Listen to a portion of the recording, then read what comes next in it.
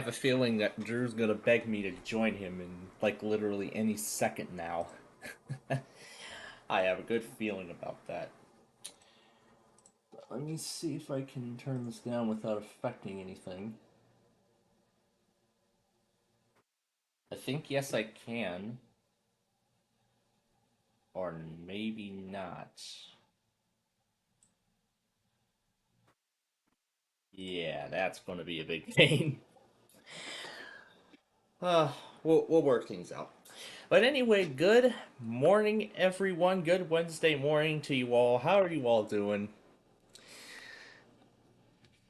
I know a lot of you have been waiting months for us to finally get back to this, and now it's finally happening. So this is very exciting here. Let me switch this over to that second desktop I've got.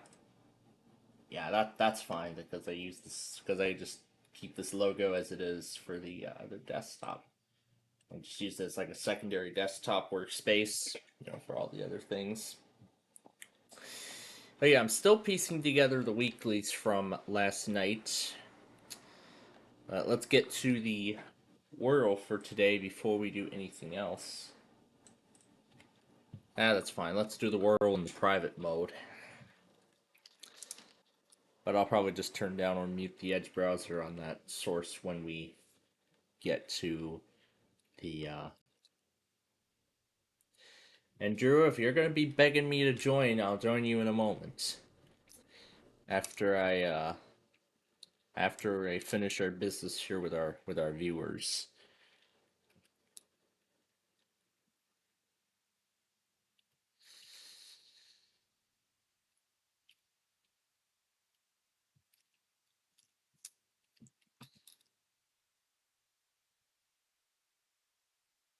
Okay, at least this gives us some. Oh yeah, brief.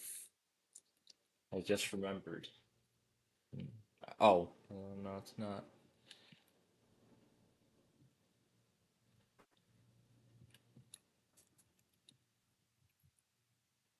Is Cecil even a word? No, it's not.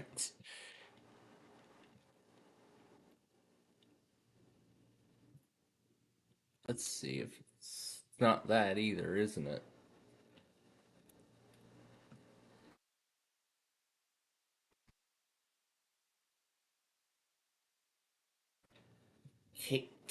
Kiefer, whatever it is. Yeah, that's quite a tough word. I gotta say. Anyway, that is today's Wordle word of the day. I'm still piecing this together here. There's like another part where I had to stop.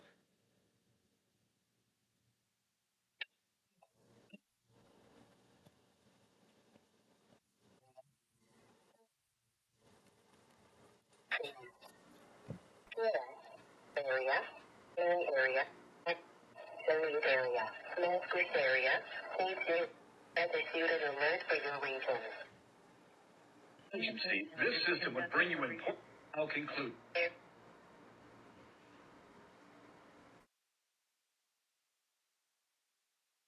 Very flat. Can let know.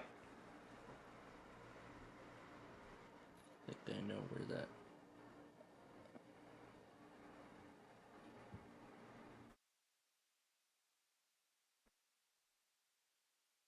It was during one of the Coxes. I can't remember which one exactly it was. Oh, here we go.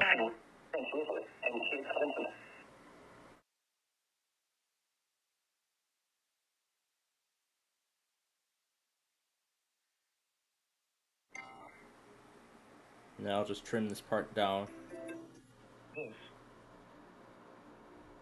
Because I was trying to see if WJS was even still going to test after, all these months of not doing them. Okay, so that takes care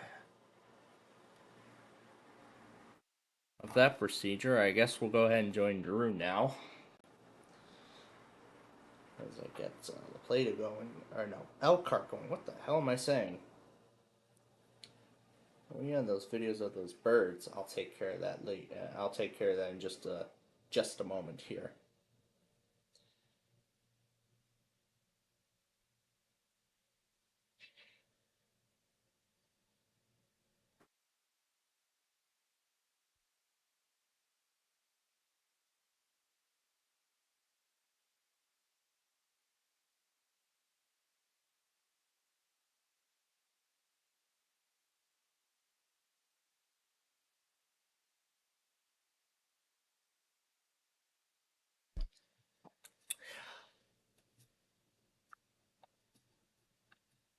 Yeah, Drew's going by. I think he likes to go by London time for some reason, but I'm not gonna make any other comments about it. But there is actually still one more test I gotta put together, and that is the Verizon's. Now I looked at the Verizon locker, and I was actually quite shocked at what I saw. Only VHO4 tested last night, and I am not surprised that this was the case. Hello, hello. Oh, North Utah has decided to join us now. Yep. As I'm finalizing putting together all the weeklies from last night and getting ready to start the main portion of the Today. weeklies today. Yep, that's right. That's what I was about to say. But I'm sure most of our viewers who have been subscribed to North Utah, I'm sure some of you may know that Salt Lake City has been like an hour late for like the past 2 or 3 weeks. Yeah. Yeah, last week was last week they were an hour and a half late. So let's hope this week they can get their act together and actually do it on time. Yeah. But I don't think I'll have any kind well, let's hope that is the case.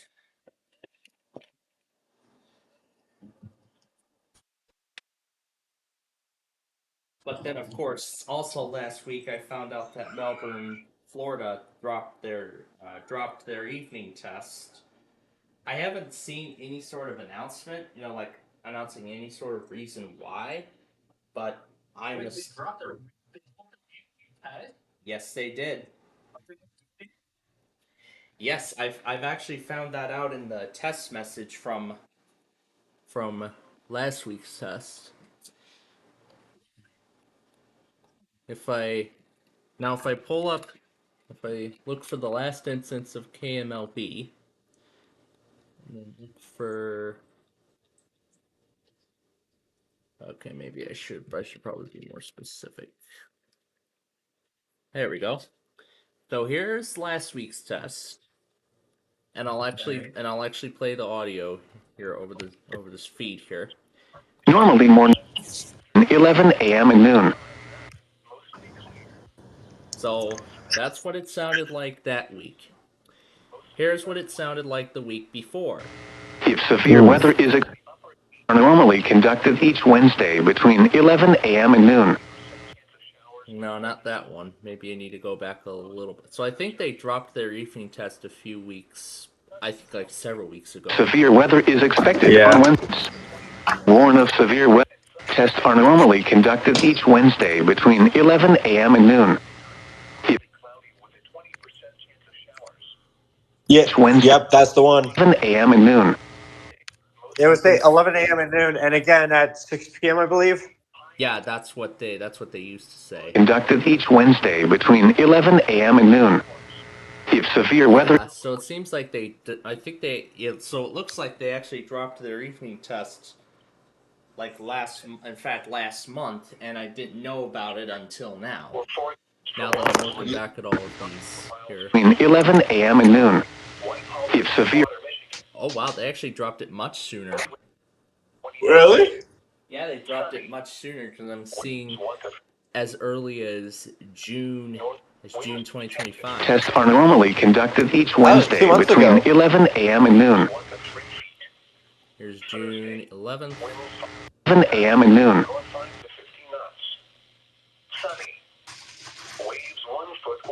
June 4th. Wednesday between 11 a.m. and noon, and again between 6 and 8 p.m.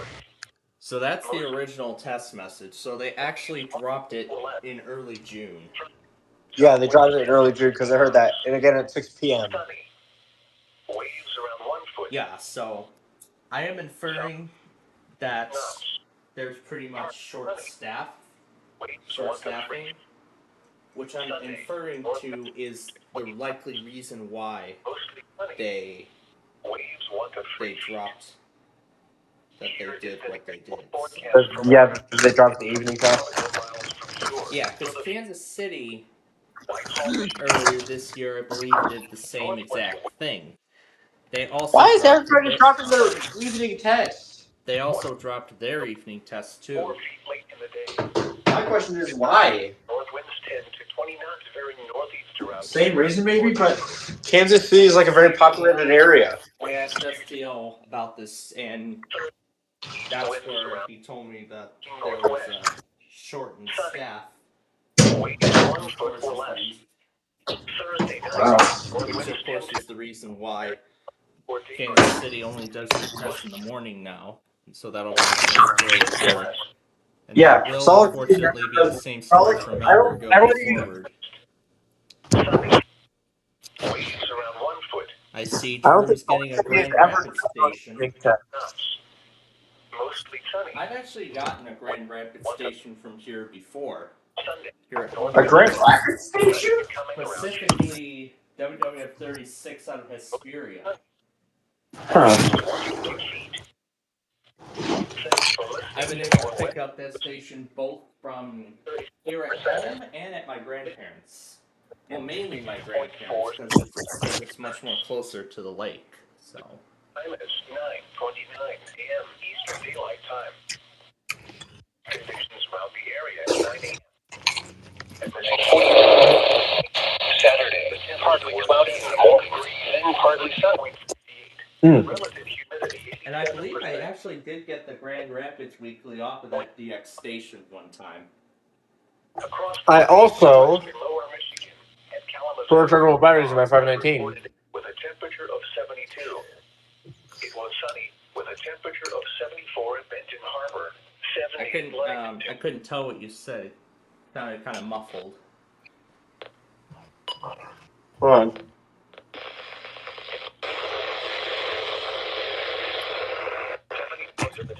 I put rechargeable batteries in my 519. Okay, rechargeable. Yeah, so you put rechargeable batteries in there.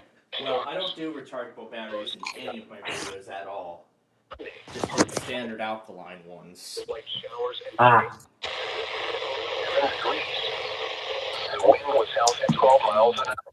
It saves me money because the 519 takes 6 batteries. Of course. And of course I know the 519 takes a lot more batteries than the other ones do. If I remember correctly, the 996 only takes 4.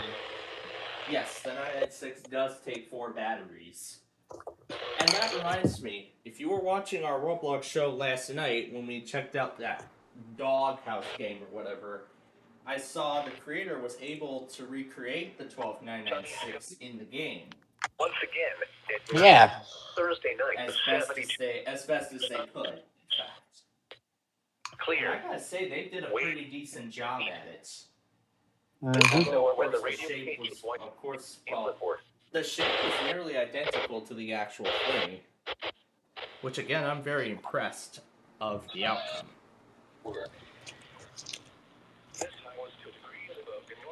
But then we also have a slight risk of severe weather today for North Dakota.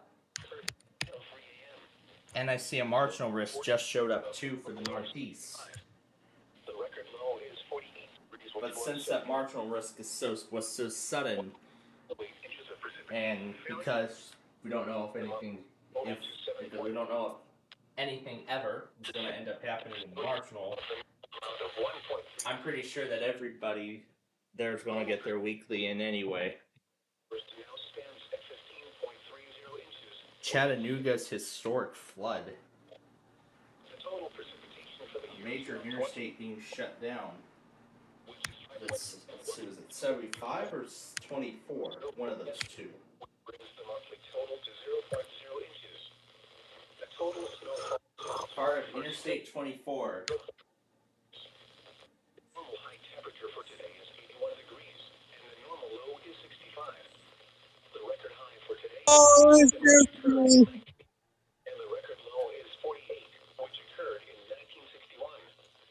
Sunrise today is at 5:56 a.m. and sunset is at 7:50. Wow. Pretty devastating for those people in Chattanooga. River in Menominee Falls. When Hello, Blayfield. So the stage was 7.7. I wish all those people in Chattanooga a safe recovery from that devastating flooding event. What is this? Special Marine warning. Flood stage is 7.5. And of course, can't get enough of this bird. Blayfield. Blayfield. I'm actually getting that product right now. Wait, are you getting the WMBS? I am. That's in a few minutes. Yeah, I know. I figure it's going in test list, so I figure it's going test soon. Wait a minute. Wait a second. Play. Alright, let's into that. I saw one test come up on the secondary I didn't even do. Oh, that's right. It failed. Oh, of course it failed. As it got stuck on receiving alert. WMBS. Test. Hopefully it's not the bridged connection I have set up screwing itself.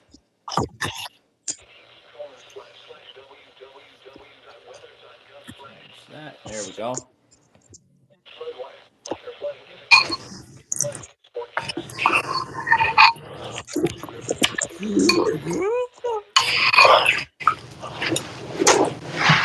Wait. On Milwaukee Station 2 on Channel 3.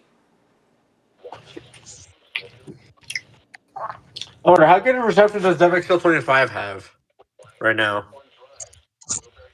Here, let me pull up the. I mean,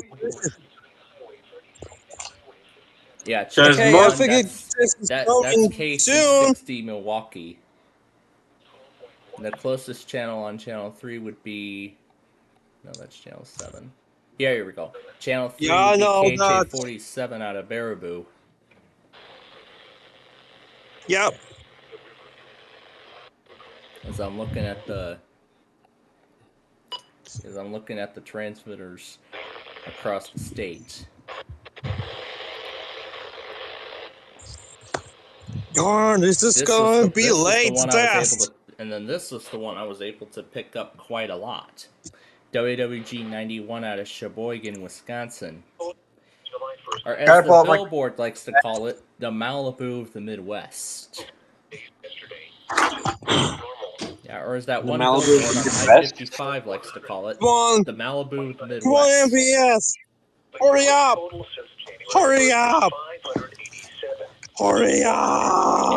Well, let's see if that billboard's even showing up on here. June 2025. Yep, there it is. There it is right there. How much Hurry paying up. attention to there it is. Hurry up, WMBS. Hurry up. Hurry up. Hurry up. Hurry up. Forward here and I'll Hurry up. get a closer look at the billboard. Yeah, there you go. Hurry up. Freshwater surf capital of Hurry the up. world. The Malibu of the Midwest. Hurry up. Come on, MBS. Come on, WMBS. Hurry up.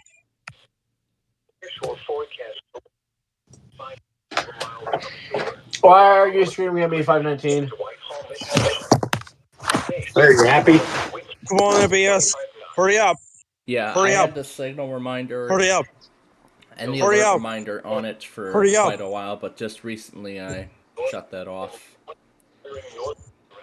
As I'm Hurry up. finding that kind of annoying.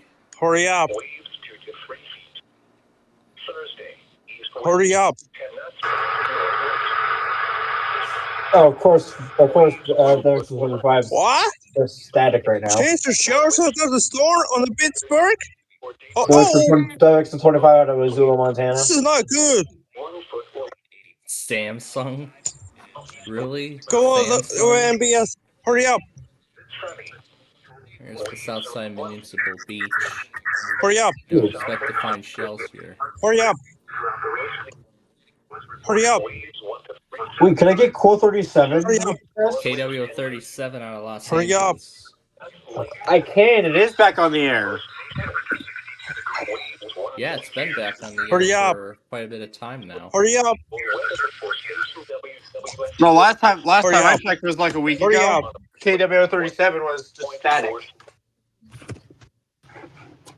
Hurry up. Hurry up. Hurry up. Hurry up. Hurry up. Can you say hurry up? Hurry up. Come on. Come on, WMBS. Come on. Where's the test? Go. Should hopefully be. Well, because there usually is an announcement about the name I and think I'm gonna be late. scrambled word game. There was I think something I it- didn't. I figured WMBS is gonna be late. Test. Was mostly sunny with a temperature of 70. In Rapids, it was partly sunny with a temperature of 73. At Holland, the weather conditions were not available. In southeast Jesus Lower Michigan, Christ. temperatures were between 70 and 71 degrees. At Jackson, fog was reported. At Detroit, it was cloudy. Come on, WMBS. Northern Lower Michigan, Come on, WMBS. were between Hurry up. 66 and 68. Where's the test? Go. At Big Rapids, Oh, here we go. This is. sunny Here we go. and This is when I did the. was mostly This sunny. is when I did the video of the NWR channels in Bellingham. I was gonna change the description, but I didn't do that. Was sunny Oh, with here's Chapel Peak, which is off the air. states. Milwaukee was 71 degrees under sunny skies. Well, Drew, you should be able to, but The temperature was 73. that's as long as the. Sunny skies. Once again, at 9 a.m., Mesquite was 72 degrees under sunny 9:40 a.m. skies. On Lake Eastern time. Michigan, the stable point, We should be test. and the temperature was 3 degrees. The lighthouse winds were east and high, and the temperature was 2 degrees. The South Haven Lighthouse winds were northwest. This is a test of the Pennsylvania Emergency Finally! Alert System. This is only a test. Finally, WMBS. Why are you late to test? Winds were And Gosh dang it, WMBS. At the same time. wave height 2 feet. Finally, WMBS. You're late test. Today, At 9:41 a.m. Eastern time. lows upper north winds 5 to 10 miles per hour.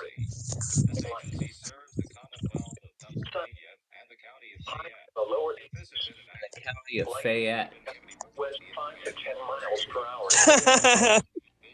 Thursday night, mostly clear. Lows in the lower 60s. Light What is it? 941 and a half? 941 and a half? miles per hour becoming southwest. Friday night, mostly clear. Lows in the mid 60s. Damn. Saturday, mostly sunny with a 20% chance of I can't believe it. But I D&B remix. Mostly sunny. A 20% chance of showers and thunderstorms. Highs in the mid delay cloudy test. with a 20% chance of showers. Alright. Now After that, on to 9:40 a.m. Eastern Time. This is going test late. I don't know what's going on.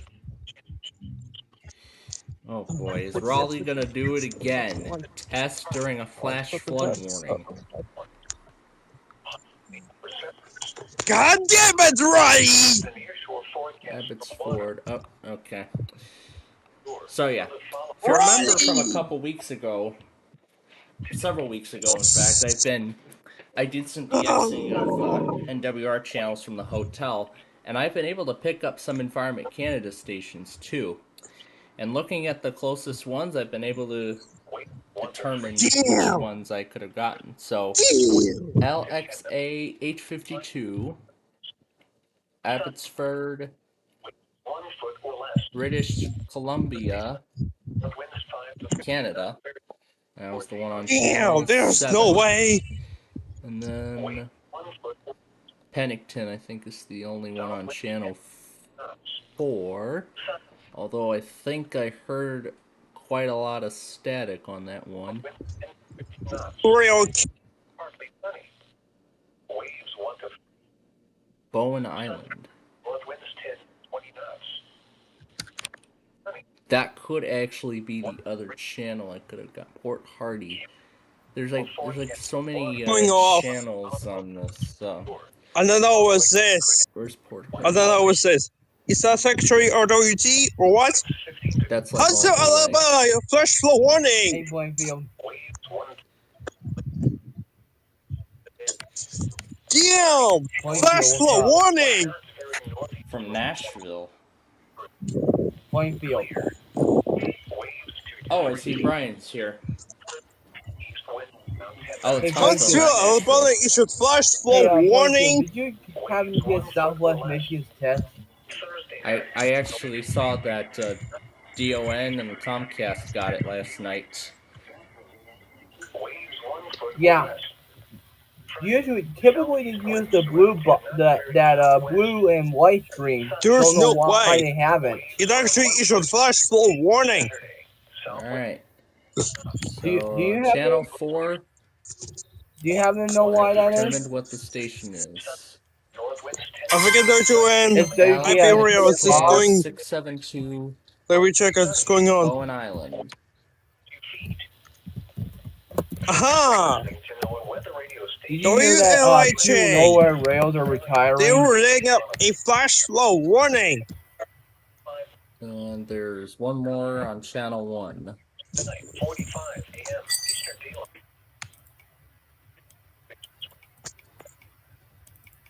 At Muskegon, it was sunny. There's no way.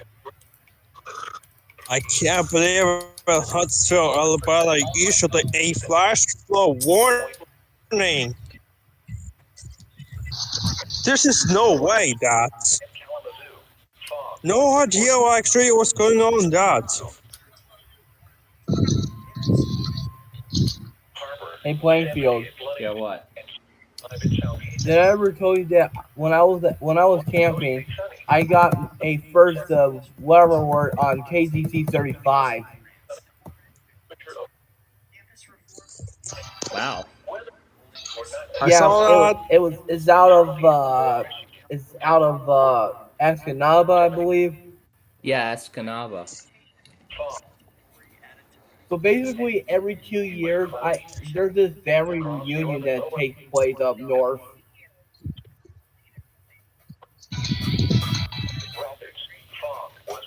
So let's see. You know what? Huh. I think they. You know what? I think they retired. I think I know what happened. I think they got rid of the blue and white box of the Comcast EAS screen. Yeah, they did. That's why it looked so much different now. Yeah, but I'm not talking about the one that has the mixture with red in there. I'm talking about like you know what I'm talking about, the blue and white box. I think that's what EasyCat Tech used.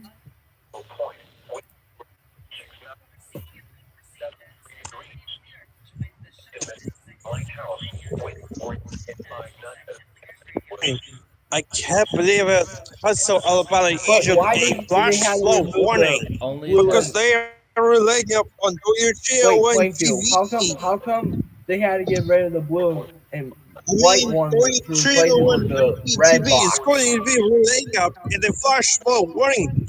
Well, how come they replaced it? Yeah, I know. Yeah, why? Why did that? They most likely finally upgraded their easy thing to PFT to a DAS deck.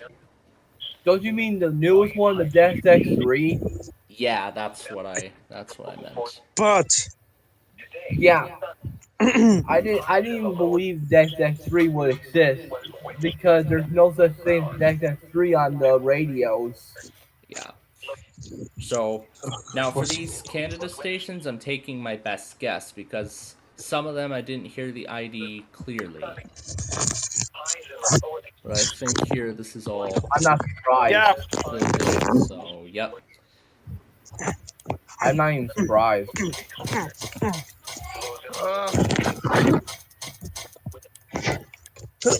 Right now, I'm currently playing Arm Wrestling Simulator, where they're basically doing a brain rot event. another stuff. But I am gonna give. What the hell were stop?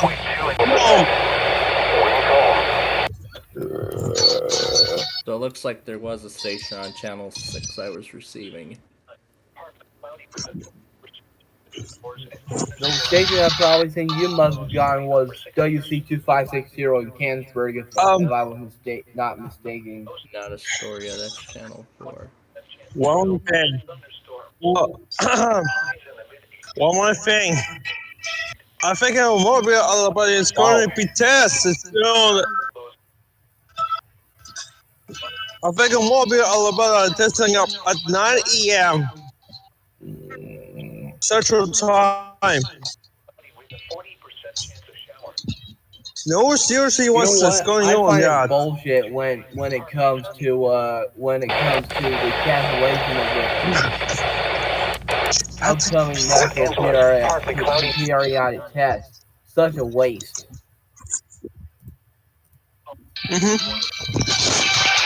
That takes care of that. Oh, we got a new one trying to form through Texas. And actually, I noticed a couple of news stations too when I was waiting for the WHC automated test yesterday. So Let me guess.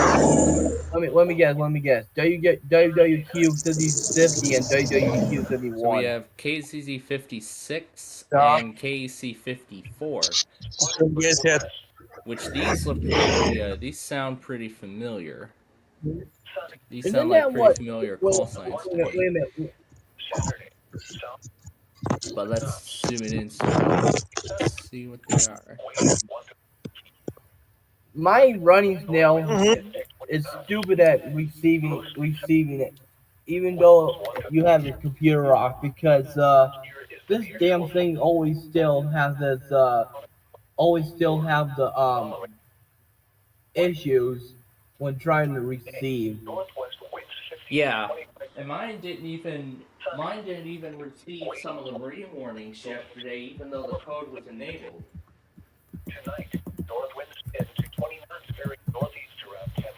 So, not sure how that happened. This is supposed to be this is a version 20, so this is like a. I forgot what mine. Basically, mine was in 2020, and then. I have a MG kit. I have an MG kit one. 23 or was it 22? Either it was 23 or 22. I got this newer version, this newer model.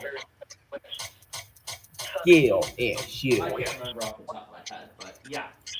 23, I believe, was when I got this new version. And I looked up KC54 and it sounds fake to me, so let's see how Southeast fake it 2 is. feet at 5 seconds. Yeah, those are mock stations, so. Yeah, I can tell those are mock stations. They're not real. So that's why I'm looking up. I look up KC54 and it comes up as invalid. Yeah, that's why I try to look up. So that's why when I tried to look up KC54, it comes up as invalid.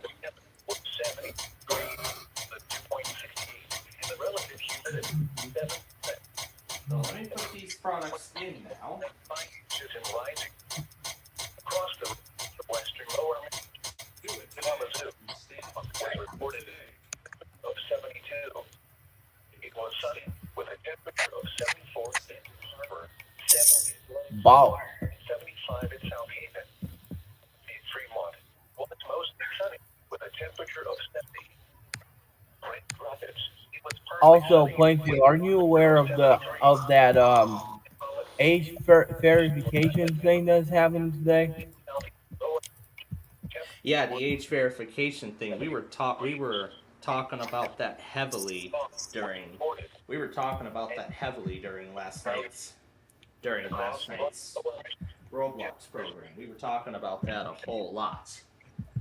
And now it has officially taken effect, as far as I know, as of 3 a.m. Eastern Time. It will be 2 a.m. in this time zone. But I was talking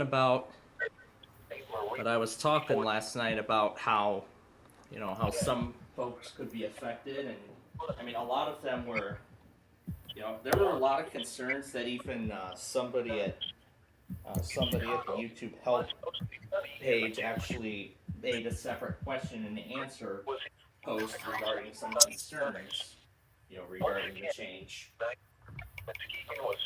Now, Yeah. as far as I know, this is supposed to be mainly affecting those under 18. But Well, with me being an adult, I should be fine. But if the age verification thing flags my age at any point, then of course I can do something about it. Apparently, I was told that some videos will not require you to watch like something that's made for kids and shit. Exactly.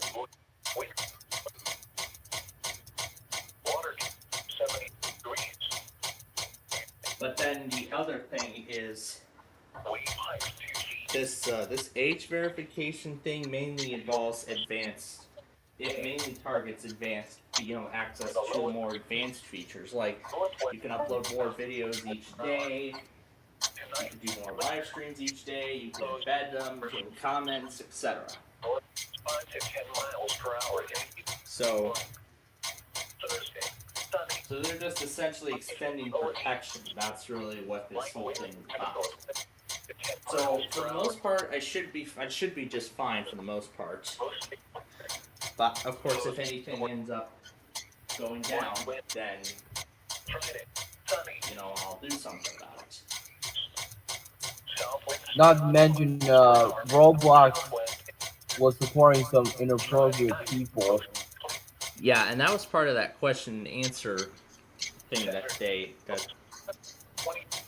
YouTube community did. No, I'm talking about Roblox in general, not YouTube.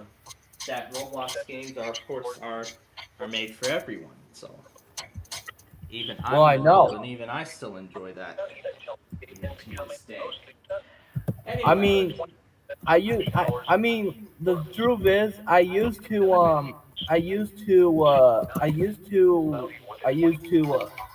when I first had Roblox, I didn't play any games. I just chatted with new random people on there, but times when old Roblox used to be the best. Like, what's the point of having Kappa having stuff that you can't post in Roblox and other things. You know. But of course, now I mainly come there now for the games, and it has been the case. That's why we've been playing. We've been doing games on that thing, and That's the problem is though, Plainfield. You usually don't know what your username is on Roblox, so that I would have joined you too. I meant. that yeah. I mean, I heard their policies are getting way out of hand, so that's why I'm trying to steer away from even doing any sort of text chatting with anyone on the platform, because I heard I heard people got banned for like the stupidest reasons, like just even saying hello, and people got banned. Yeah. That's ridiculous. I luckily don't use voice chat on Roblox because it's very stricter than just typing in general.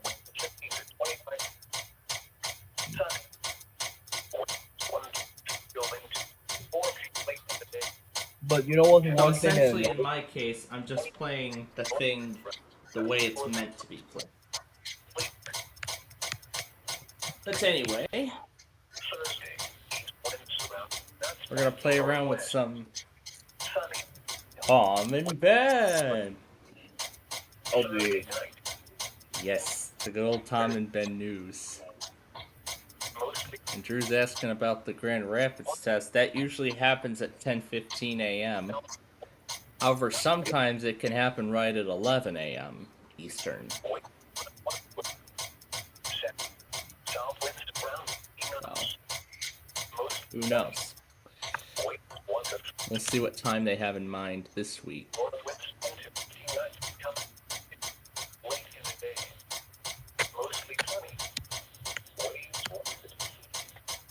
No, they'll do the update right now. Let's see what we can do.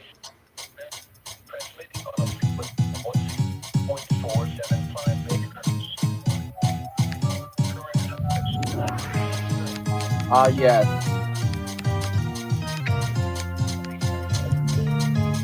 You know, I remember when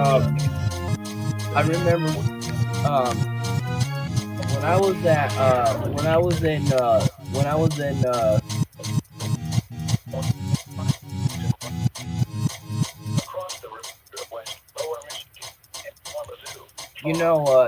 Plainfield. I remember the time when I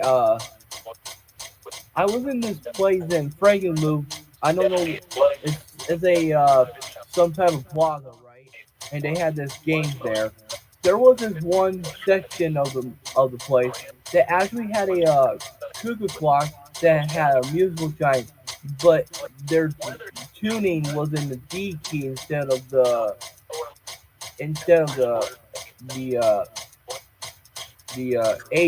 A flat.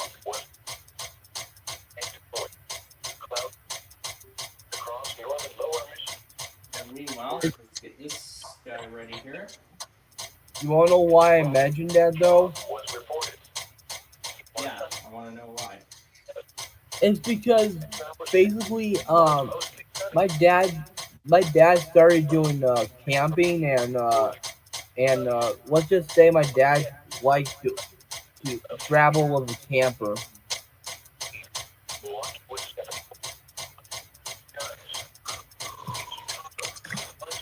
But I don't think we heard from WETA Classical yet this week, so welcome to WETA Classical. Classical for Washington.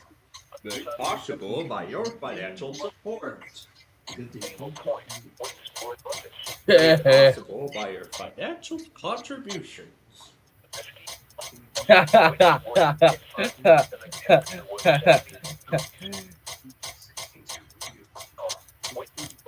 62 volume level.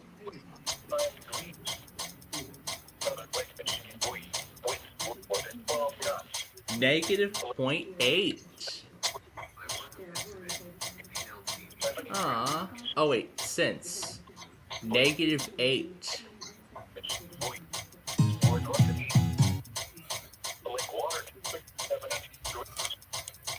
Zero.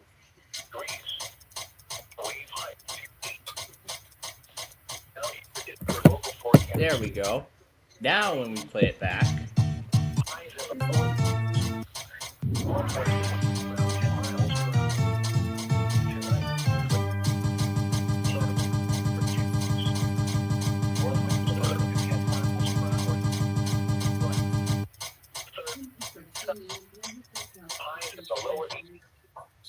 Light winds becoming northwest at miles per hour in Here's flat to Florida. the lower sustained light winds.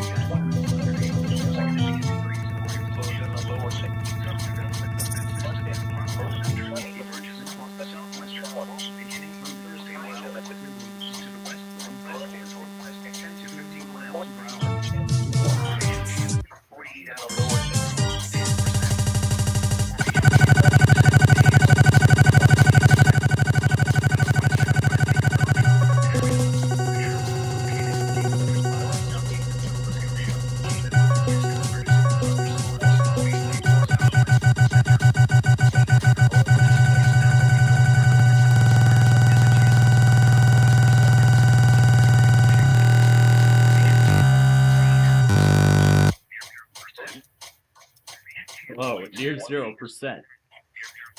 Near 0%.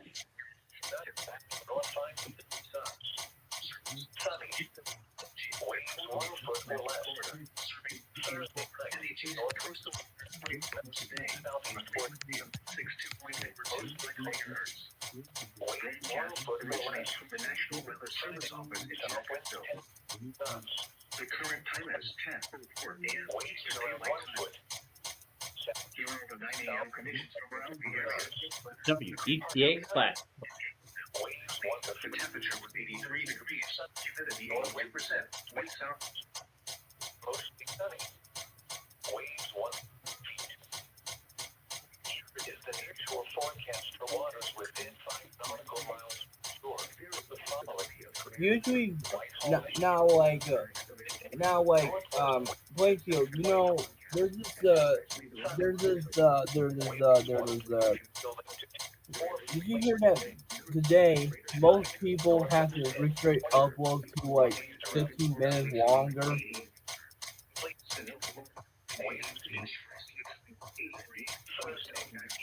That doesn't happen for another hour, Drew. Huh? The Grand Rapids test. He No, got, I'm talking about the he got WWF 36 Asperia from here, from... I'm talking about the age verification on the videos, restricting videos for 15 minutes per video.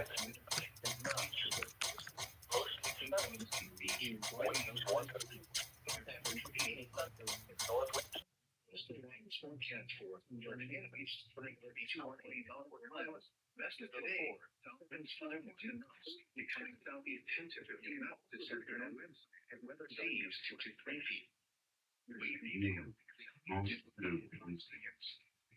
Coastal waters of the Lake Charles. Watch out the shore. 2 to 3 feet.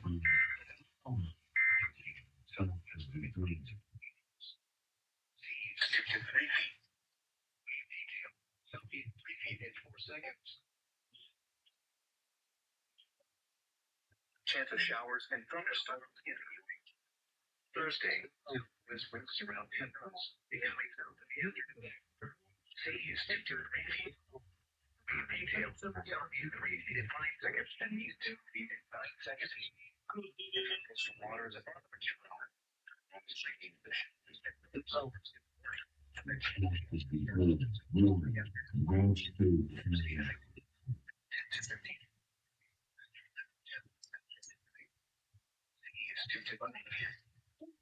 Details, 3 feet in 4 seconds.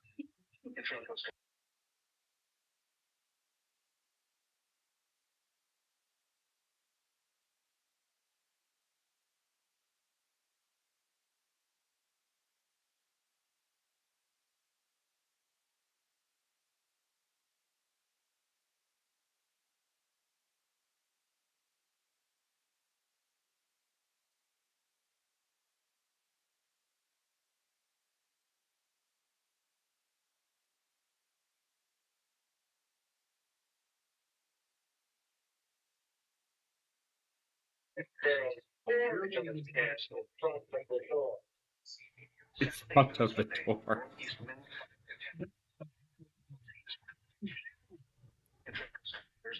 I'm not sure if you are like going to be affected when because I was just told that you're not gonna have things like at 50 miles at 50 minutes or otherwise it would be taking go ahead and Talking about the new enhanced age verification policy on the YouTube platform that just took effect today. As I was talking about this, I don't think this will affect me. I don't think this will affect me too much. Yeah, this shouldn't affect me. This shouldn't affect me too much. As mainly, if it falsely identifies my age, then it would just strip me of advanced features temporarily. I mean, they're not gonna ban anybody for being underage. Like, why would they do that? They would only ban those who violate community guidelines, either repeatedly or severely.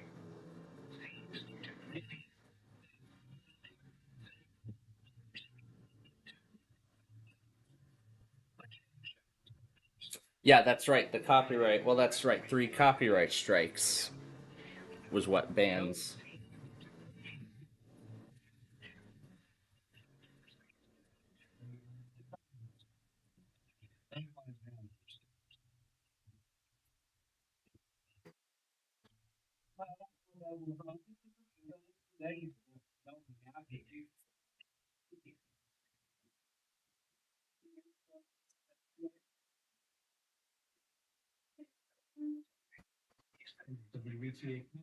From WETA Classical.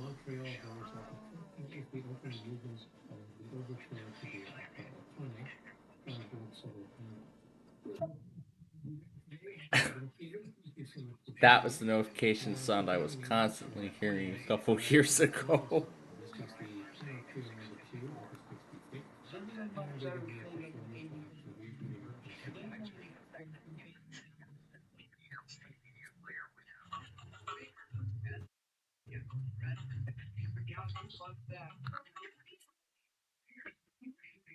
down from being the assistant conductor after this season of his end.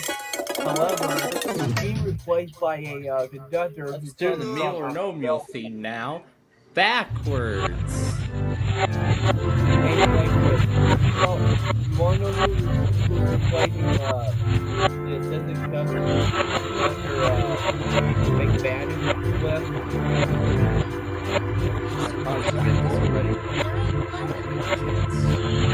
Her name is Adrian Martin of Australia. Oh wait, wrong. Also Frankfield. Did you know that the previous record was there's Alaska. Plainfield. There's Palatka's relay. Plainfield. And there's whatever the heck that monthly is. Hey, Plainfield. Yeah, what? Did you know that your local orchestra uses to be directed by Riccardo Muti? I did not know that. Well, aren't you a fan of orchestras too? Well, I don't mainly follow the Chicago Symphony Orchestra or Not from what I'm talking about. Like the one in Chicago, the one in Detroit, one in Oh, okay.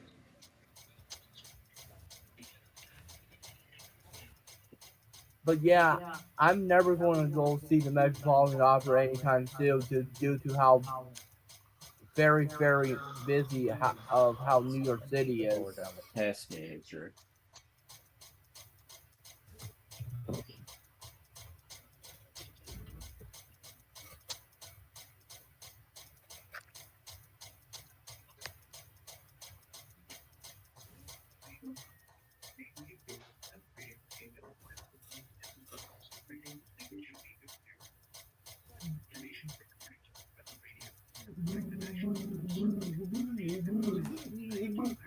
Yes, sir. Pew pew pew. Punching bag power.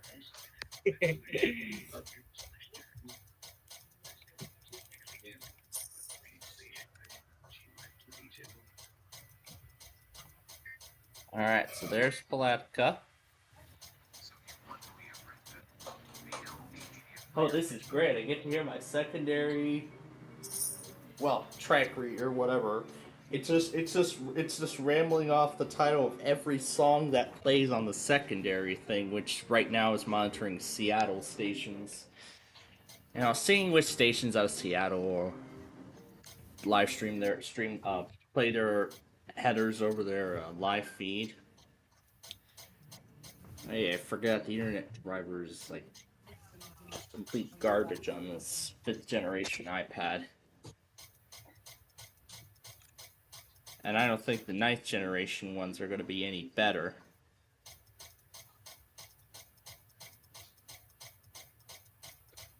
I knew the 5th generation would be having problems sooner or later. Considering I've had it for a long time. Did I ever trim down the... Did I ever put in the... Oh, I never put the friggin' Verizons in. I had yet to do that. So let's do that now. While I piece the rest of this video as we have it now together.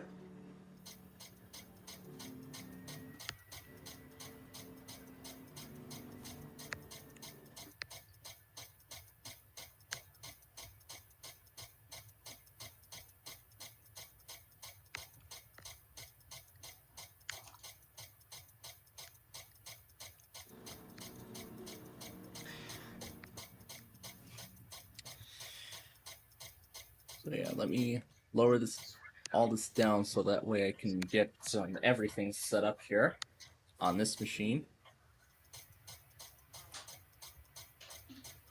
2005 daylight time. Vous découvrez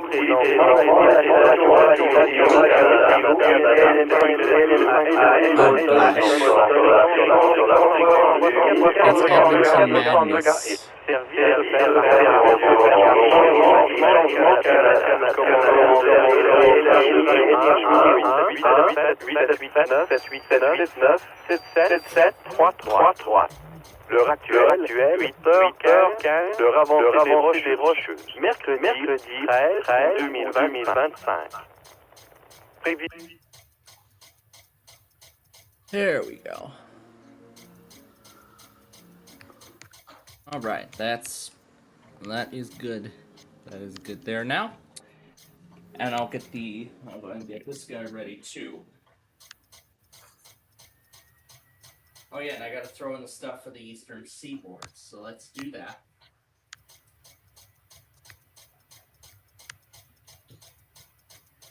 And I did just find out that Toledo doesn't work, so I'm gonna have to find a different one for it. I have one in mind already. We're gonna do Mansfield.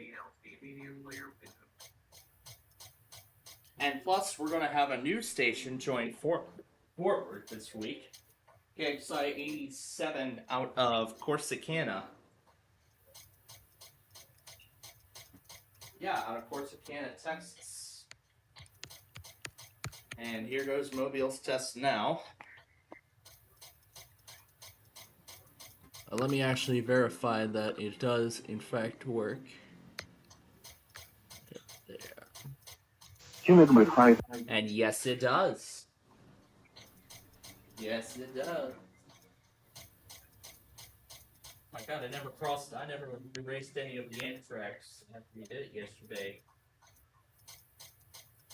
Yeah, my routine got so disrupted last night after we didn't get to do after the 1% club didn't air yesterday. Of course.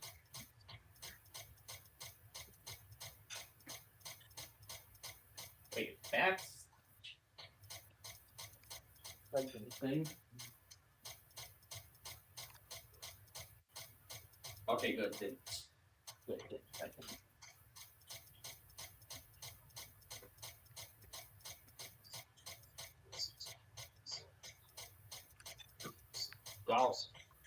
Dollar sign.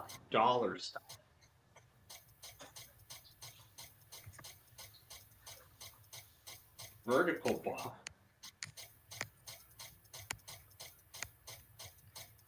Anyway, back to setting up this machine here. Just that a little alt down so that we can.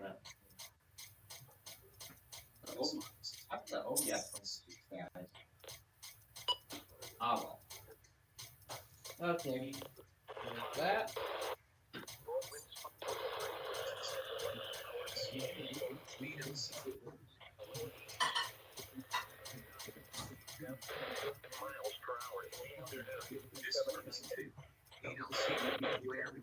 Then it goes back to harvest.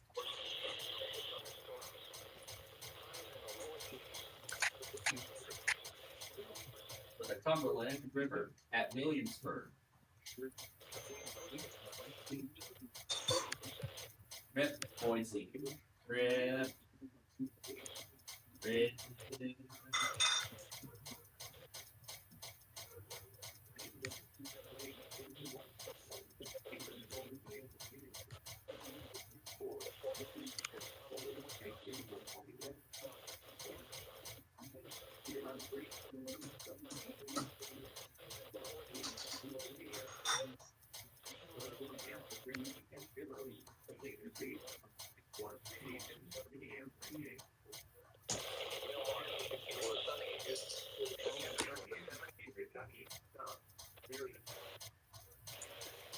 All right, that machine is ready to go.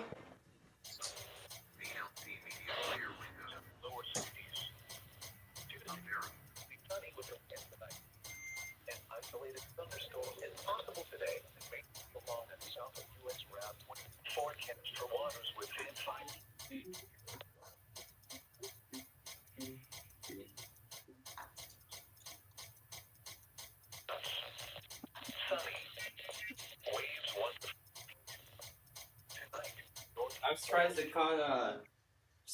it caught a WR 100 or 300, whichever one.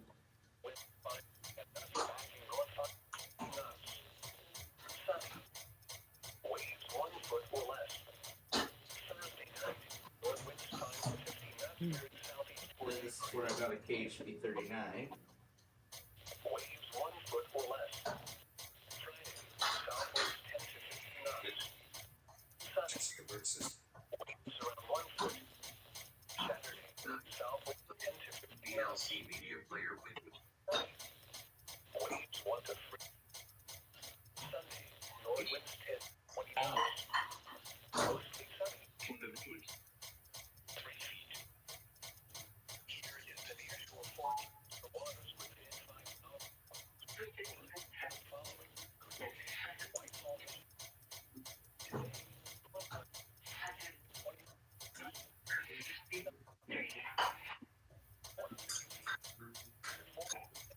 Alright, all caught up again with the products. And whatever's here in the secondary, I will take care of all that, if I remember to, right as the first time soon begins. Now let's see how it goes with the micro today, because you all may remember last month I acquired the Dell Optiplex 3060 microcomputer, the first of its kind. Well, the first of this kind that I've managed to acquire, and by far I am very happy with this. I am very happy with this computer, as I've made it as powerful and reliable as I can make it. And although I would need to do a lot more for the capture card, I've maxed out the RAM on it. The maximum it can go is 32 gigabytes. So I've maxed out the RAM. I've put in a 1 terabyte NVMe SSD, and I'm reusing the 2 terabyte mechanical hard drive that came from my old Dell Inspiron 5700 laptop from 2015 that doesn't even meet Windows 11's requirements. So I took that, so yeah, I kept that hard drive after I replaced it with an SSD and put 11 in on it, although it doesn't meet the requirements. That will probably be the last time I ever put Windows 11 on unsupported hardware, as I have a good feeling Microsoft could be getting ready to block updates for unsupported PCs at some point in the future. But there was a good reason why I wanted this. For performance. Because that Dell Inspiron 5520 laptop from 2012 that had like Windows 7 on it, that didn't even meet 11's requirements, the maximum amount of RAM that could go was 8 gigabytes, which even then is not enough for like even my station, because it continuously crashed. Whether it's the script or the terminal application that I'm using to run the virtual machine on, it was just terrible. And I think the Rainmeter extension that I put on the machine, I think made it worse. I think made it much worse. So when I got these two Optiplex PCs, I have a micro and a small form factor. The micro I've made now the most powerful computer yet.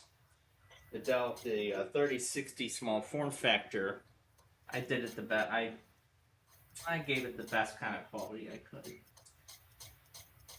But I'm noticing the quality of the bridge connection is getting pretty bad, so. But I did increase the value. I did increase the RAM size to 12 gigabytes by taking a 4 gigabyte DDR4 stick out of an HP Business Tower that had an Intel 7th generation processor on it. It only had 4 gigs of RAM, so no wonder why the performance was also terrible. Fort Worth will not test today? Okay. So I guess then we'll have to wait on. Okay, so I guess we'll have to wait on Corsicana until. And I don't think they will test tonight too. So we'll have so I guess then it'll have to wait till tomorrow. Or Friday. Because they have to wait till Friday for everything for some reason.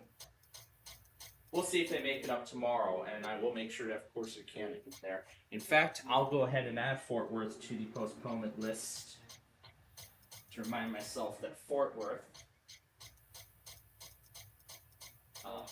did not do their weekly today, or will not do their test today.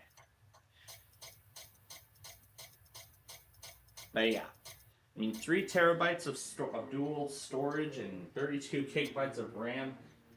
This thing is an absolute powerhouse. I mean, I did all the stress testing I could on it, and with Windows 11, yeah, it's going to be much more reliable and much more secure for many years to come. And furthermore, the only Windows 11 Pro PC I had was that Lenovo ThinkPad that didn't even come close to meeting Windows 11's requirements.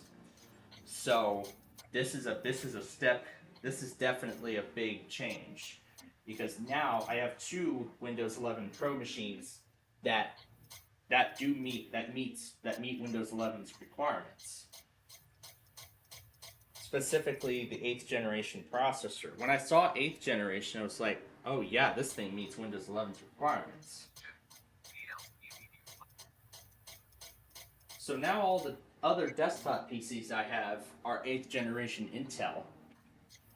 So,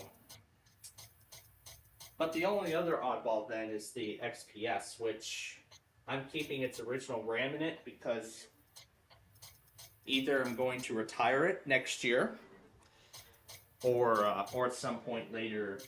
Either I'm going to retire it next year, or I'm just going to throw Linux on it once the extended security updates for personal use program concludes next October. So that's at least a good thing. I can keep it going for another year while I decide its future. Yeah, while I decide its future. Or furthermore, while I decide its fate. Whether it's going to be retired altogether or we'll get a new life by a Linux distro. And I forgot to mention one thing too, and that is the... Yeah, I know that I've maxed out the pause time. But that's because I don't want any of that optional stuff.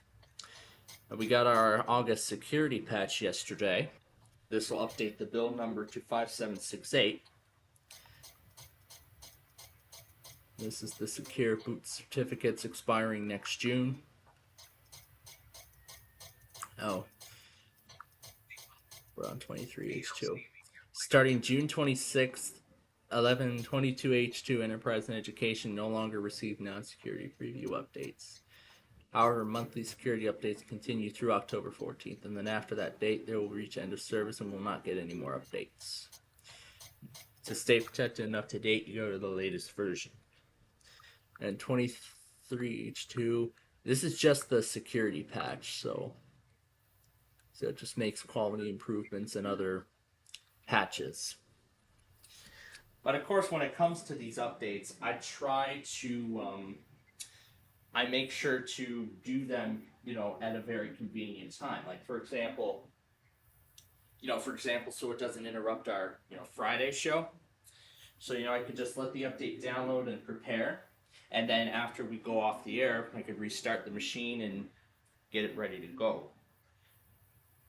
And speaking of Friday, I'm gonna actually do some more maintenance with the micro. In fact, I think this is the last of it that I need to do. And that is to take the VGA connector optional port out of the small form factor and put it into the micro. Because there is a spot for it. And I have a good feeling that the cable box or TV, I think that is actually a newer TV, so I could do HDMI. And it'll work. But then it's going to be a challenge because I'll have to get it set up with the new internet network credentials or authentication. Anyway, I see we're coming up on half an hour before this all begins here, so let me get these two devices ready.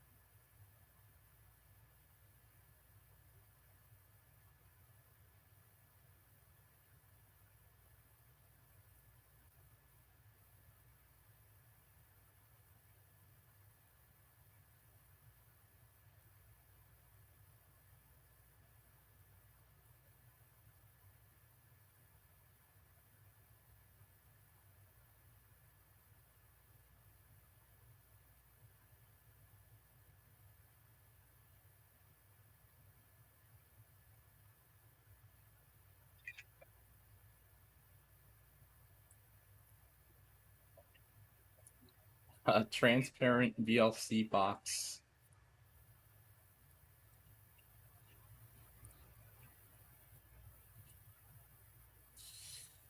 Alright.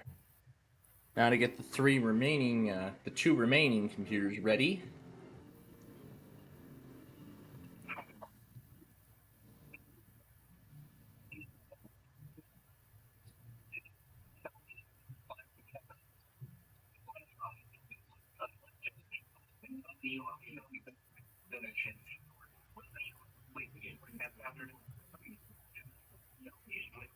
Oh, of course put Defenders out of date.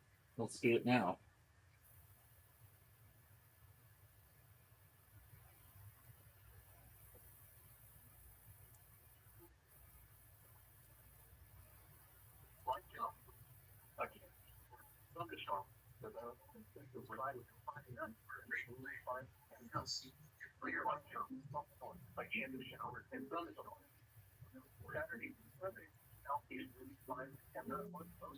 Easily extend your device protection with Microsoft Defender.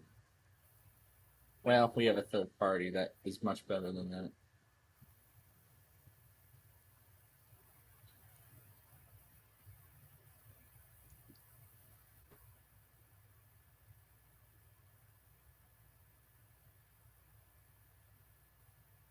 Exits.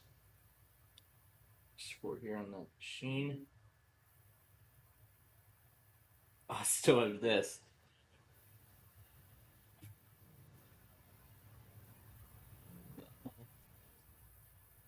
Oh yeah, when I was into those crazy commercials for stuff like Hoot Wireless and stuff and stuff like that. I think I found the Hoot Wireless sound effect and said turn it into a crazy Hoot Wireless. Hoot Wireless. Alright. I got all of them ready to go. I fully charged both of them beforehand. So now at this point, I guess we're ready to go, but we're going to wait a little bit longer.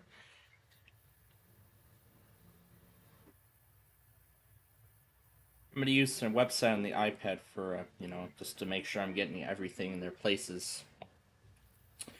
But yeah, this is going to be a lot different than it was before, before the whole summer thing. Because now we have a new PC on our, two new PCs on our hands. I mean, we could expand it, but I mean, with the micro and this monitor that I chose for it, now I can fit even more. So I can fit even more windows on this large screen now, which is really good. Now, where is it?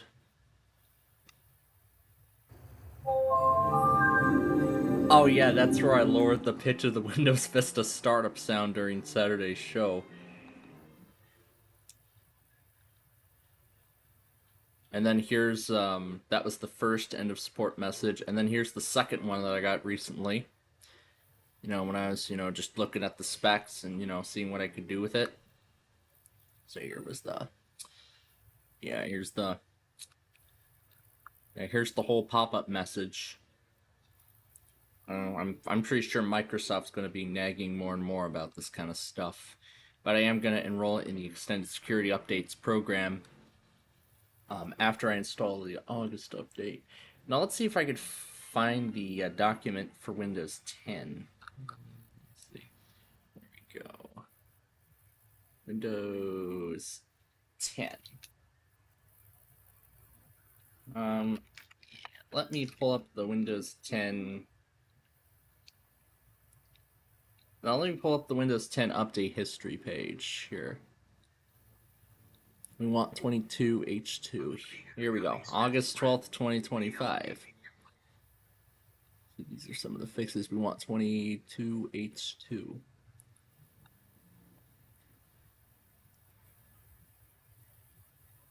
This includes all the previous improvements. Contains miscellaneous security improvements to internal OS functionality.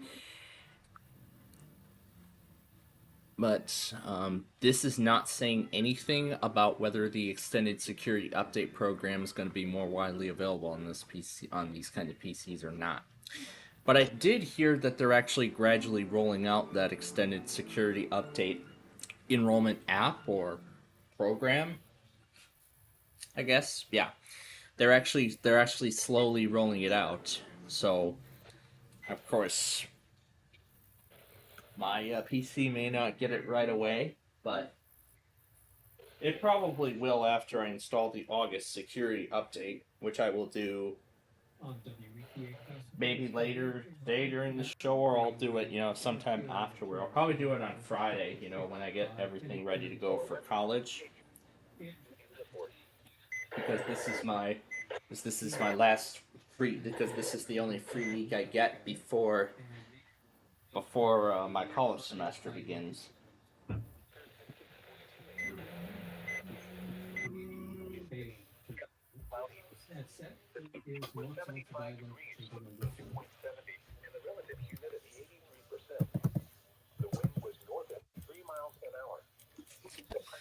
Alright, let's see what we can, we'll play around with as much as we can. Oh yeah, here's when the BIOS was corrupted on that Latitude computer that I was working on, and this is the auto recovery message. Thankfully, that's what it did, because I started the BIOS update from Windows. That's what I usually like to do, start BIOS updates from within the Windows OS, so that way it can write backup files to the EFI partition on the hard drive in case anything ends up going wrong with it. And yeah, this is where I just store, 50 gazillion, this is where I just store 50 gazillion other recordings of other audio clips in the event I lose any of the original files. I probably don't even need those anymore. I don't know why they're even still here. And this was just the screenshot I took of the Nani in the Alley album artwork with where I had Underneath playing in the background. And this is that advertisement of that Lenovo PC. Brilliantly. Yeah, that's all you're gonna get of it. Plus a bunch of other store closing liquidation commercials. That's the original version of Green Bay. Gavin Bay. What the hell am I saying? Gavin Bay, without any modifications. It's just a bunch of OBS recordings that y'all, the one line left me. He just likes the DX on this weird Spectrum. And here's on the Starting Way remix that I really enjoyed. What? I still have this here. Get rid of that. There we go. And then this one I might actually add to WPLD at some point soon. I'll probably do that this weekend after I make the holiday intro. I think I also said I would consider doing that as early as tonight. Maybe later on in the show I could do that. I get my computer reset. Place. Okay, that's better. That's better.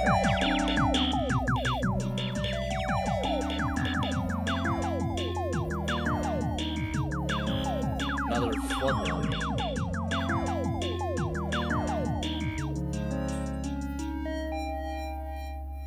I'm sure Wilmington will still do it,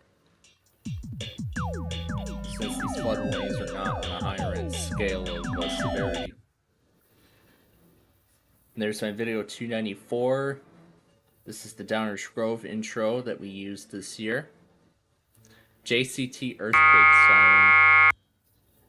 That's what it is, really. And there's the disc that I used for the Are You Smarter Than a Fifth Grader show.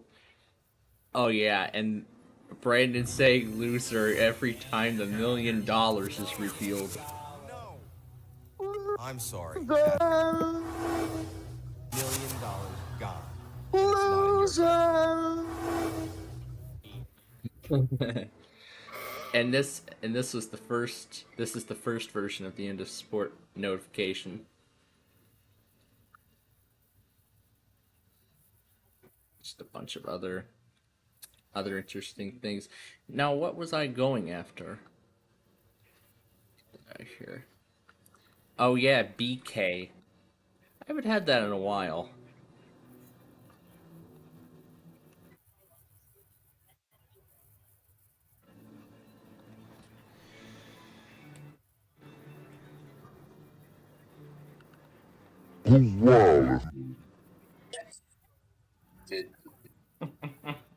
Who wireless?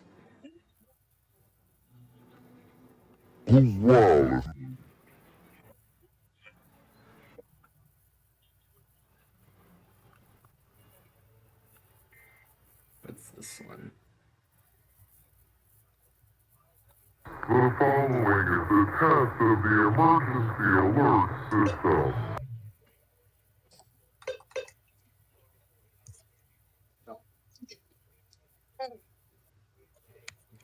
The following is a test of the emergency alert system.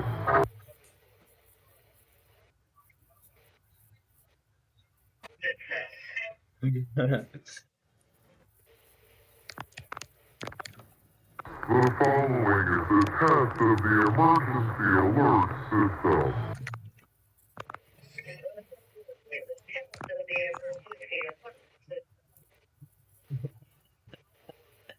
4.5. Oh yeah, channel 4 and channel 5. I see. Yeah, because this first part is doing Hesperia and Laporte. Let's play this part again.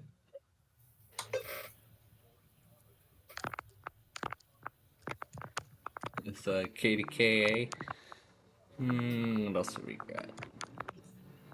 Oh yeah, the UID before the Flipside show. I'm assuming everything's gonna come back in September. Yeah, I'm assuming everything's gonna return in September. You know, Person Place for Thing, all the Dinobone shows for short and whatnot.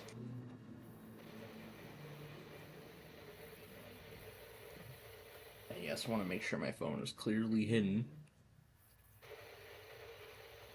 I guess this one.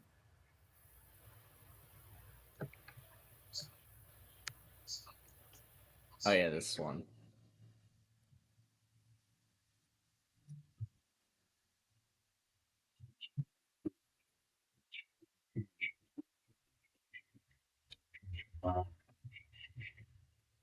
This is a test. This station is conducting a test of the emergency broadcast system.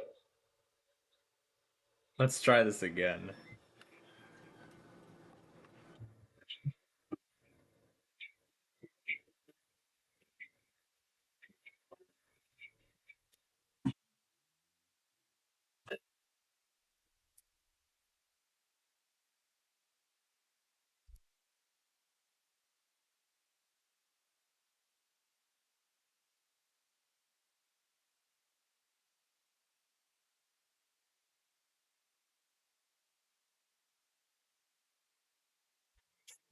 Put it in old EBS test. Was it done? Oh, finished. This is great.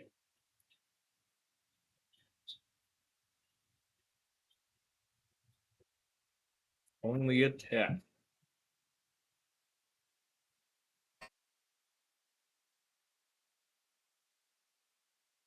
Oh my goodness.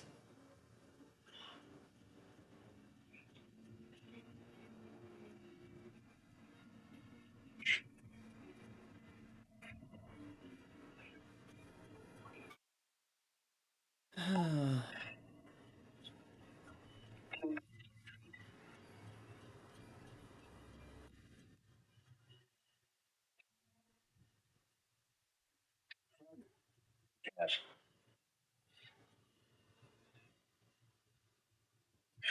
2.0 feet.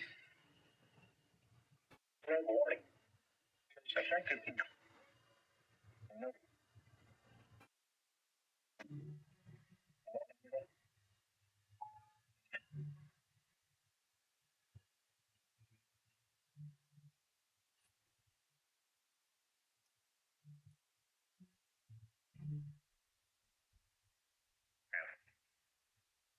Thought I put Mobile in already.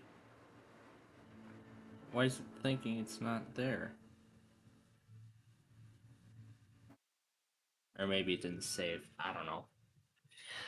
But there we go. Now we're all caught up.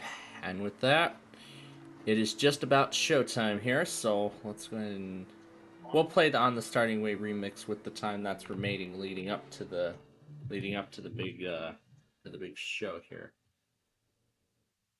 Microsoft wants you to ignore new Windows 11 errors. That fixed that issue. Okay. Yeah.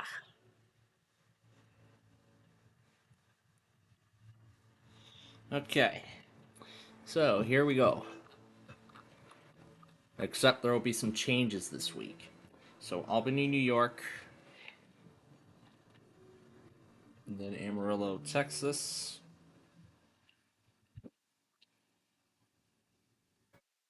Let's see if Washington, D.C. will still test despite the marginal. I have a good feeling they're going to.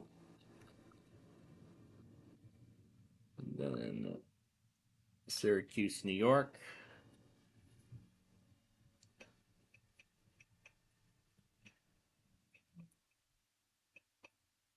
Boston. Blacksburg will not be till later. Buffalo, New York.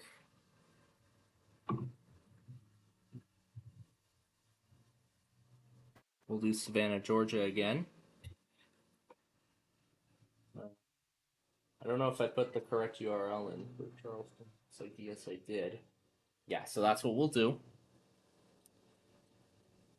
Cleveland, Ohio. Let me verify that Toledo does not work.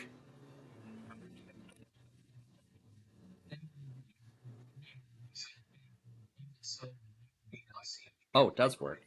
It does work. Yep, I see. Okay, let me go find, in that case, I'm going to replace it with Angola. In that case, I'm going to replace it with Angola, and then we should be good.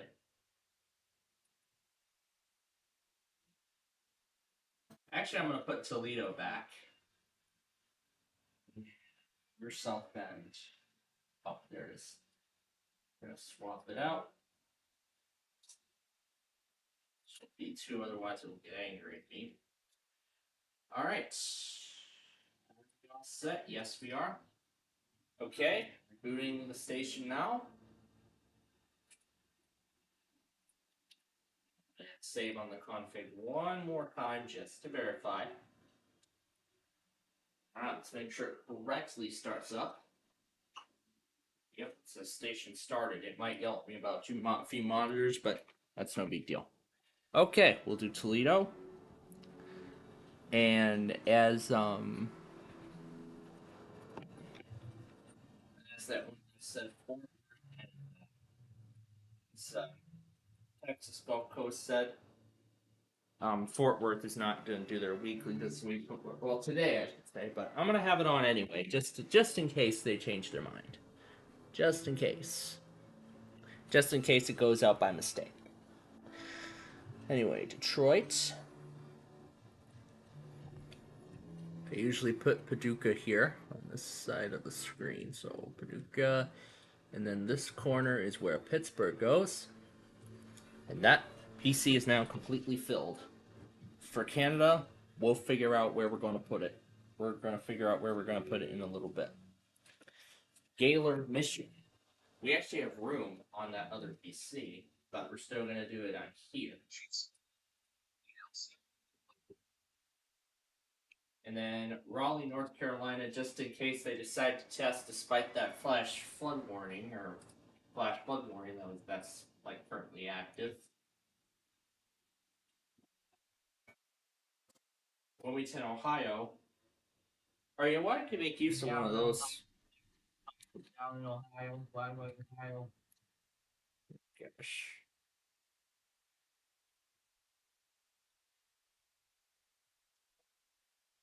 Alright, let's continue on while we wait. for that to relay.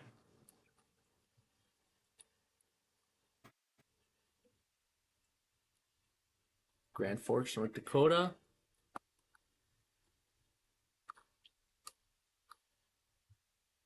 This is where I normally put Grand Rapids. That's severe thunderstorm warning for Montreal. Miami.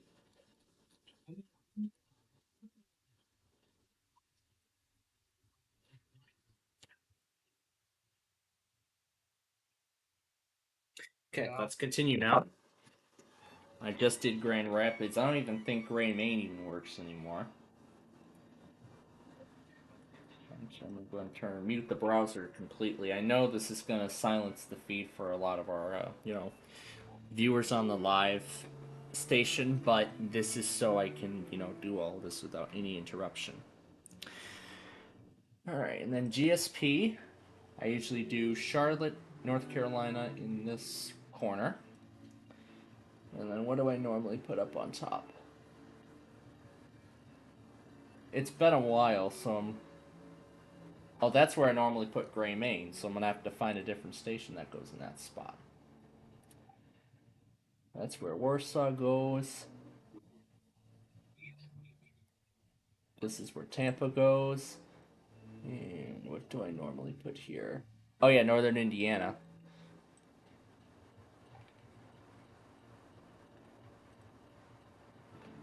So that's where I normally put those two. Okay, so 2 machines are already ready. Let's continue.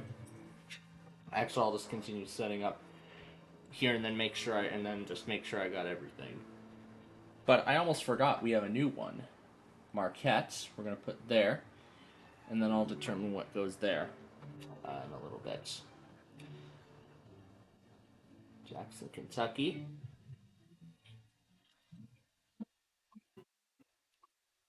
Lincoln, Illinois, in case they test early. Louisville, Kentucky. Morristown, Tennessee, in case they decide to test, despite those flash flood warnings that are active right now.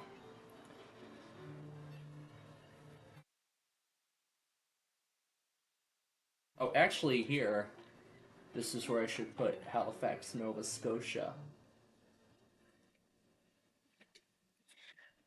Okay, and then I'll leave that other window blank. So let's continue running down, just making sure. Oh yeah, that remix, I gotta start that one. Oh, let's play that for the last few minutes. Actually, yeah, let's fit WPTA Classic in the spot.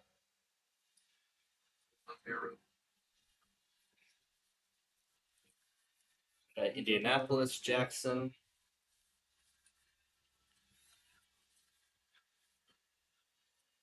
Lincoln's ready. Louisville's ready. Marquette's ready. Melbourne's ready. Miami's ready. Morristown's ready. Mount Holly doesn't come till later. Newport, New York, and Indiana. Paducah. Peachtree's not till later either. Pittsburgh. Quad Cities isn't until later. Raleigh's ready over there.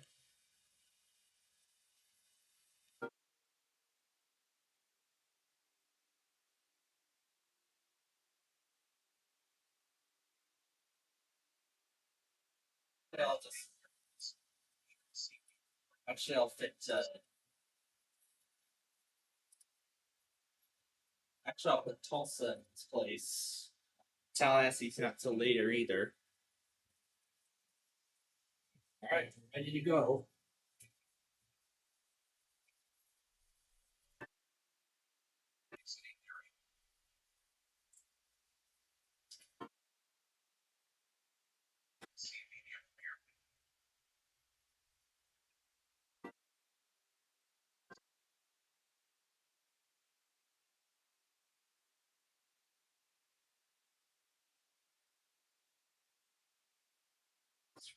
Up. but it won't matter.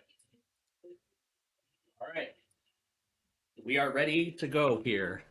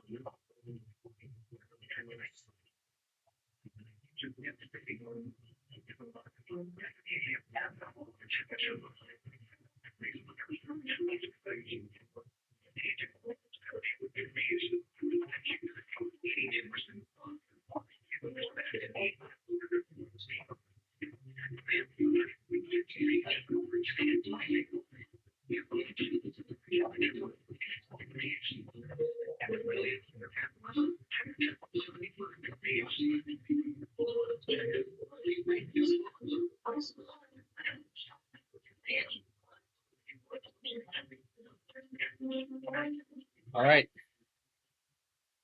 we're almost ready.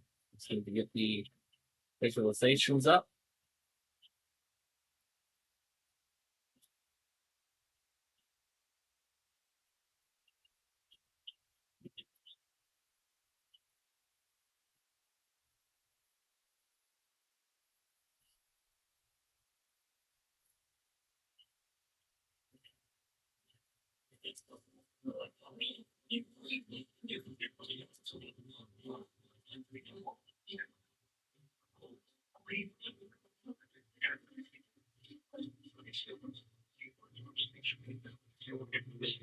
Wow, Boston, you're barely giving me time. All right. I guess we're off then.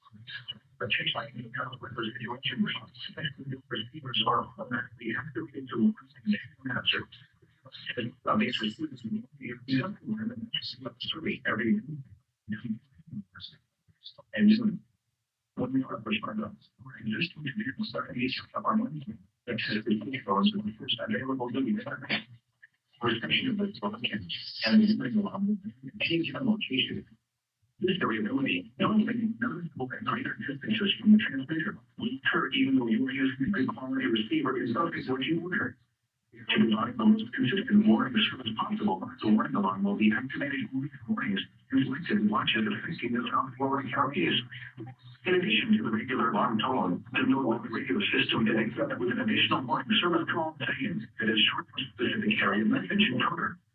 Unlike the new tone of 1050 Hz, which activates all alarmable MWR radios monitoring the station, same allows people with a special receiver to be notified of launches and to warnings for safety only for challenging drivers. Same radios are especially useful for schools, hospitals, businesses, government agencies, and commercial radio and television. For more information regarding the same program, contact our local National Weather Service office. Alright, there's that.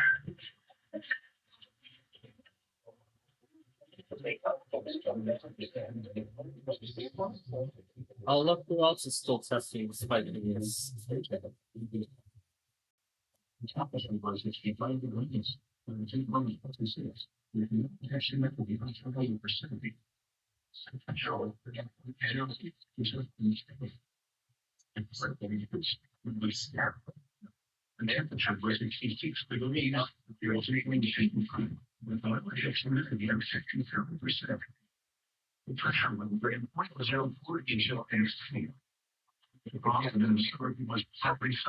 With a temperature of 61 at 1 minute in 63 international experience. It was fair for your temperature of 61 at 1, 66 and 61 always. On the pairs of August, 65, Detroit Oxford 466, in Minneapolis, 30 radiant. Canada, that was what is the most examples part sunny. It was a complaint with 7 over, 4 and 72. In North Dakota, in Grand Forks, Chase was recorded with a temperature of 65. It was fair, where the temperature was 78 mark, 64 Devils League, and 67 Fargo. For South Dakota, it was cloudy with a temperature of 68.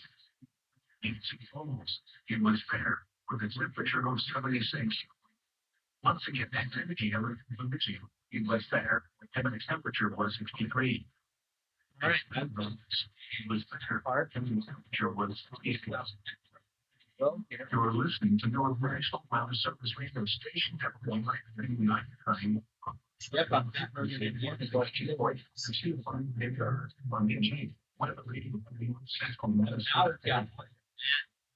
The current goodness was what you were reading.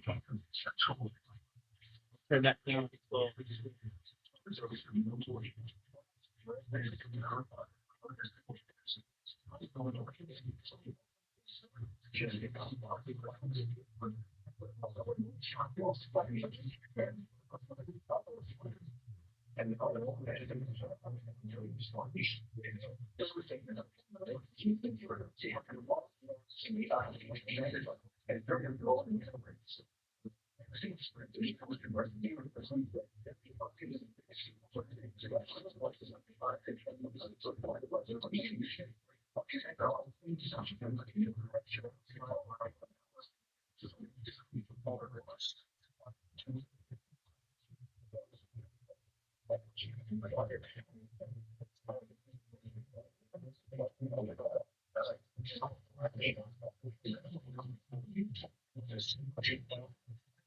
Let's see what this tax team puts in Holland about to do.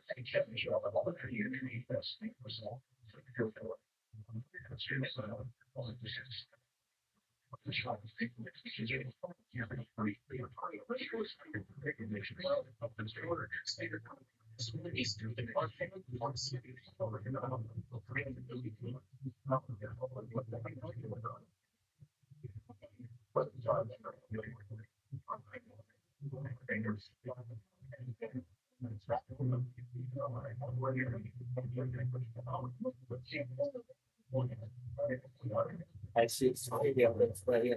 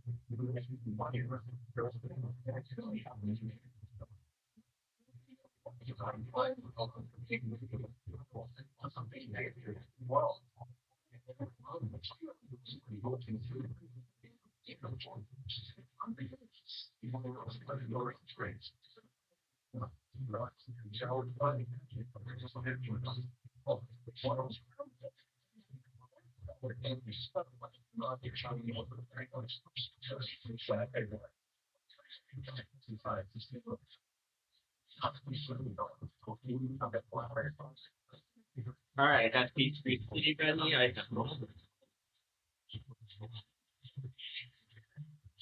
supposed to be one other station going in my chat.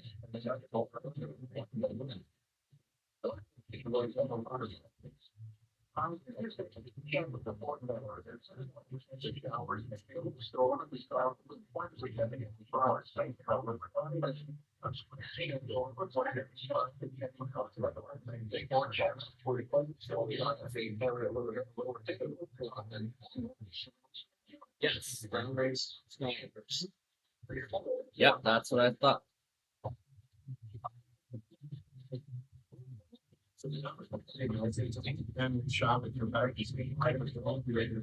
State 6% sales tax for 15 years of projects. WCBC. WCBC 1270 AM, licensed in Cumberland, Maryland, is conducting a test of the Maryland Emergency Alert System. This is only a test. Broadcasters, in cooperation with local, state, and national authority, have developed this system to provide the public with important emergency information should the need arise.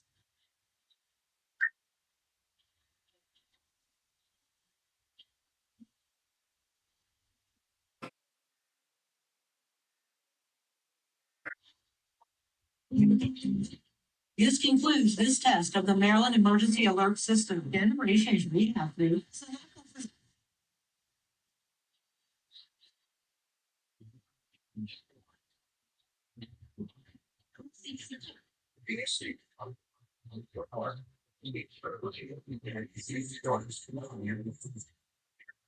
License stamp. I'm open there. Cyber phone.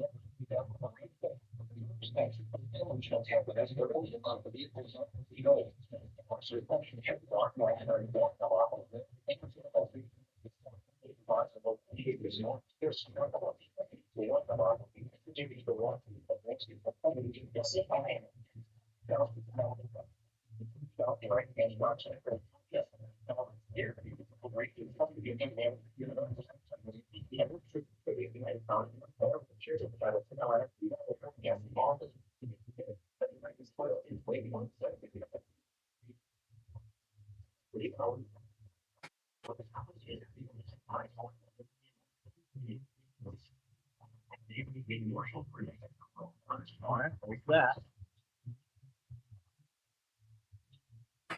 What was I about to do? See if Peachtree delayed the test because of the flooding. I'm gonna assume they did, but I just want to verify.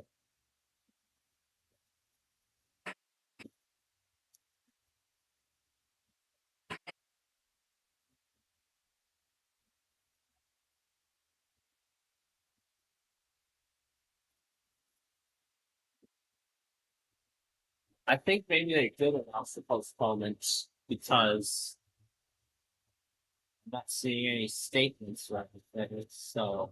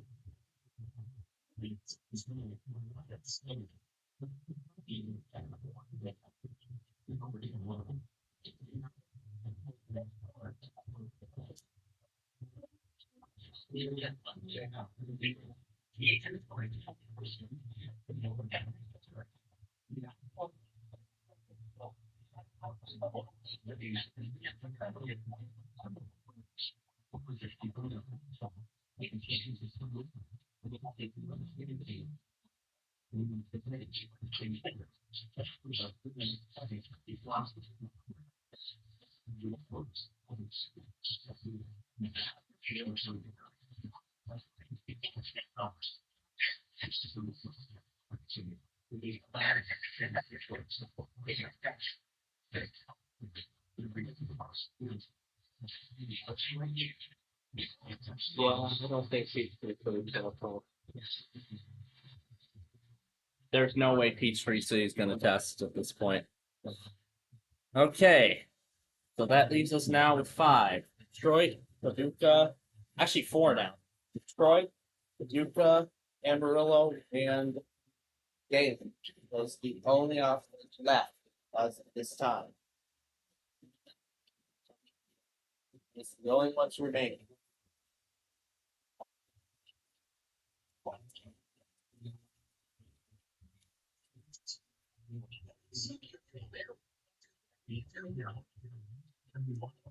But of course, I think all the doctors is over to the next down. Just in case nobody have people that side. She grabs.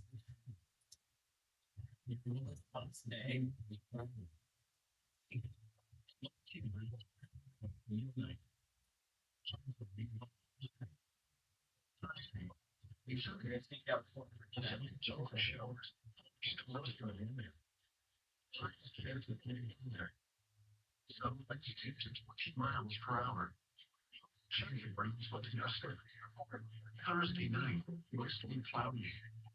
Isolated showers and thunderstorms in the evening, then a series of showers and thunderstorms after midnight. Highs in the 96th. The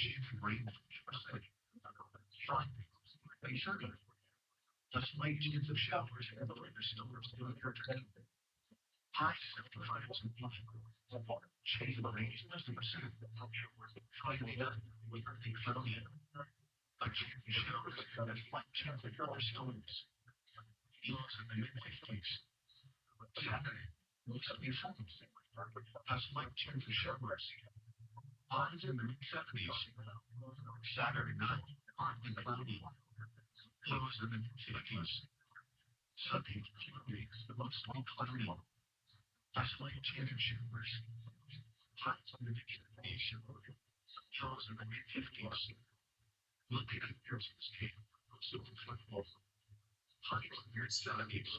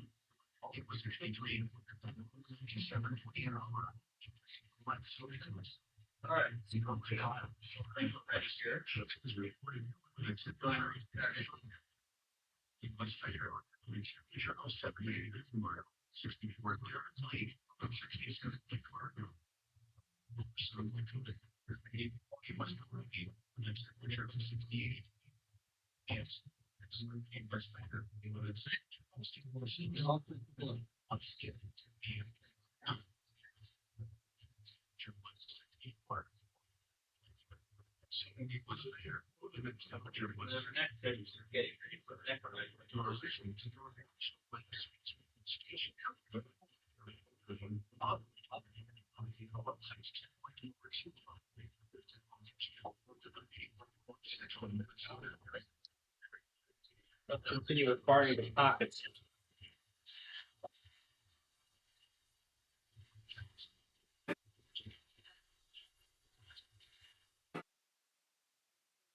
He's putting translation to what the cockatoos say. I'm so confused with the translation. Like the buster the cockatoo. Or something like that. Whack 'em.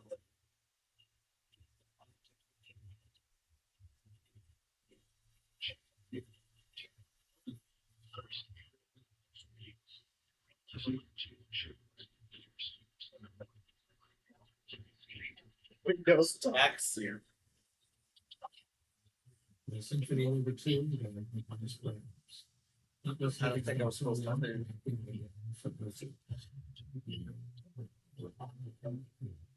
think I was supposed to do this. It's just the AWS test. I live in Indiana to Edgewell.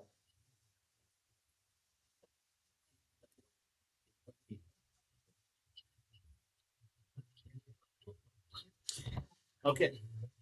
Now it's time to get ready for the Central Time Zone.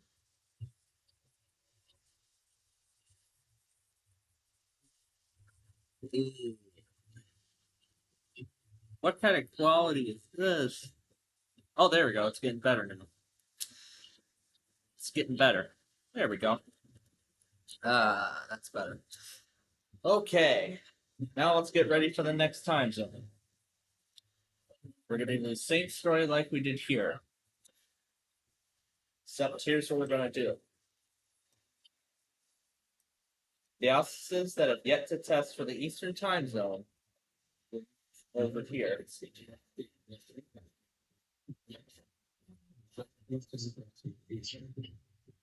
From KISW.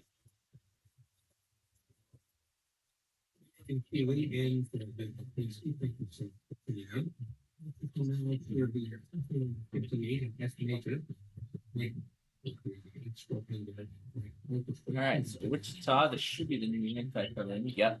No, it's not. It's the original. Oh well, we'll figure it out. Right. And then what else goes here? There's Gaylord.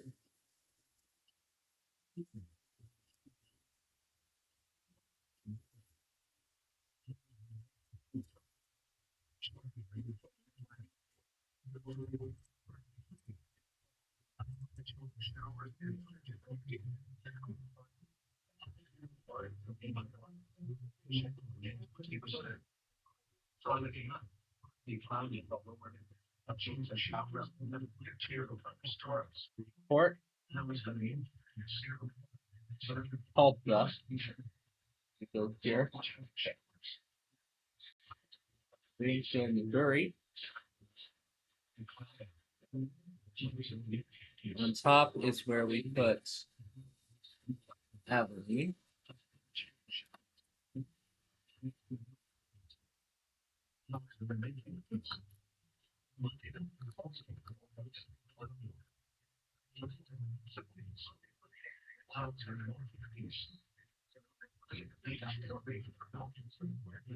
And St. Mary's River System.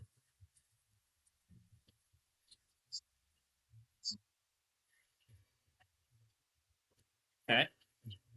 All right, let's continue.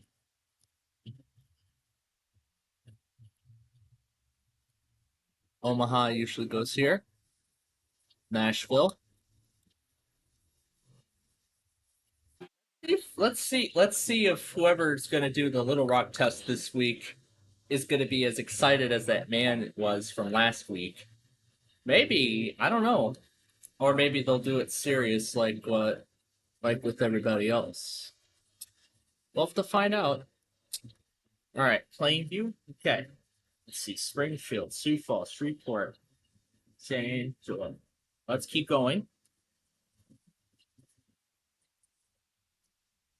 Yeah, Comcast, little green things. We'll take care of you in just a second. Pittsburgh.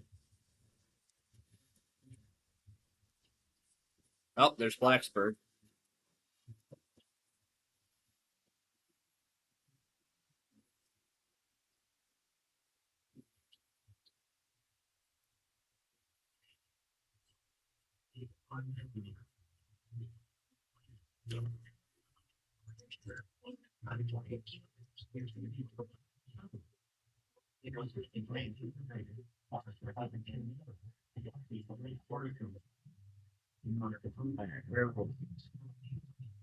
We're at Pitts Peachtree, yes. Omaha's ready. New Orleans, that's another one. Birmingham. Austin.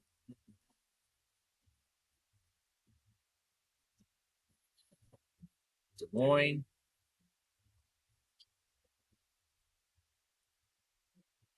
This is where Hastings will go. New Orleans will go right here. All right, with whatever blank spot we've got left, that's where we'll put it.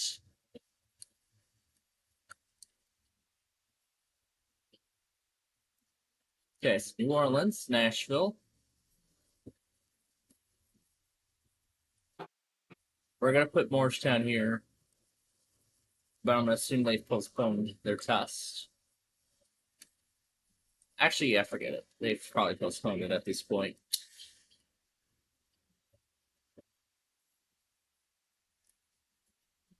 Memphis, Lubbock. Then the rest of the setup will go here.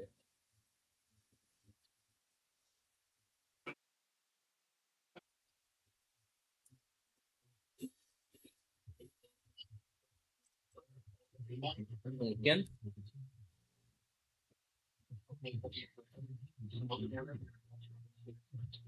Bismarck. That's going to be blank. This Green Bay not work. Oh well, we're going to put Wausau in its place. Okay, let's continue. We got Little Rock ready, Lincoln's ready, La Crosse is ready. Does Lake Charles even work? No, it does not. What a shame.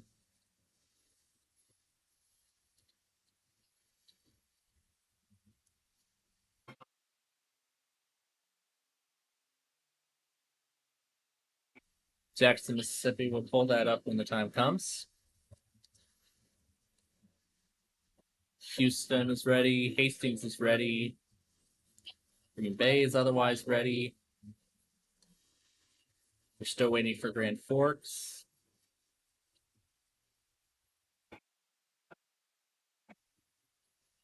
All right, Environment Canada. We can fill that in if we need to.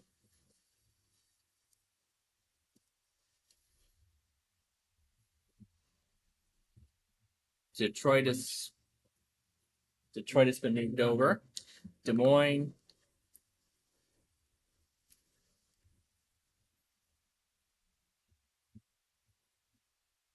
Oh yeah, the almighty Corvus.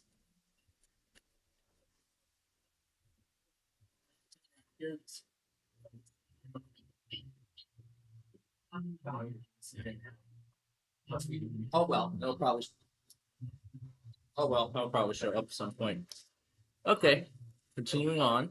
Chicago will get that pulled up in just a bit. Bismarck is over there ready. Birmingham's ready.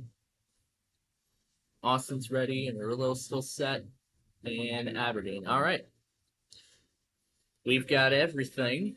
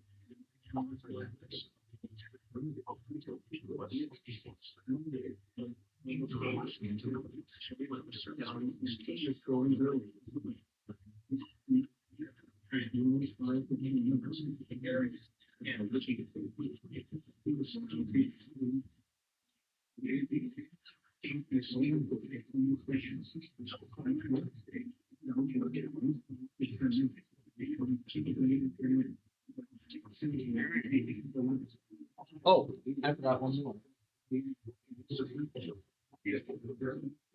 Now we're ready.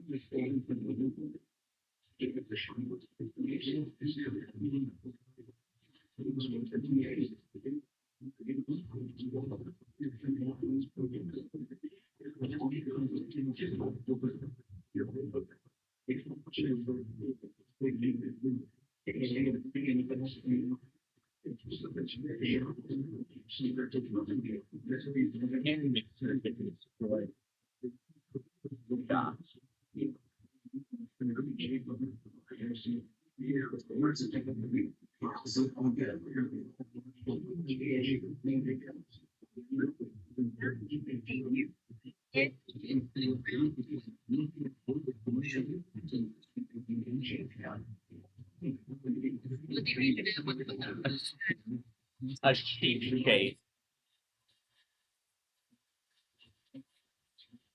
Oh my gosh, a sheep chase.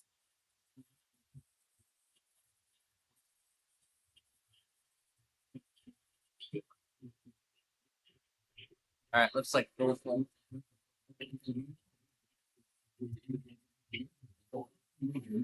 But I can only pick one to secure it.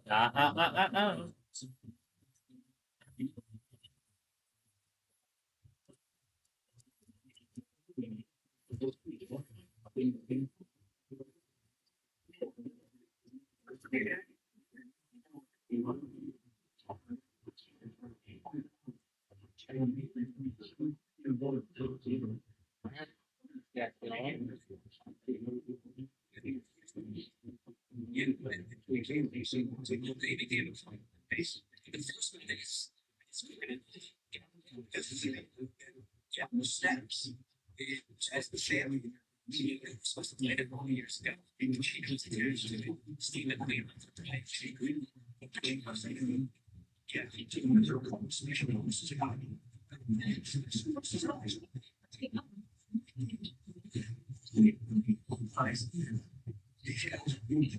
they told them since. It's a great saying that movie. Focus on 3 movies. They short the movies. So on. Then they can't go to the big never have it. It's a big crossing.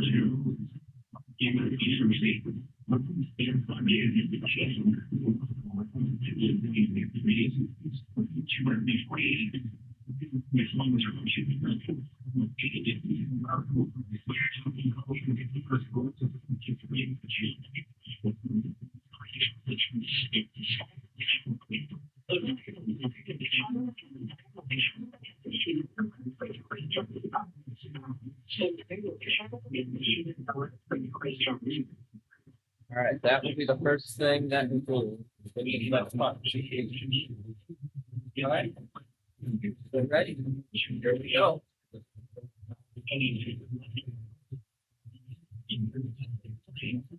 Okay, here we go.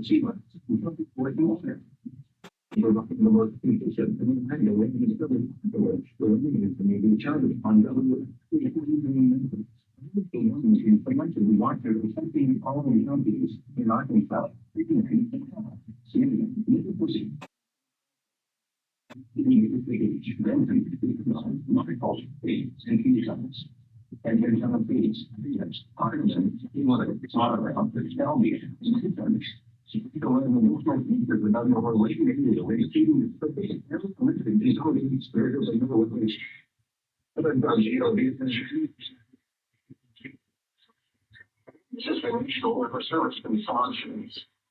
The receiving signal was a test of the weather radio public warning system. Potentially dangerous weather situations, especially no receivers on the micro signals are one of the there's no way to get the service next Wednesday. Because of threat of such a weather, the test will be so strong and show an available the most interesting warnings was possible. The one that we activated for issues and warnings in parts of eastern Iowa, northwest Vermont, central Illinois, southwest Wisconsin, and northeast Missouri. This concludes the weekly test of the weather radio public warning system. We now return to normal weather. This was a test of the weather device. One potentially dangerous weather situations. Which will be able to see this providing the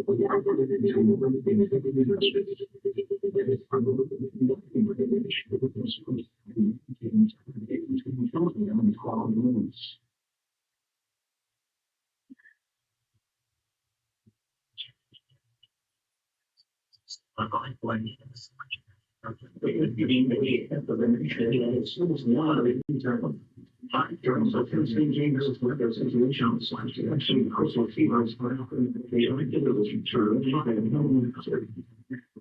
of dangerous fevers, are normally looking by the shade of whatever, and we interface between the given bay and the moon.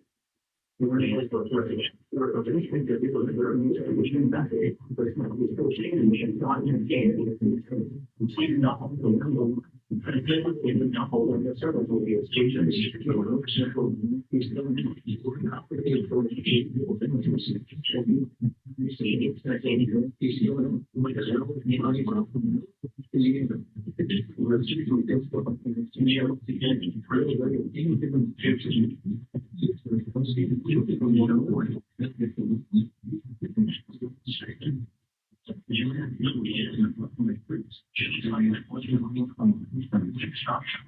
need to upgrade with me and this one for an hour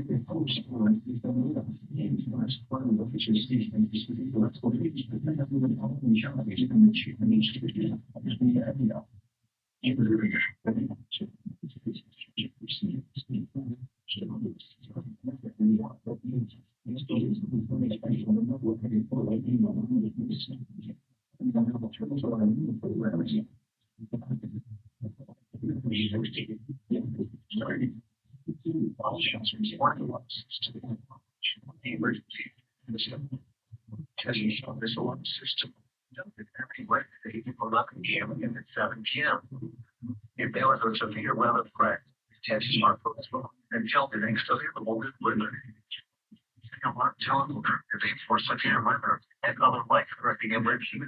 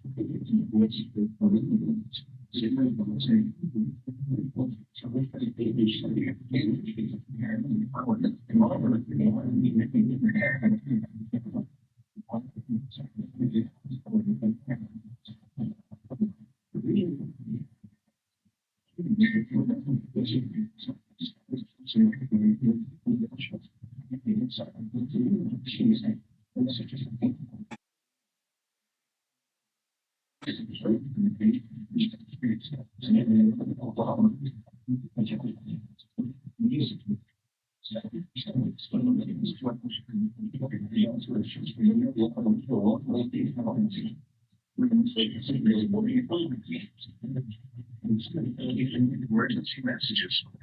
Watching the transmitters and associated broadcast areas. WXL 57 in Detroit. WXL 94 at Brentwood County. WXL 84 at Fort Dodge. GXI Marshalltown. GXI 2 in Montenegro. WXL 81 at Brentwood. WXG 30 at Dawn. GXI 51 at Carroll. About work. WNG 666 at Iowa Falls. WNG 660 at Madison. AG at Brixton. WNG 163 at Forest City.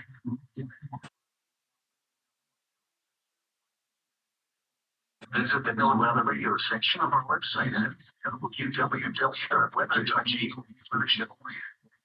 Once again, please visit the No Weather Radio section of our website, www.weather.g. We now return to regular programming. Please will wait for the long device.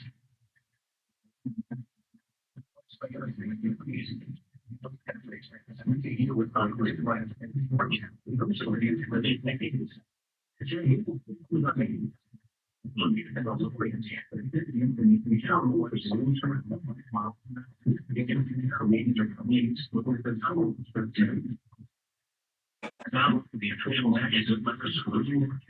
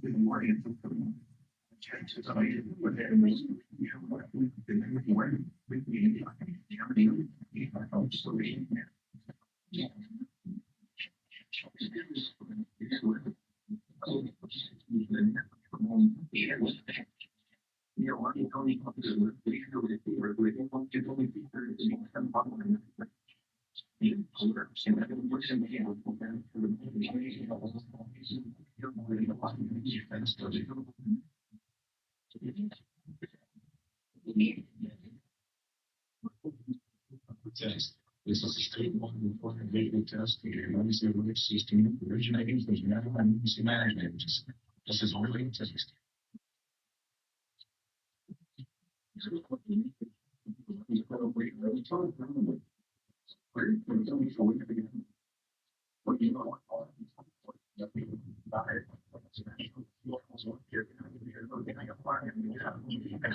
Dangerous weather situations, what's actually called radios are automatically activated to warn fans of the impending hazard. The current test of the warning alarm tone are normally conducted at time. If your weather is in the area, you're also tap time. This why alarm tone will be active as a watcher, warning, and more likely to take it. The fact is, your physicality is whether you purpose nature, for exact coverage area, please check our page. The field lines on temple area, key cover location, especially graders and inputs from the transmitter in large buildings. This concludes the legal warning alarm test. Now we're starting to formally schedule programming.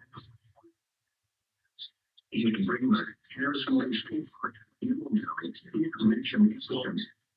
Turn around, so jam. How long is the flood watch statement? Flood watch will act until 9 p.m. this evening. Flooding caused by excessive rainfall is possible. Where solutions of DC, including the following: District of Columbia, Red Orange, including the following areas: Eldorado, Seattle, Central and Southeast Howard, Central and Southeast Montgomery, Northern Baltimore, Georgia, Southeast and Central Baltimore, and Northern Virginia, including the following areas: Indian Falls Church, for example, and Fairfax. Until 9 p.m. this evening. Impacts. Excessive runoff may result in shallow rivers, creeks, streams, and other waterways that flood your locations. Receiving signals weather and the weather radio station properly warning good coach. Spring potentially inherited twice. Ultimately, overseeing any automatically activated by the signals and warn of the amazing map. Estimating receiver performance is always conducting the National Weather Service every Wednesday between 11 and 7 noon. If there is a soaring severe weather in the area on Wednesday, the test will be for the cooling and held in the with reception in Rowan County. You will see more noticeable greater anticipation from the same winter. And you will work in and call your receiver to what you want. You will look consistent and dependable warning as much as possible. The warning of them will be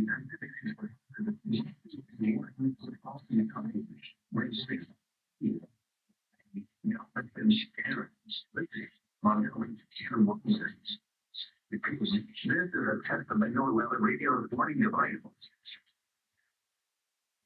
People will need time for drainage and urban areas.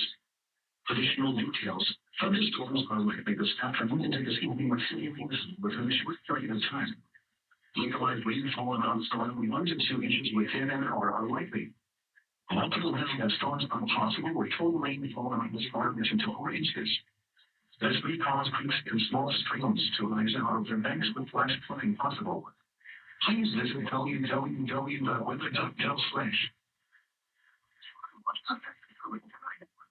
What flash flooding knowledge where excessive rainfall is possible. Aware, as well as nowhere, including the following areas do channels aware. Including uses receiving machines was the test of the weather system.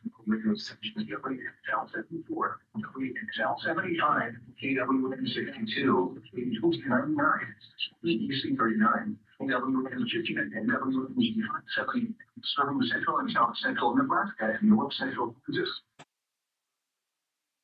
Situation is across the area. The alarm zones use just will be activated and indicators followed by determined about the intending hazards. In reception of the alarm tones in the radio block many various times, even though you are using a quality receiver that is in good working order. This test is normally conducted each Wednesday morning around 11 a.m., but may occasionally be postponed until the next weather day. There is an emergency with a severe weather. This has been the National Weather Service. When you know it's already so a regular program. Money responsible areas, Florida, Worcester, Mercer, Middlesex, Northwestern, Birmingham, Salem, and Somerset, and Southeast Pennsylvania, including the areas, Delaware, Eastern Chester, Eastern Illinois, Philadelphia, early tonight. Excessive may result in flooding of rivers, creeks, streams, and other low-lying and flood-prone locations. Flooding may occur in foreign drainage and urban areas. Additional details likely that the water Everest is moving over the Mid-Atlantic and will combine with our central system to produce smooth showers and thunderstorms. Also produce regions of wind, which result in flat storms, especially the surface regions. It's going to back building because it's always a storm, just like it's totally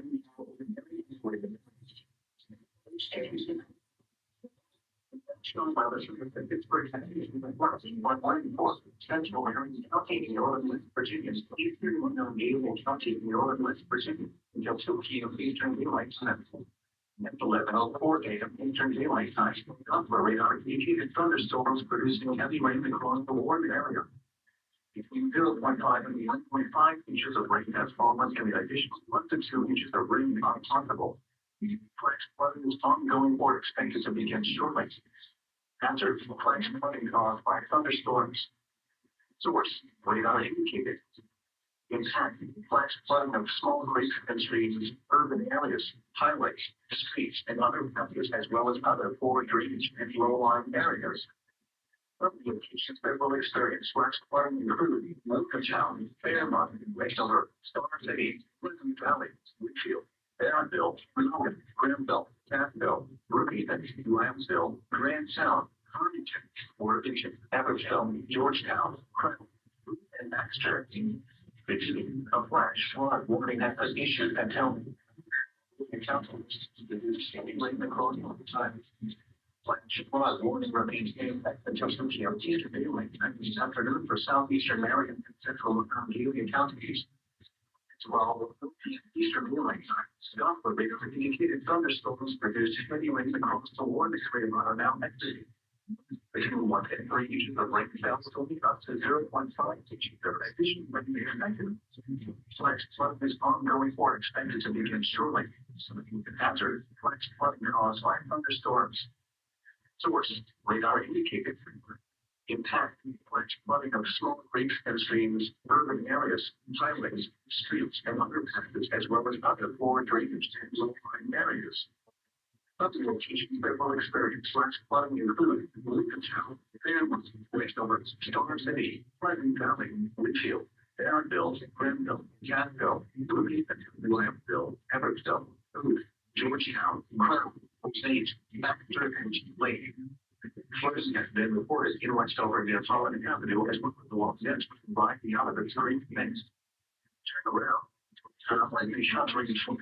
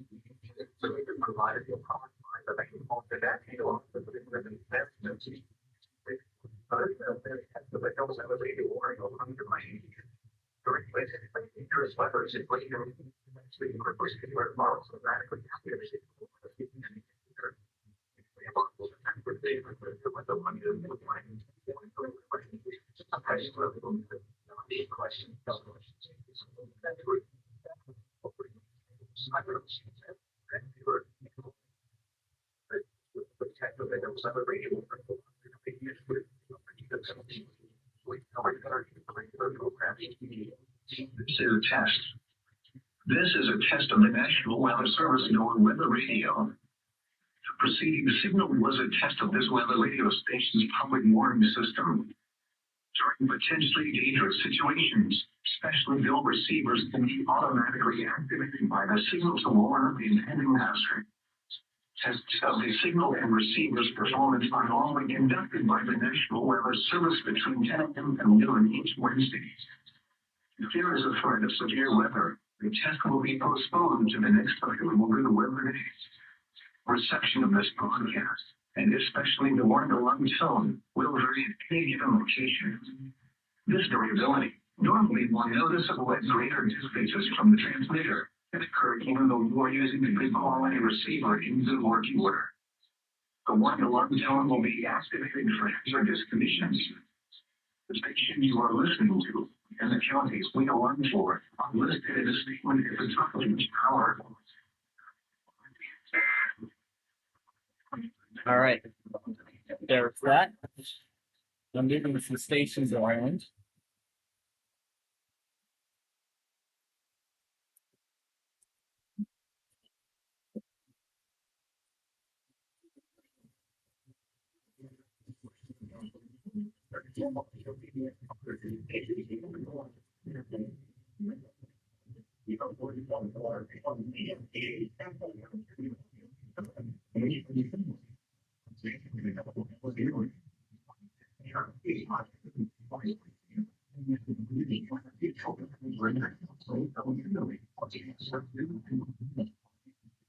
Make this pause.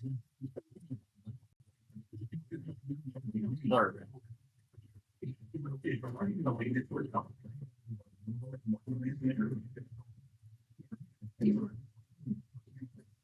Oh, I store that.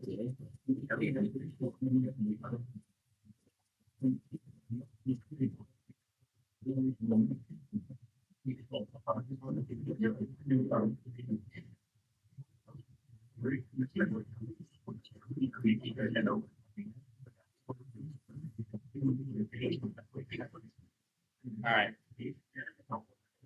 I heard the secondary play the Flood of Rome, whereas Corpus is going to have to take another listen. So I'm gonna have to give it another listen.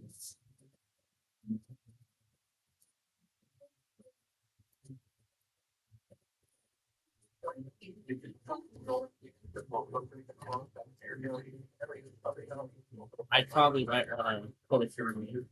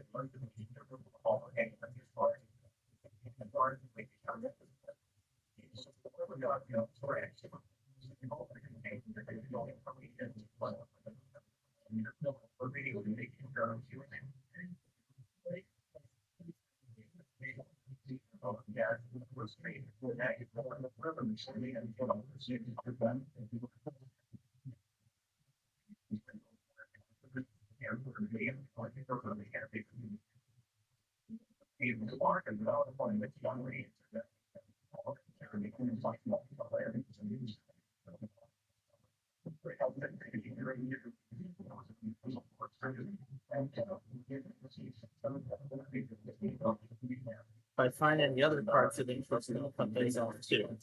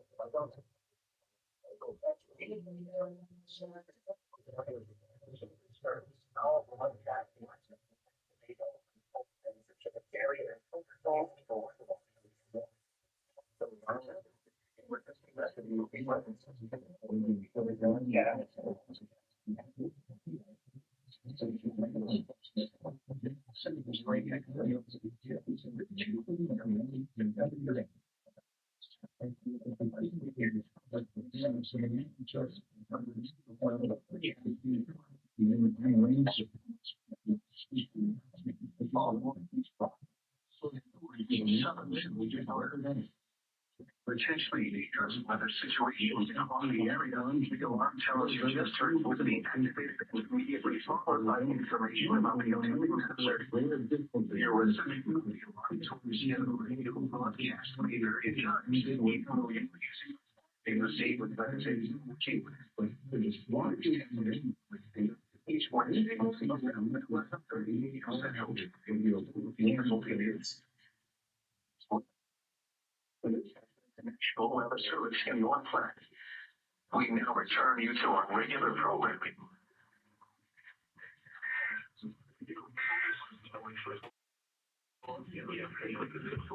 Weather Service forecast.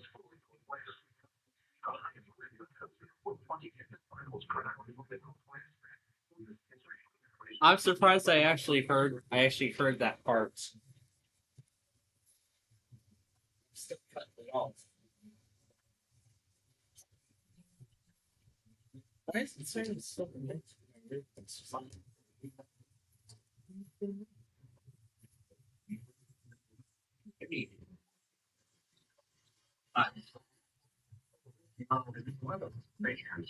The area.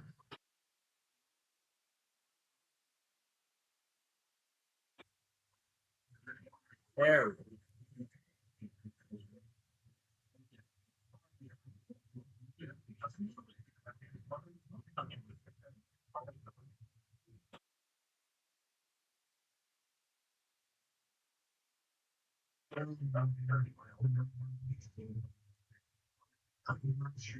I guess I didn't hear Microsoft David Desktop announce that the Flood of Realms song came on.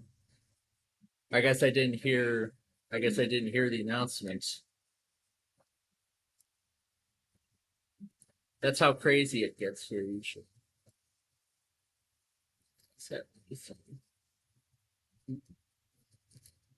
Alright. Now, although the song from time to time is bands,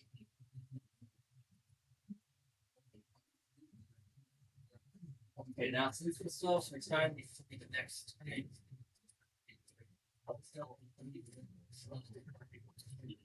alright, let's make some adjustments. Oh, there's Huntsville.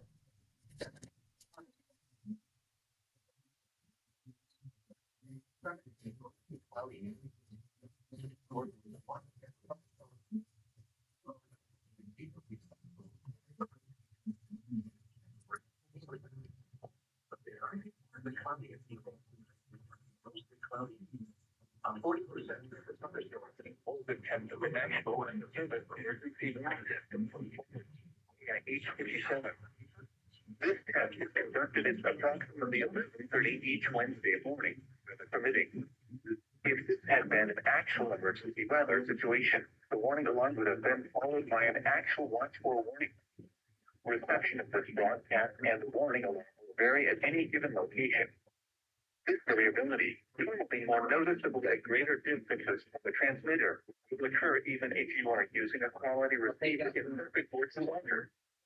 To provide the most consistent warning service possible, the warning alarm will normally be activated for warnings and selected launches within a 40-mile radius of your transmitter. This area includes the following counties in the phone listening area: Boulder, Franklin, Lauderdale, and Warren. This concludes the weekly test of the warning alarm system. We now return to our normal weather broadcasting.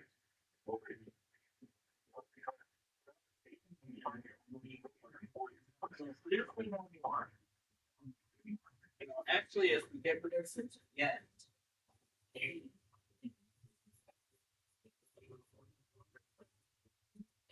Is that Aberdeen? Yes, it is.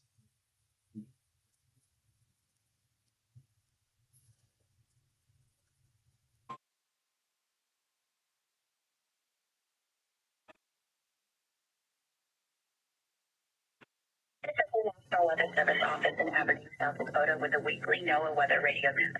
The warning alarm tone and emergency alert system having not been activated. Please don't receive the broadcast of emergency messages.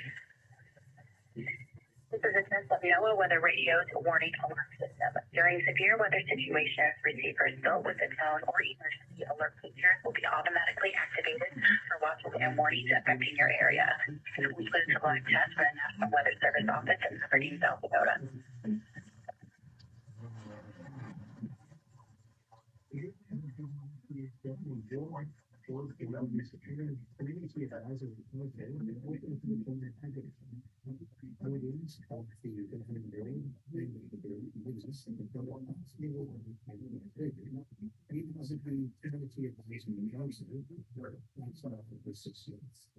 If you don't have that information, you need to expect to do this. Please visit our website. What you need to know about the tree. I'll see if you're there.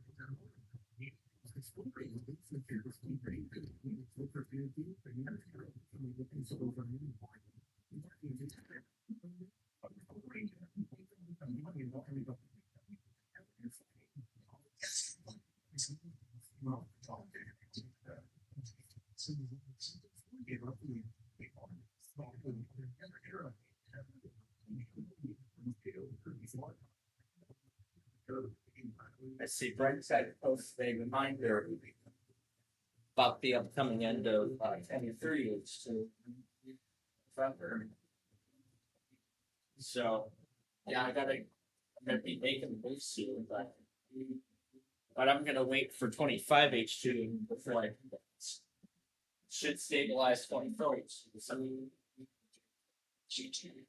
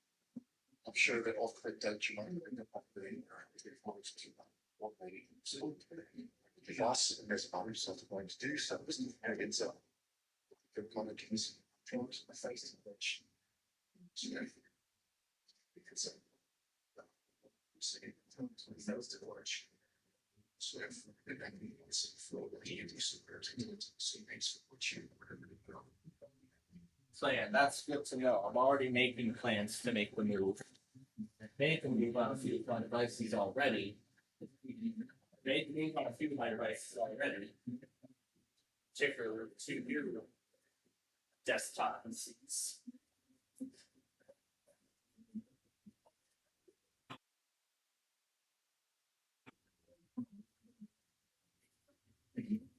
So then on my main system, I'll make the move later in October.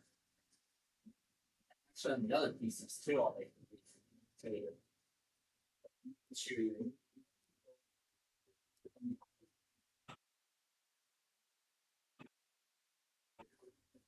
so that's what I'm thinking. So you probably after the second to last update for Fan Furious 2 is actually now when I'm thinking about making the moves.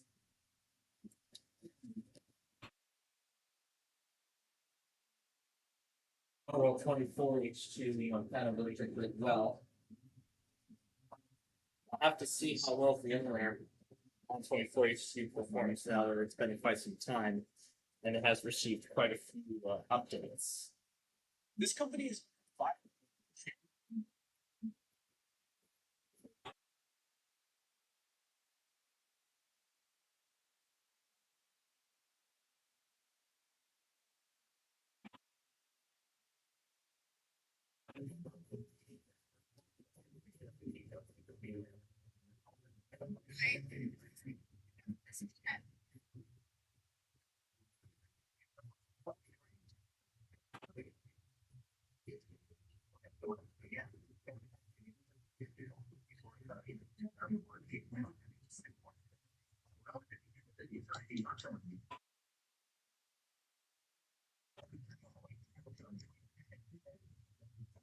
These things.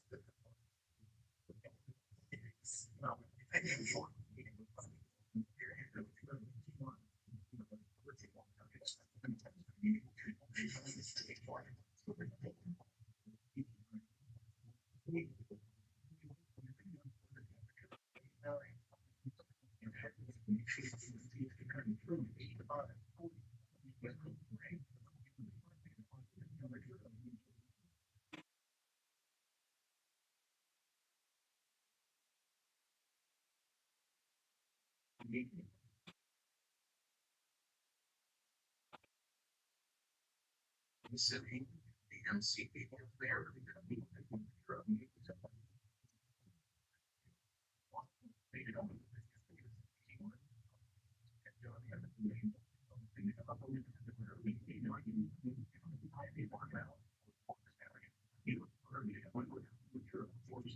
Looks like that's today's security update.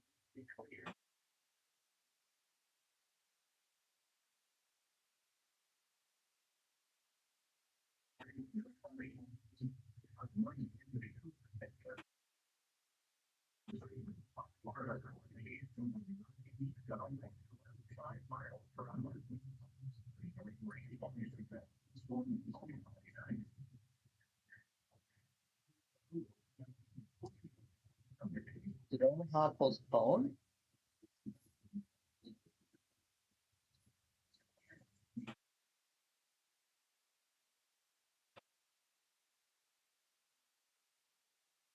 Are they old?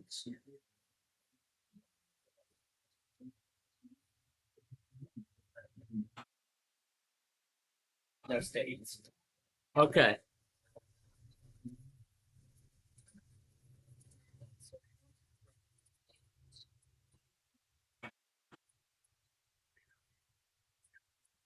Go ahead and keep together.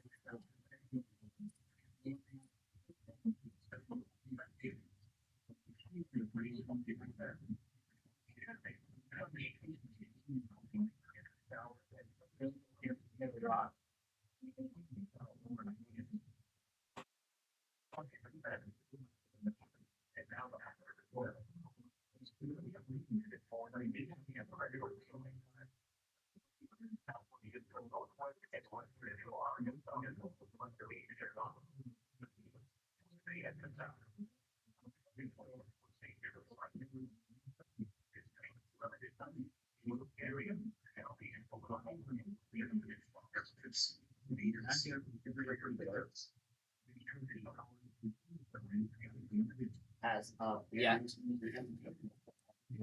Tulsa's already in there. Detroit, but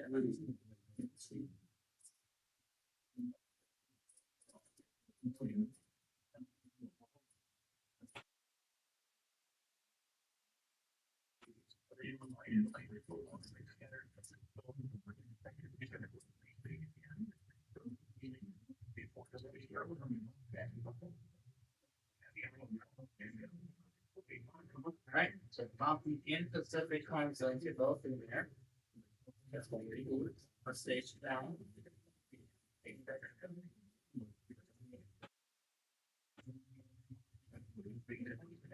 All right, that's ready. And with the Mountain time zone now in there, go ahead and get this all ready to go. Let me go over and close all this other stuff here, because we no longer need it.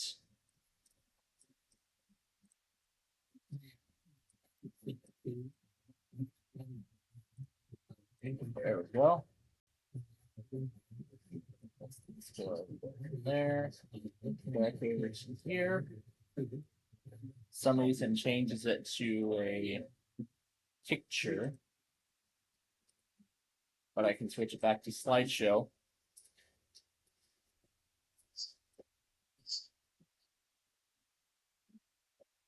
There we go. back to that. All right, let's get ready now for the next time zone, which is the Mountain Zone. And this week we have a few new additions.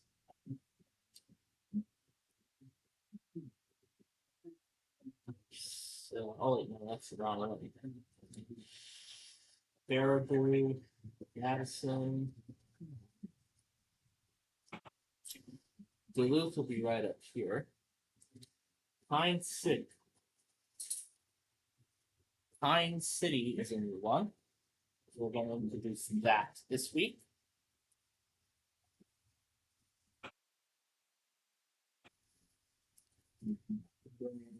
Coloring here, as we normally do.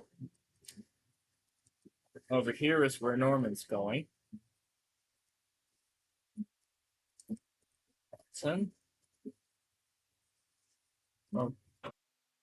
City. Stillwater. This up here will be one of the routes. This is where Janesville is going. And Topeka's right there. I'll actually go ahead and switch the color on this back to blue. Yeah, I'm going to go ahead and change this back to blue.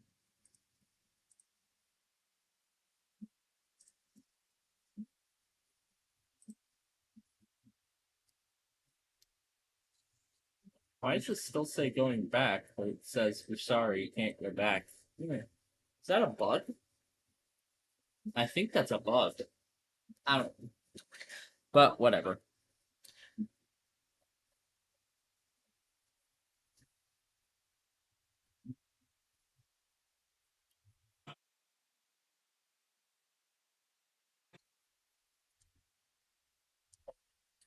Okay, so whoever doesn't test, yep, they're already going to get moved to the next hour.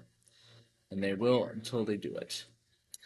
Unless, if they don't do it, then they'll go to Thursday immediately. Alright, so here we go with the amount of times. Oh, by the way, I have this still here. There we go. Hopefully Salt Lake City will be on time this time. Unlike the past couple of weeks. Maybe 3 weeks, perhaps. So I don't know if they went late. I think they went late when I was on the trip. When I was on the West Coast, if I remember. Okay. So, Grand Junction. Put this on in case they want to go, or, oh. Okay, I guess never mind then. Alright, do Denver.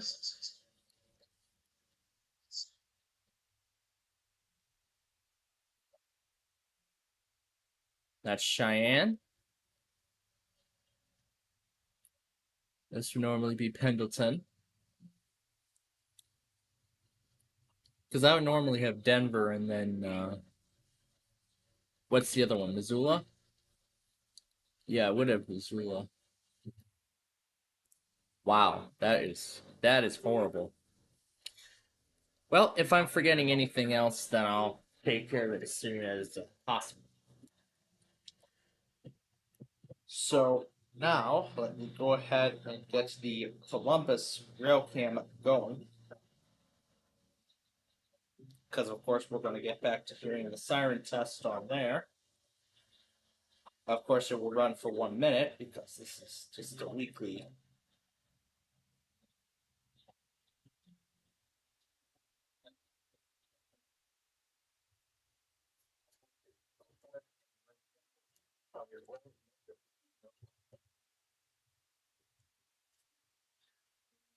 Or 28 kilometers per hour. All right, let's take this opportunity and see where California Zephyr number 6, Chief number 4, and Builder number 8 are. Oh, 2 hours late. There you go, Little Rock, finally. Finally, felt like an eternity.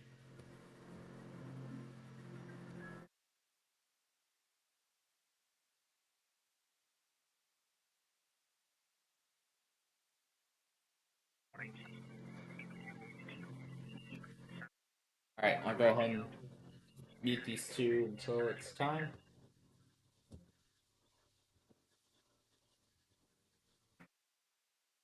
Oh, really? Pine City doesn't work? Ah, dang it.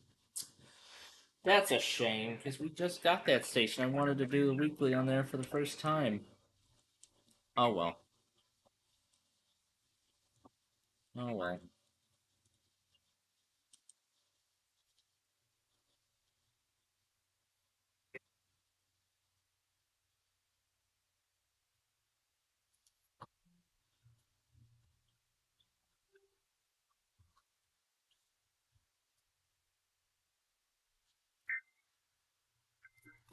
I really enjoyed last week's message.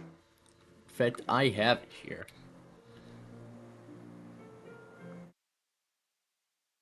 Right here.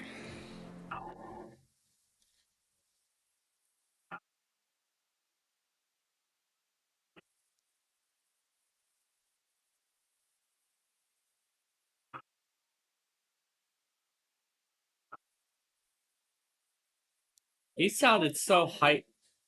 The man sounded so hyped to read the message on the air.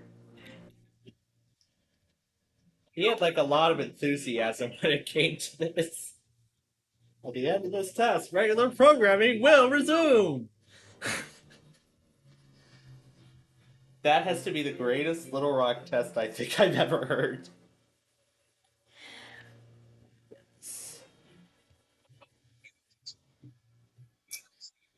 That guy was just so enthusiastic and maybe so hyped to read the message on the air.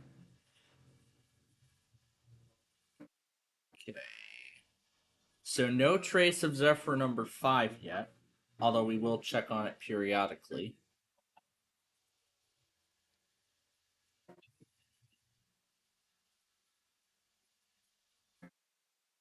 Okay, here's when Chief Force showed up.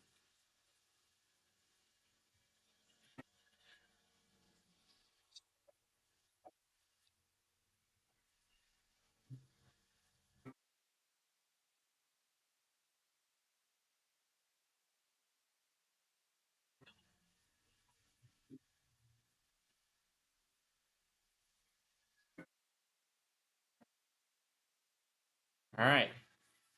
Now let's see about Creston, Iowa. 9:30 was when it arrived in Creston. Oh, of course, a freight train blocks the view. Blocks the view of it, but we can look closely at the numbers and everything else.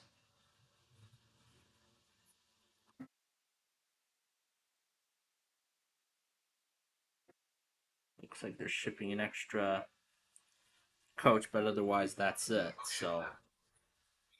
Okay, we'll take care of builder number 8 when it shows up in Columbus, Wisconsin. But now it's time to get the other stations going, as the Mountain Time Zone is about to begin.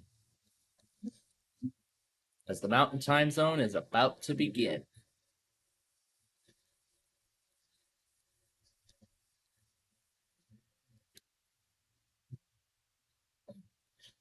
Let me make sure there's even enough space for me to...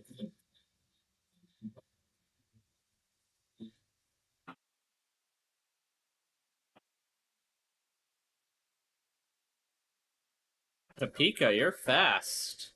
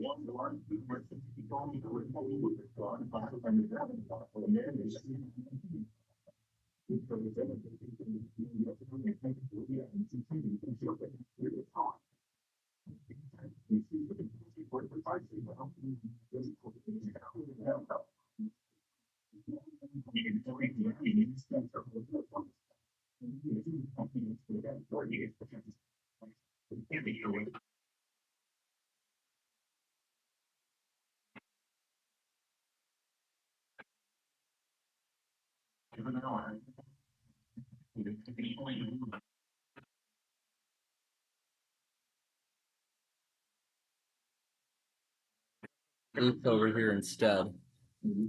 Up there is Cheyenne.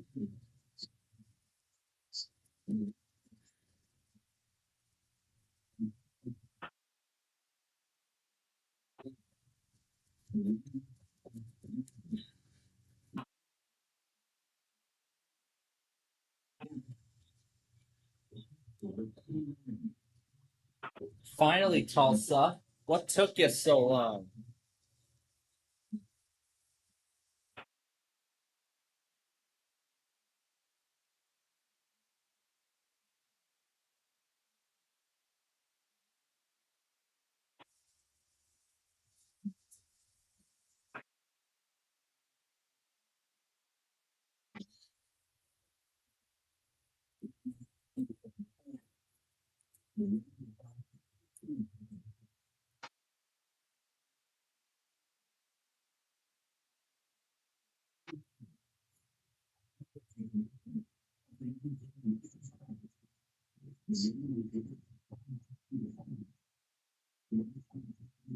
Alright, now let's go take care of the Empire Builder.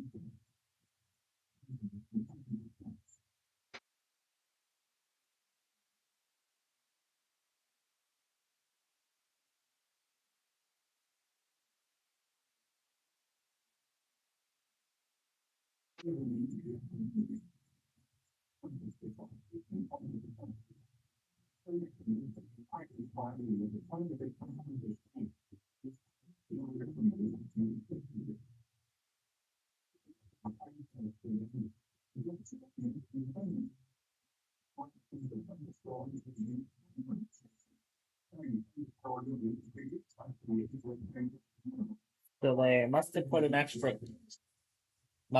extra car at the back, at the very back of the train. Otherwise, that's really everything. It's just the normal consist. Otherwise. Alright. Now we can finally put Elkhart back.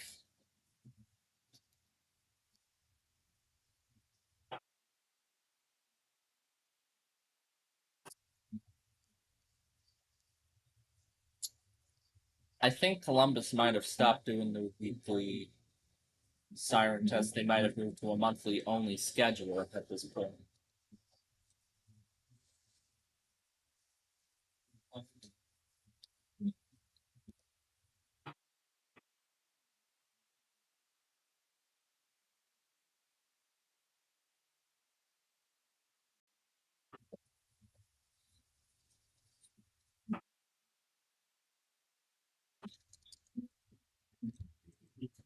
Alright.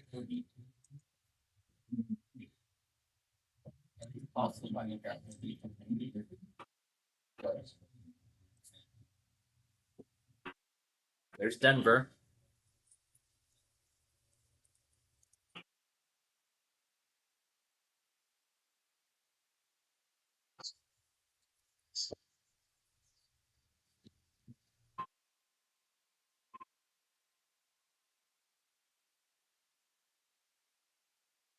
Anyway, I was about to prompt on 8, 6, 4.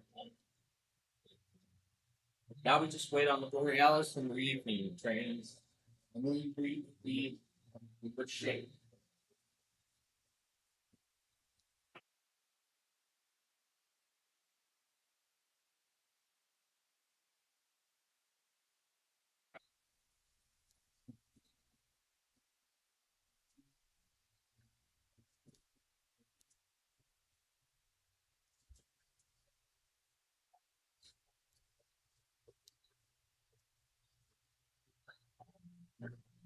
Now, to me, I feel like I barely ever use the weekly calculator again.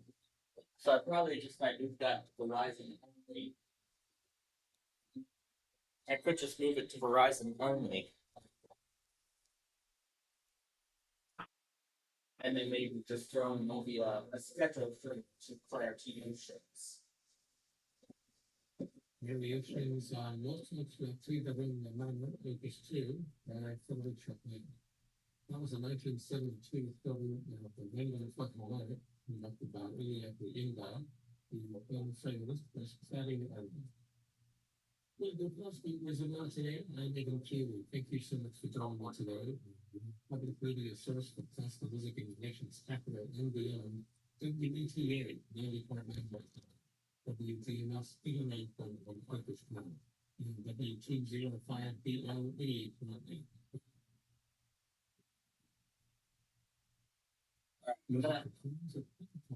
This weekend's school is full pace. I'm gonna add Grand Force since I haven't heard of it.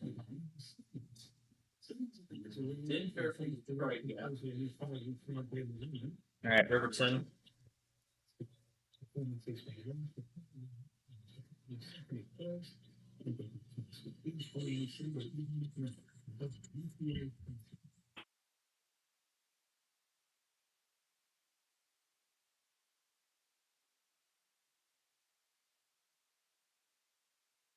was a live recording convention at 7, Saturday, 11, let's just say, second number 7, August 92.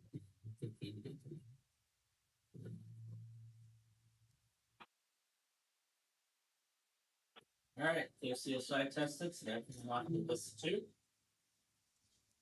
Detroit, Grand Forks, Norristown's already in. We didn't hear from the Duke Gus, so we must hear from them tomorrow. Fort Worth's in there already. Peachtree City's in there. Omaha didn't try.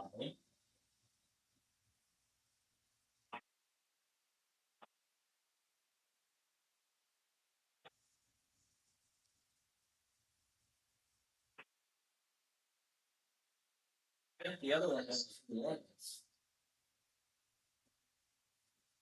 Did I miss anything else? So Alright,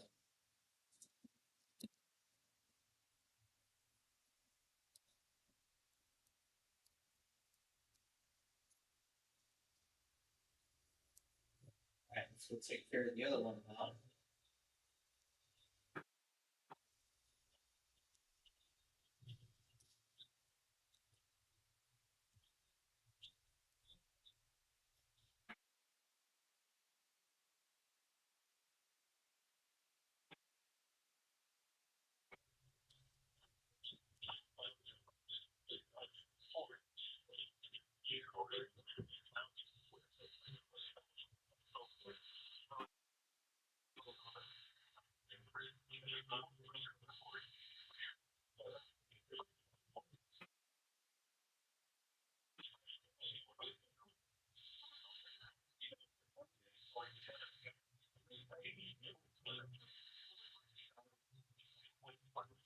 Alright.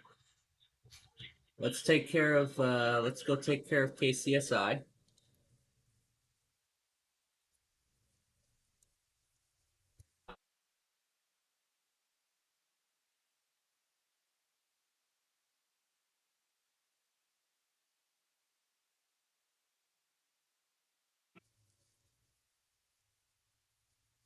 Here we go.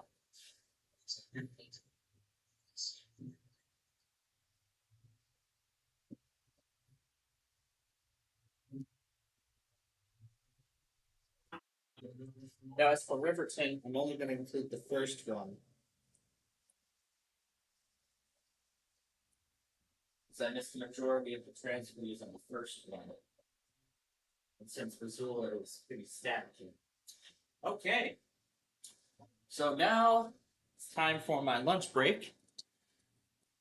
So I'll let you all see if Salt Lake City will test on time and all the others. So I'll return in about 15 or so minutes.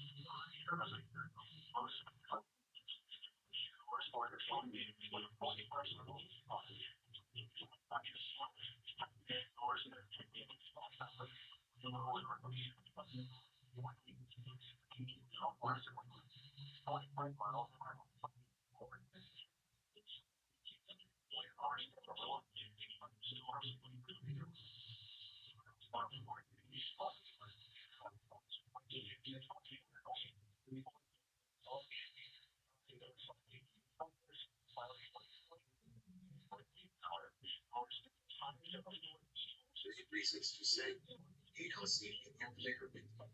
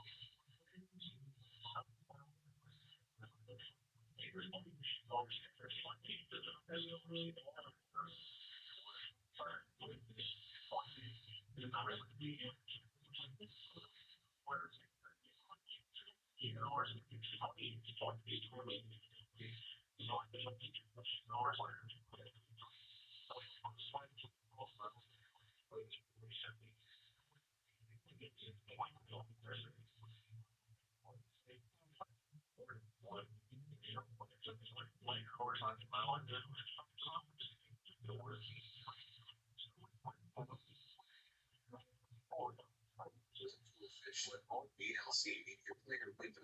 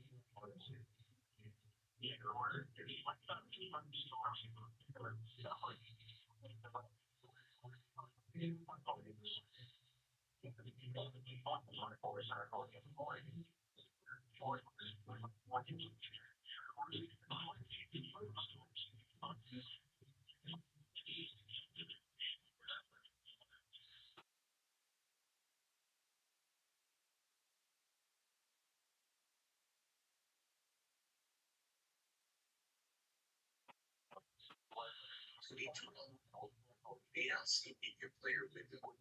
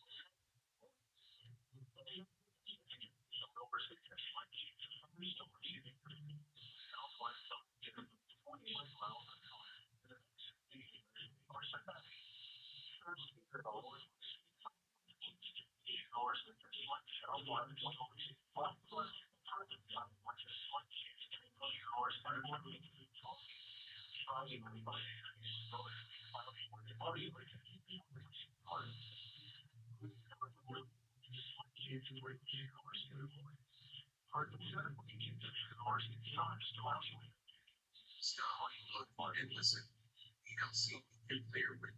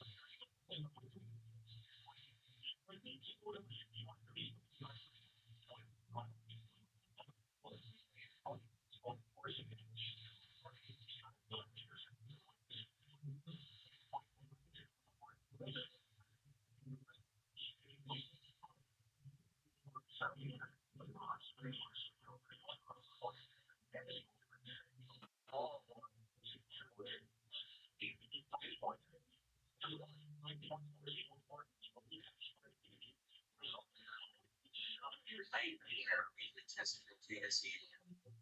ELC nuclear with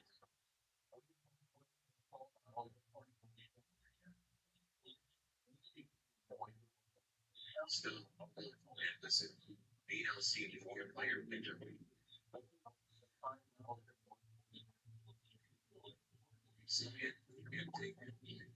ELC nuclear.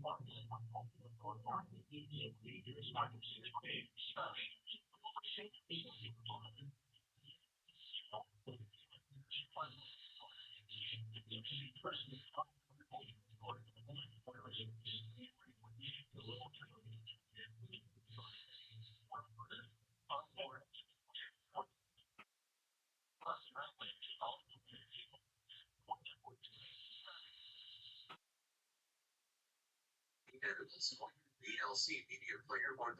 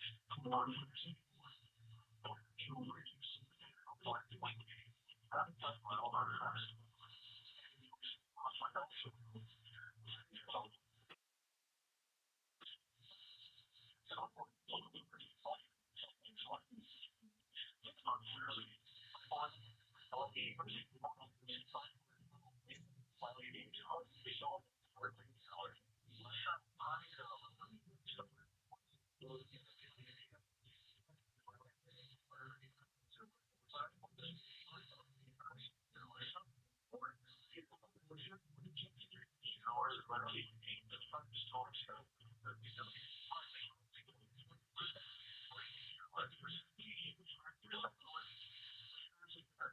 here on the board, PLC Morgan player window.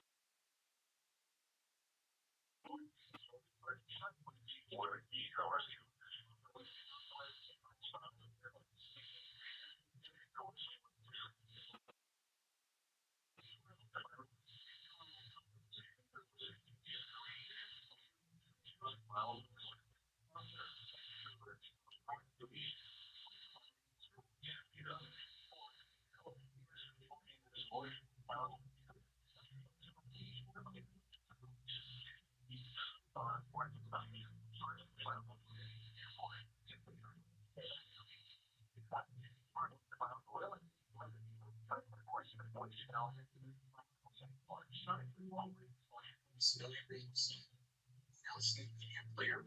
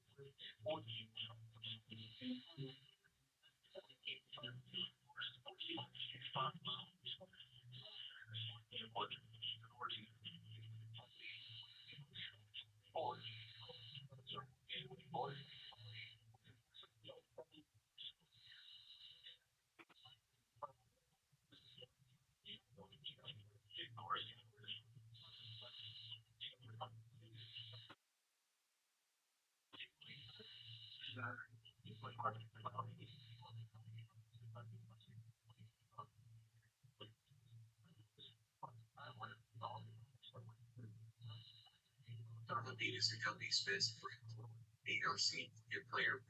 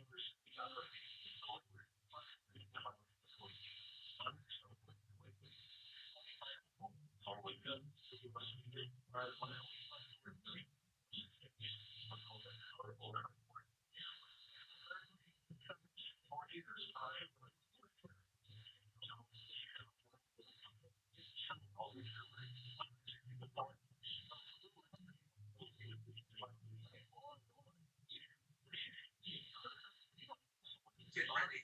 PLC your player window.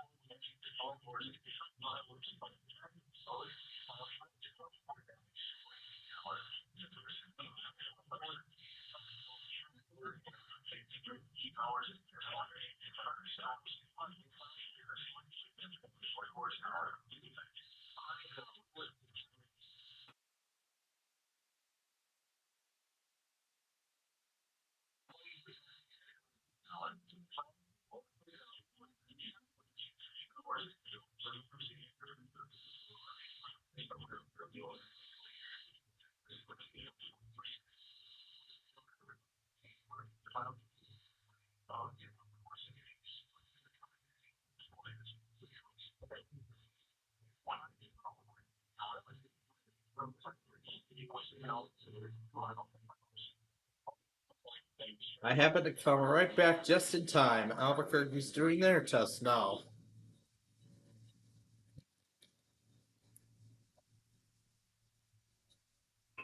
I see Salt Lake City finally went on time.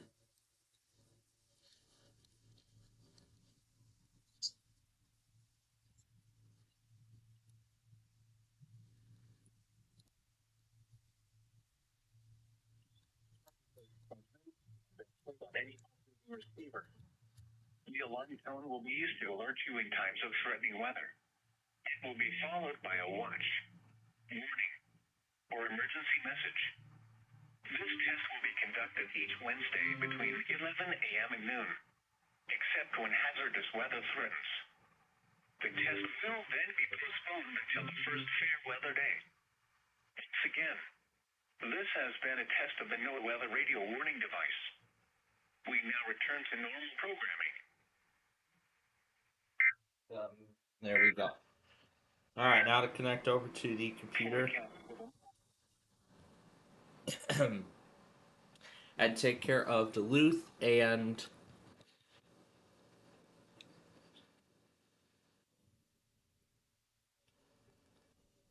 there's a couple others, so let's go over to the computer and take care of those.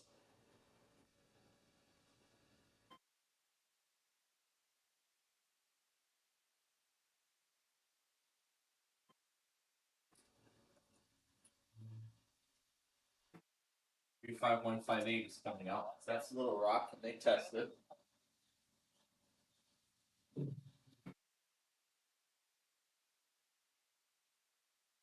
Well, while I'm adding, I'm going to add a few more. I'm going to add some more to the list.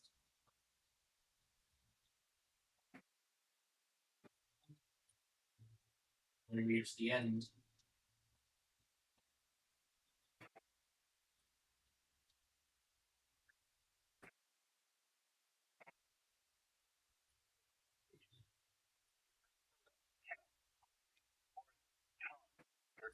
And Latino counties.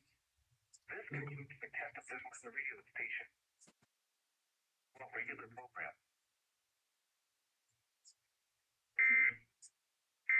Alright, next one.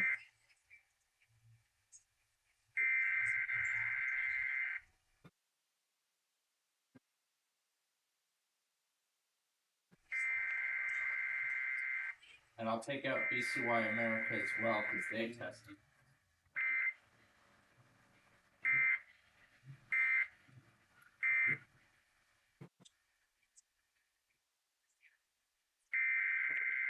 Alright.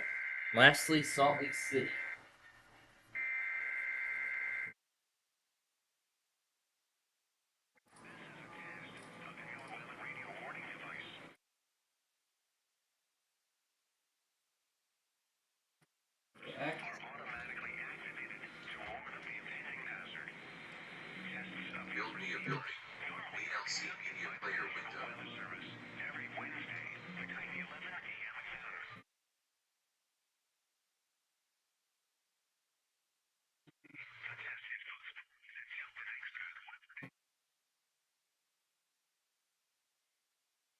I believe I already took Orlando.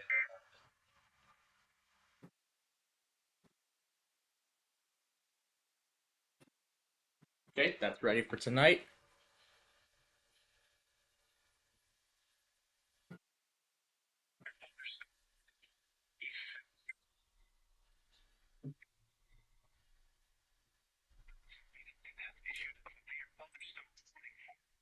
Central Upstate County in Central New York. Central p.m. Eastern Daylight Time.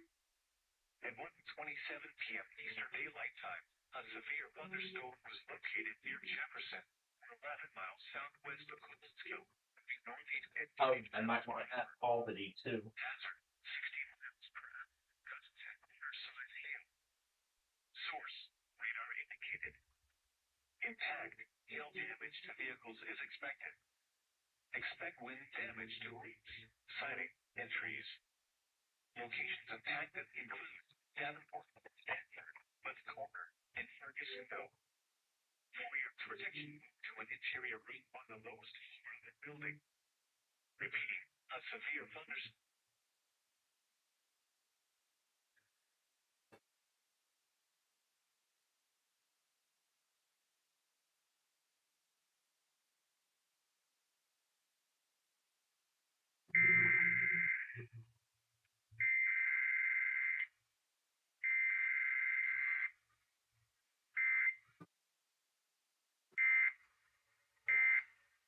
Come to your senses. VLC Media Player window.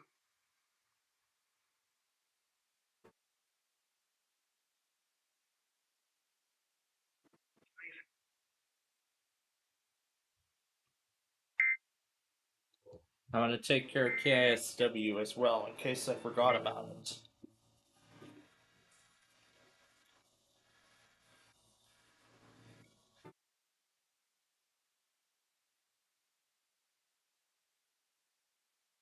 Why are we on Withy suddenly?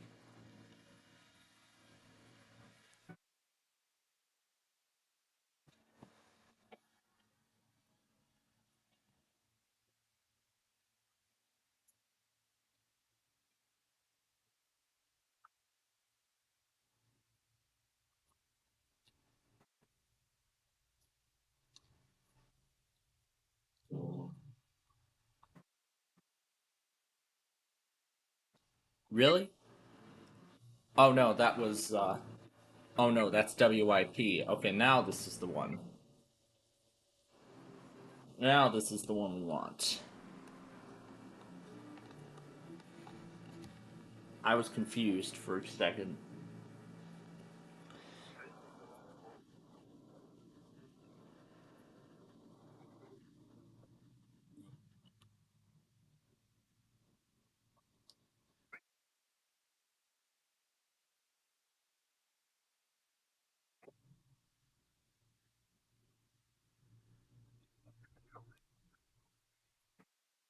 Style.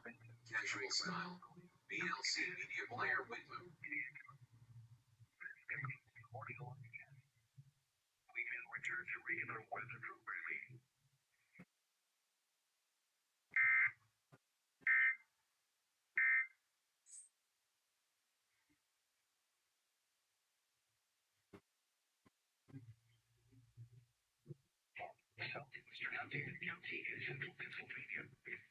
Alright, let's go and get the Pacific time zone ready while we have the time.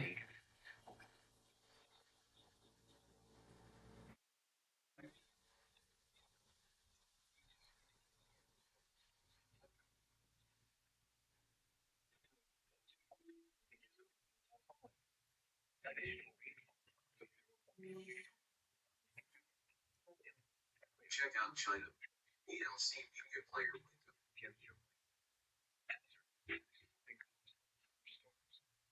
But now that we have Calgary, we're gonna throw that in the too. I'll see what else we can fit on that machine when we get there.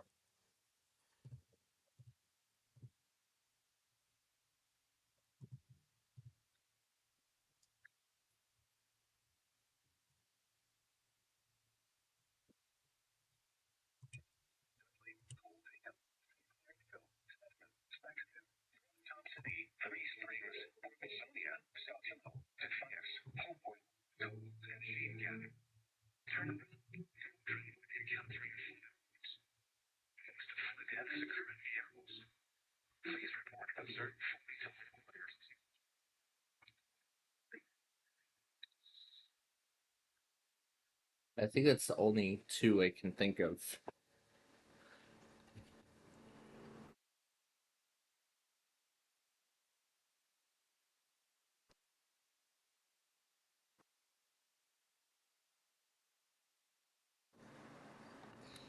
Alright, now let's take care of that Comcast Weekly. We'll get these pieces together and then we'll move on to the next thing.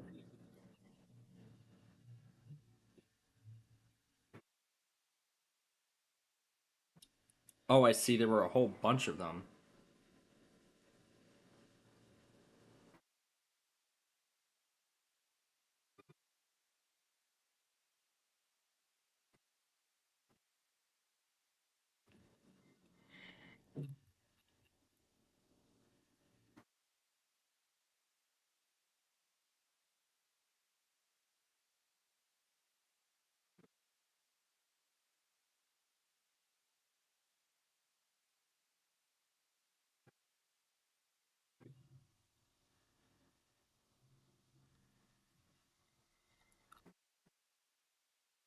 Fresno, Los Angeles,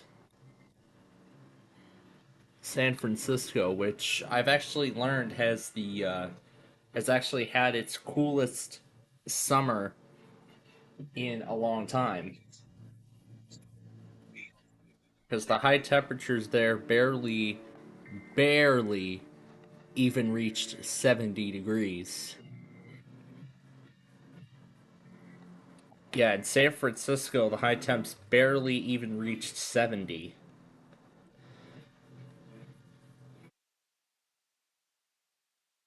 So here's San Francisco right now. Look at it, 60 degrees.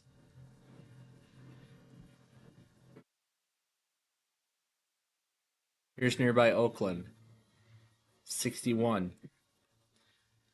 We go to the center of Contra Costa, 64. Oh, look, there's a Port Chicago. Huh. That's a nice reference to a Northeast Illinois city. But yeah, look at it. All around San Francisco, it barely ever hit 70 degrees this entire summer. Even Napa Valley, it's still in the 60s.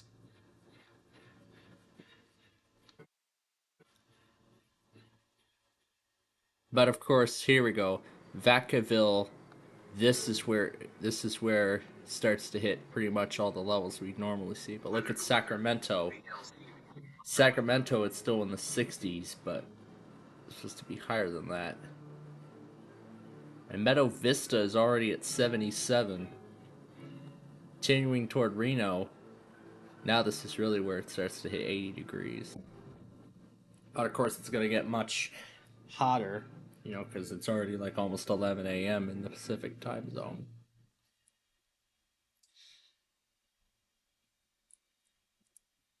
If I was comparing climate, I would take San Francisco over, let's say, Phoenix.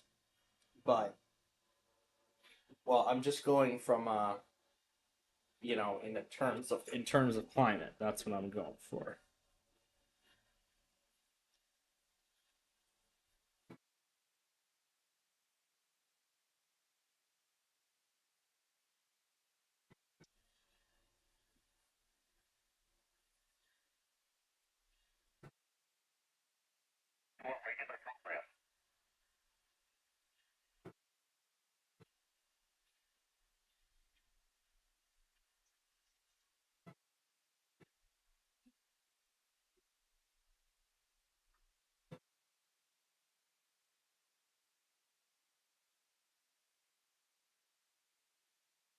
Awesomeness of rain. VLC Media Player window.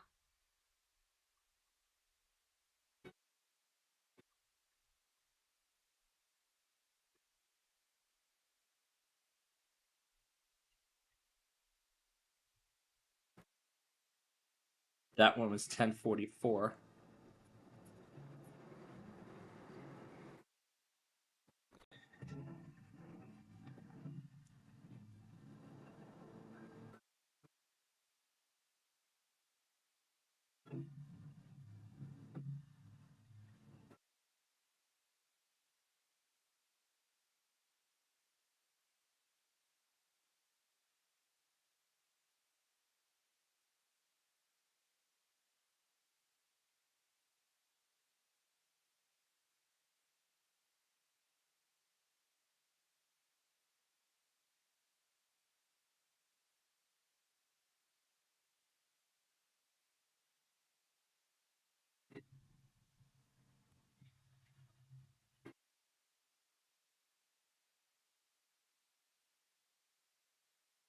This piece on WETA, by the way, will be the last one we do.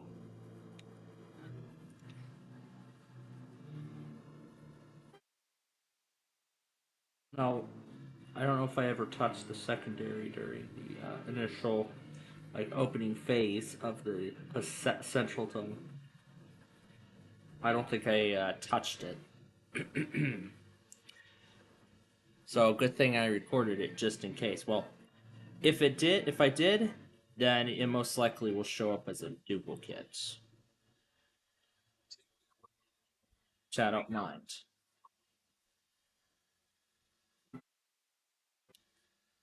I will go take care of that WGON test in just a bit here.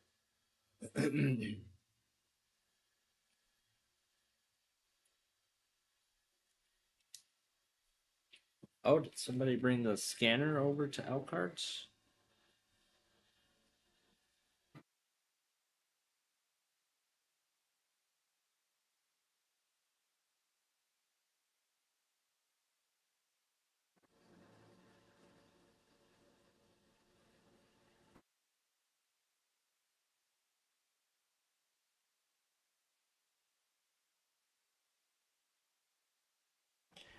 Alright. This one went out at 11:48.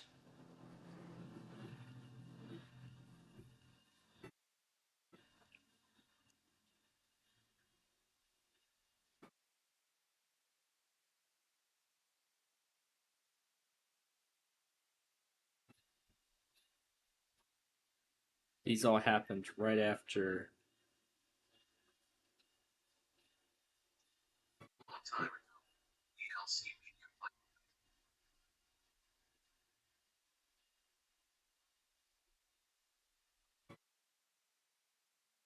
One more. And that is in here. Oh, Oh, okay, I guess not. You can go back on Odyssey then and do them both. Okay, good. Alright. We will start with WIP.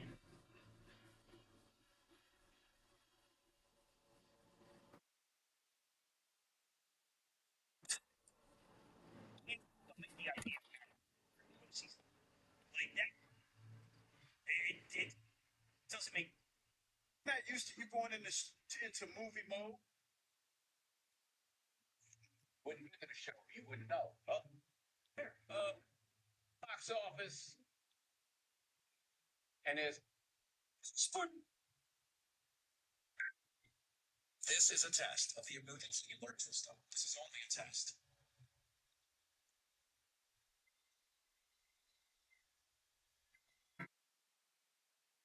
Oh, there's WLK. I was wondering if they were ever going to do it. Right. They're coming off the list too. This was a test of the emergency alert system. The LC media player with the emergencies was being tested. If this had been an actual emergency, official news and information would have followed the alert. This has been a test of the emergency alert system. This. Alright, WJZ.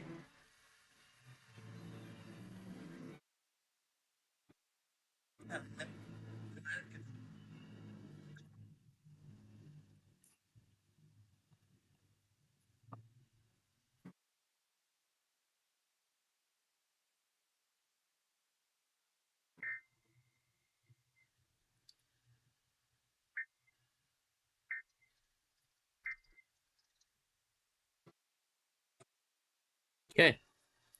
And finally, WALK. This will just be a still image because it didn't log, because it's not logging the audio all the way.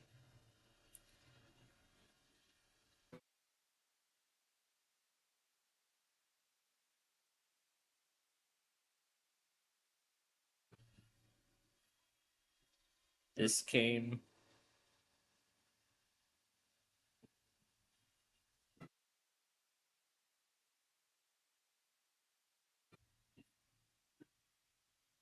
in WIP.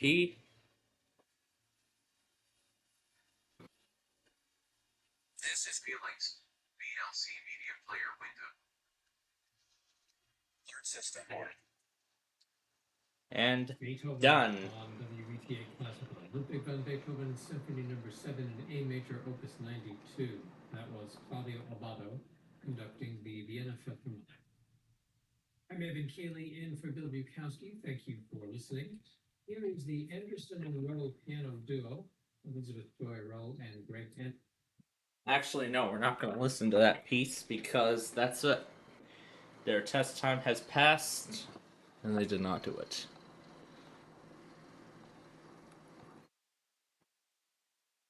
Alright. I guess we could take a look around Chicagoland with the 5 minutes that we have before the next time zone. Because I don't feel ready to bring... Oh, that's right. Tom and Ben. I almost forgot about that. Sure, let's do Tom and Ben. Thank goodness for Touch ID.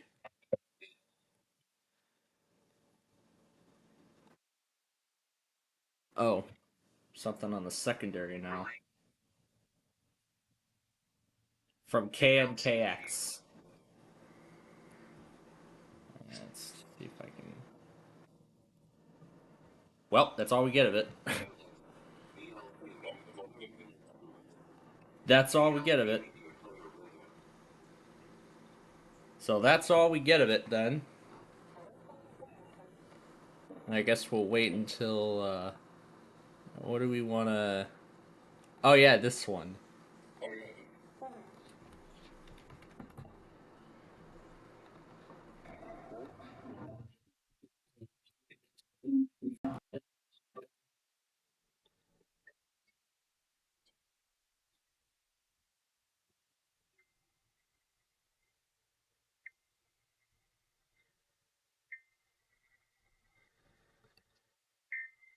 At least we're having better luck with the Seattle this time around, as opposed to last week.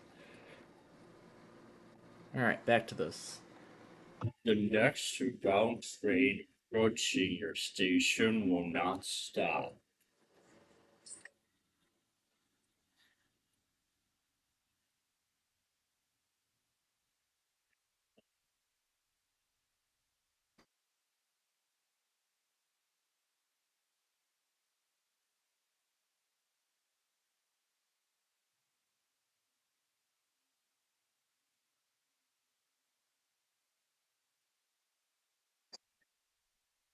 VLC media player. Down arrow.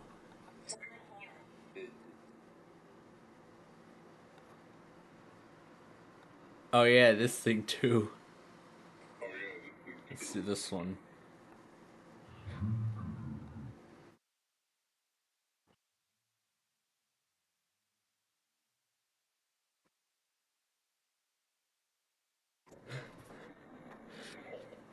Oh gosh.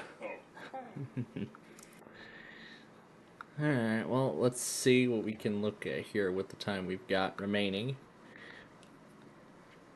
I was actually informed during the trip too that this Red Robin here is going to be closing. Is going to be closing soon. Now, let's see if Red Robin makes any mention of that on their website. Yeah, go ahead. Go ahead and find me the closest Red Robin you can. There we go. 6 miles away.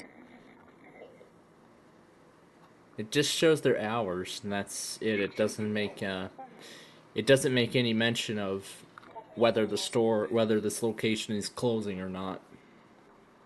Well, I mean, I guess that kind of tells me that Red Robin might not be doing so well, or maybe that location is not profitable anymore. So either that Red Robin location is not profitable, or the company as a whole is not profitable. I hope the company is not very I hope... Okay. I meant to say, I hope this is not a sign that the company is not profitable.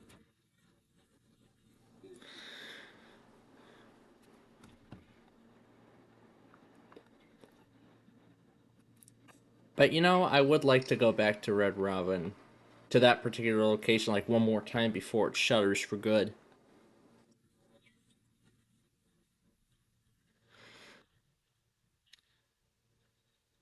And I'm thinking now, why the hell did we not do that with that Burger King off Weber Road before it closed?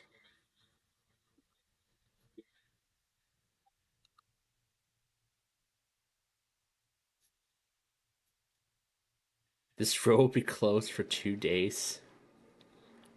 Oh look, 2009, where it's just one track. Where it's just one track. Very lame.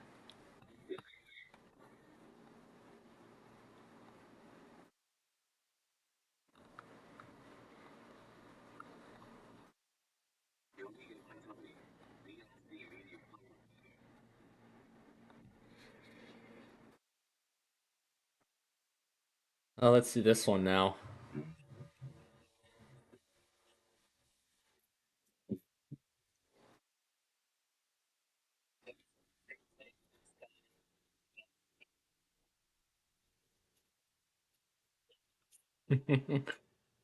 Oh yeah, I can't wait till when we do the following is the test of the emergency alert system. Yeah, the WGPA pre-roll. Slow down. Alright. Oh no, that's not it. Here we go, WPAP.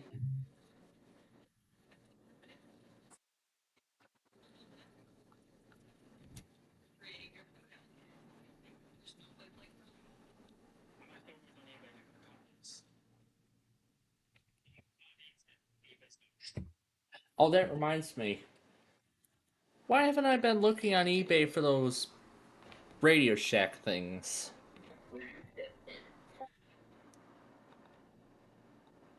Why have I not been doing that? Okay, let's finish up the Pacific here.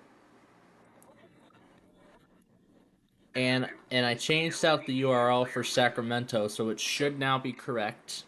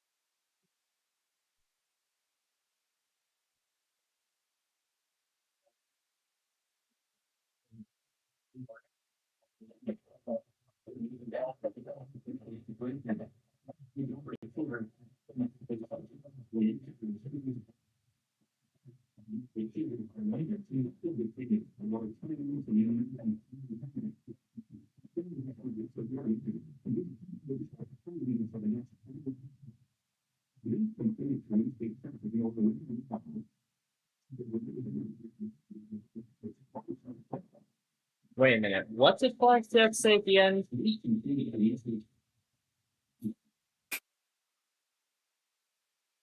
Have a grand day? Is that really what it said at the end?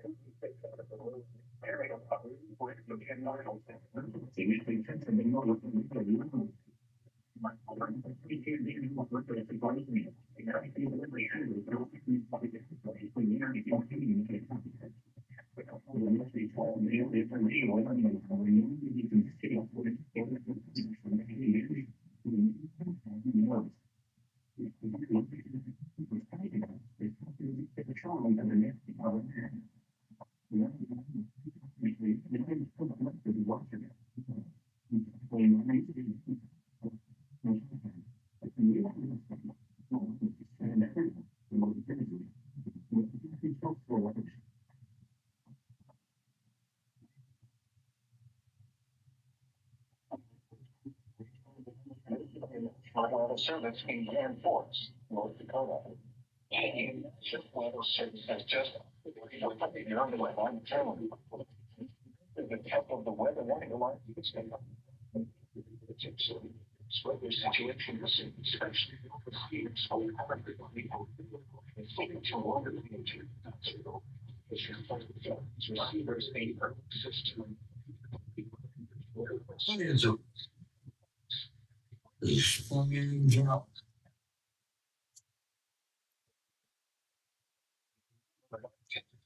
It has both the postpartum to the weather day over the house and reception of these blind caps. It's especially the warning alarm over the period of location. It's direct distances from the transmitter.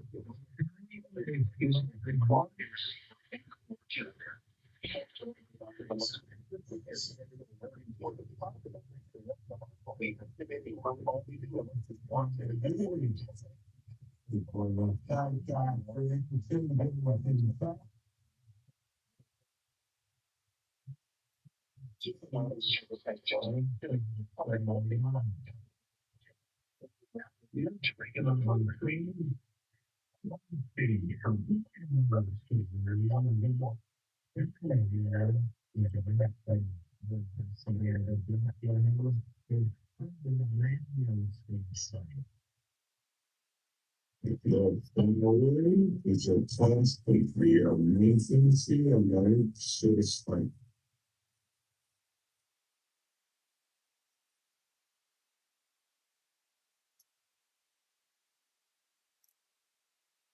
The following is a test for your maintenance and life satisfied.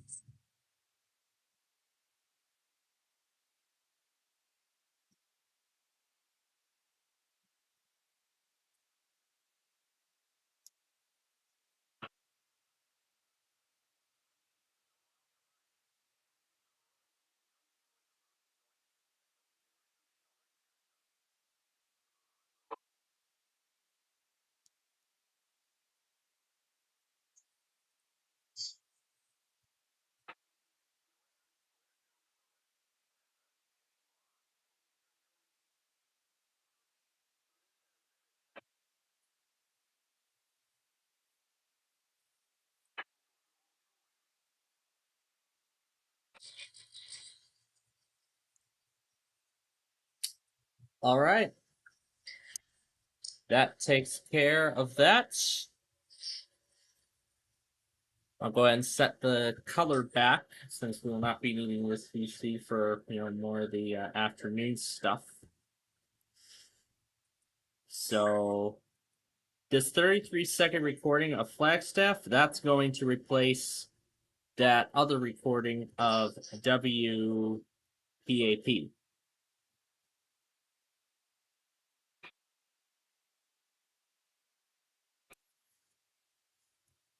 Now let's make sure that the 23H2 security update successfully installed.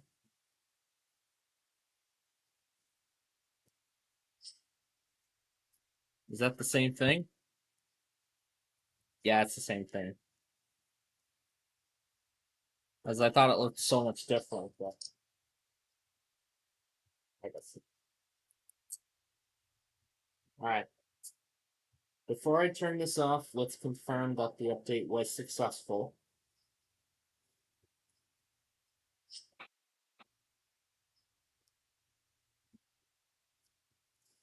It's best that I make sure that the security update did successfully install before I go about doing anything else with it. What tests patching? Oh, that's WGPA. I figured it would be. Yeah, Windows Update can sometimes take a while to load after the system reboots. But of course, it's hopefully not a long wait. It's usually maybe about 5 minutes or so while it pulls down any update details. While it tries to pull down update details and other information about it. But I am furthermore looking forward to dinner tonight because tonight it's gonna be just me and my mom for dinner tonight, as my father is taking my place in Downers Grove tonight for I wouldn't really say an orientation, but actually a meet and greet. So he'll get to meet some of his students, the students that he will be teaching this year. Yeah, the students that will be teaching this year. I don't know if I told you all, but when we were in downtown Seattle on day 2, we actually came across I think it was the parents of 2 of his former students.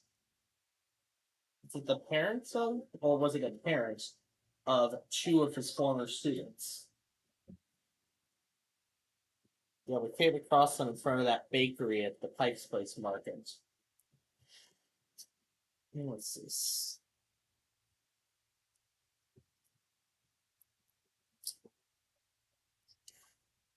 And so let's make sure that the update was successful. Yes, it was.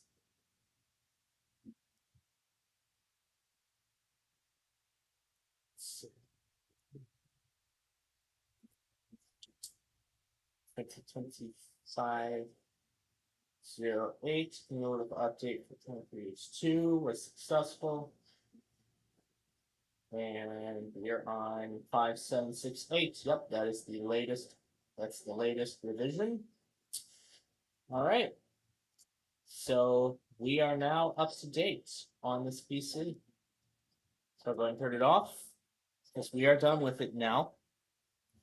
The micro is already back to normal. The micro is already back to its normal look.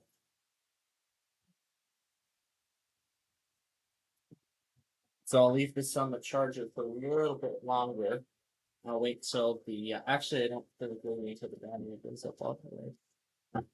Because I don't want to get it up to full power until I absolutely need it.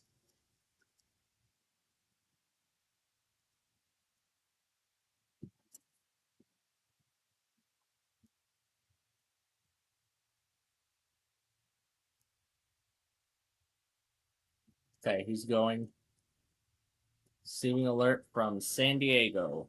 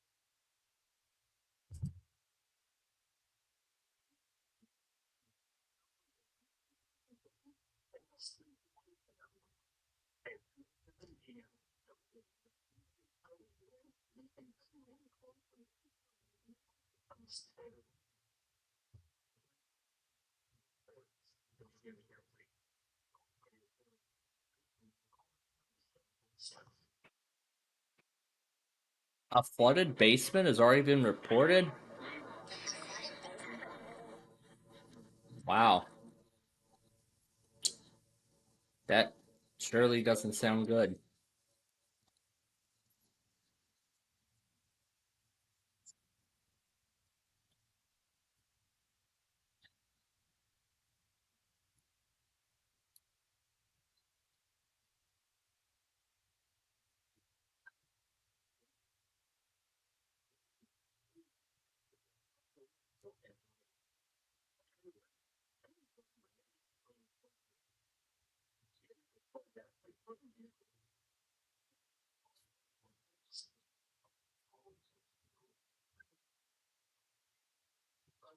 Let's go ahead and close that out.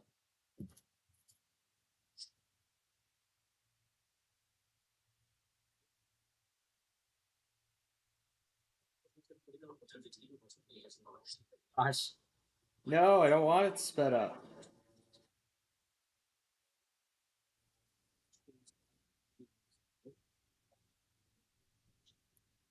Well, something like that's going to come in handy now that Windows 10 is nearing the end of its life.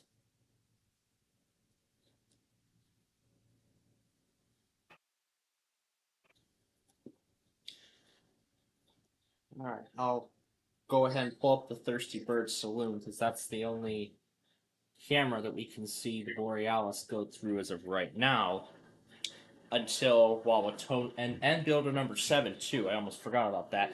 Before it arrives in Columbus and until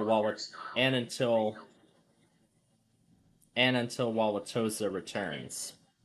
If and when. Well, actually I don't think it's a matter of if anymore. It's now a matter of when it comes back.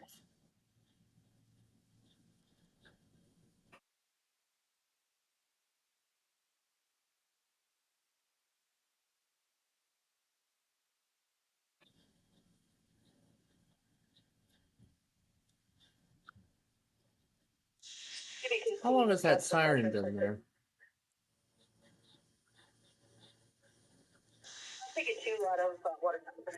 I guess it must have showed up fairly recently. Because I hadn't seen it in, like, at all. This is what it used to be. Now it's this.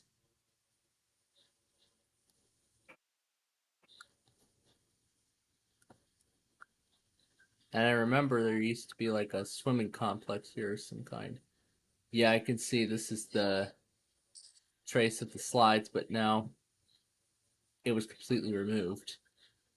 And there's no trace of it left on satellite imagery. What the heck was this school even?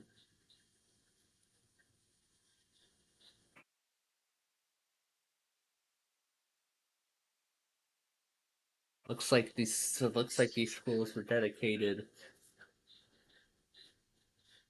because the high school closest to me opened in 2000 was opened in 2001.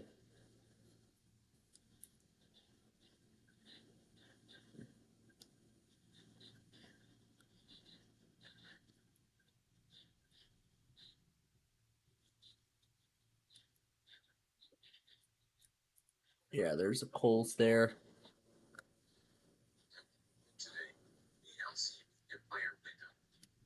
see if I can find where the Boozlebees used to be. I know a Cece's Pizza used to be there.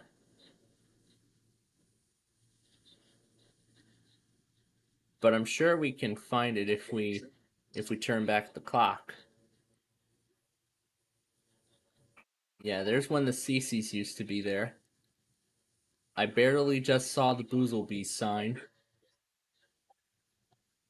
Okay, let's see. No, that's CVS.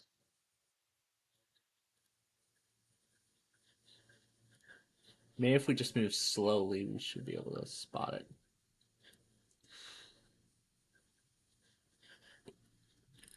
Yeah, let me take a...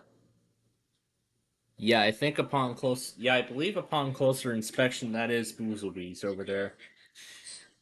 That was where I used to get my haircuts before having another family member do that for me.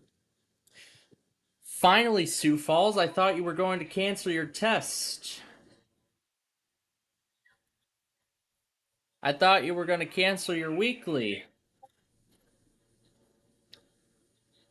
There's just been so many offices running late today.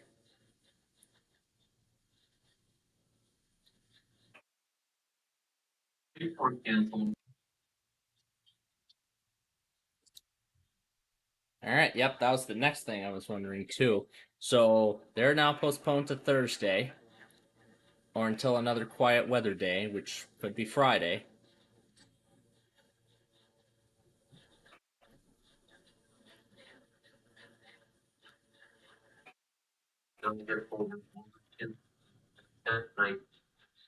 So yeah, at this point then, no Fort Worth test this evening. I didn't see Omaha or Peachtree City test too, but I'm guessing either they forgot or they canceled theirs too.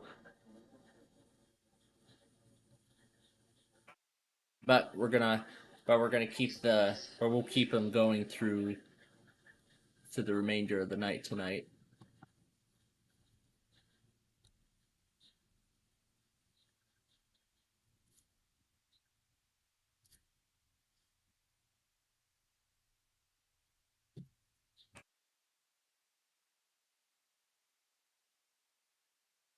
Send you letter. DLC and player window.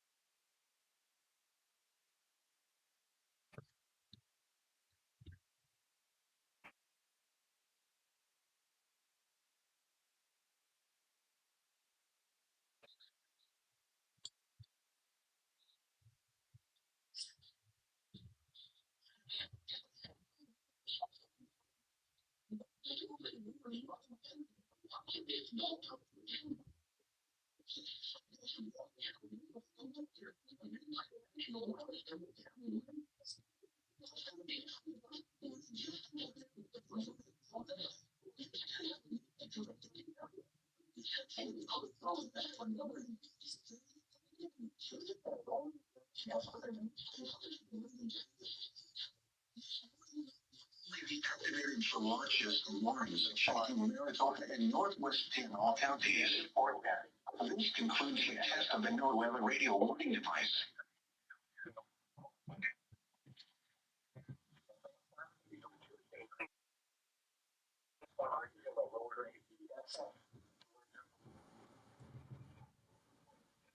Alright, Yuma's coming next.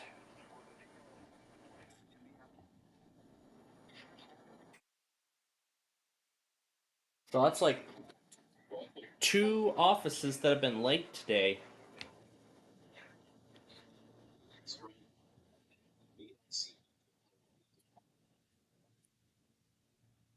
Oh, I was wrong.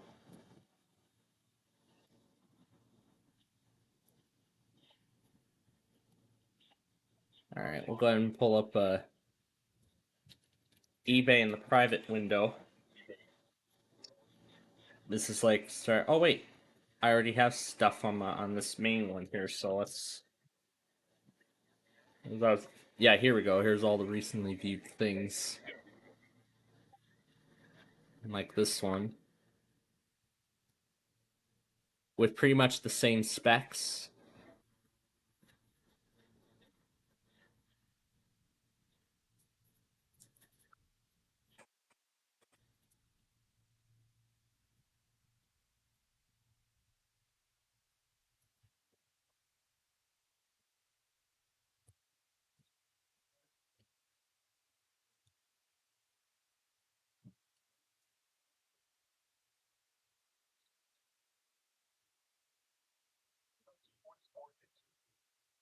Here's a newer Dell XPS laptop that's on sale.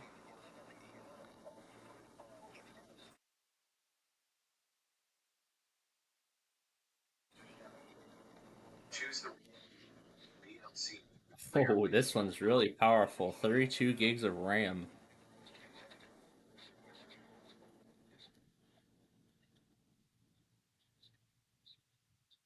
But that's really the only damage, but otherwise it's powerful.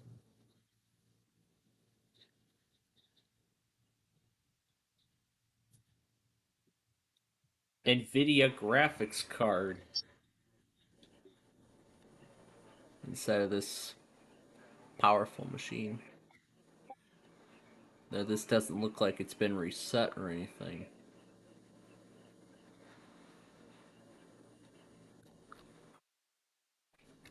Alright. Now, let's look at some Latitude 3189s. Here's a 3380.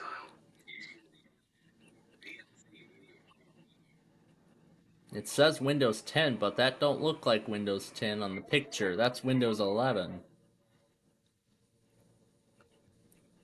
In fact, some of these I've seen people have used a bunch of workarounds to bypass Microsoft's requirements for Windows 11 and install them on this kind of hardware. This one's being scrapped.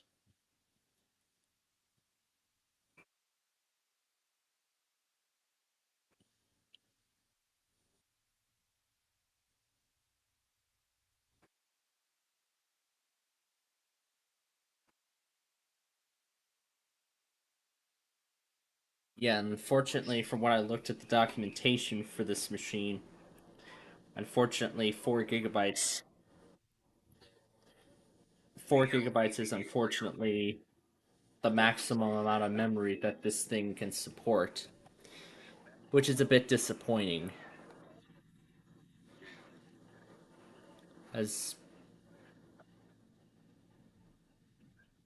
Because I would like to make it like a more powerful machine, but unfortunately, because this is a pre-built computer, some manufacturers' BIOSes will not allow that. But that's why that's a good thing I looked at the documentation before doing these sort of upgrades.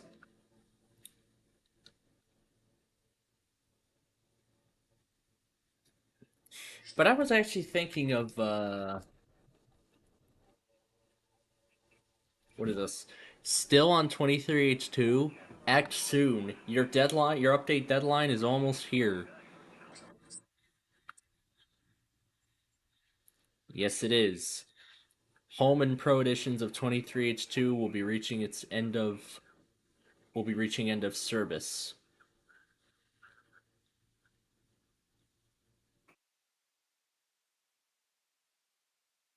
But of course, Enterprise and Education, the more commercial editions, will continue for another year.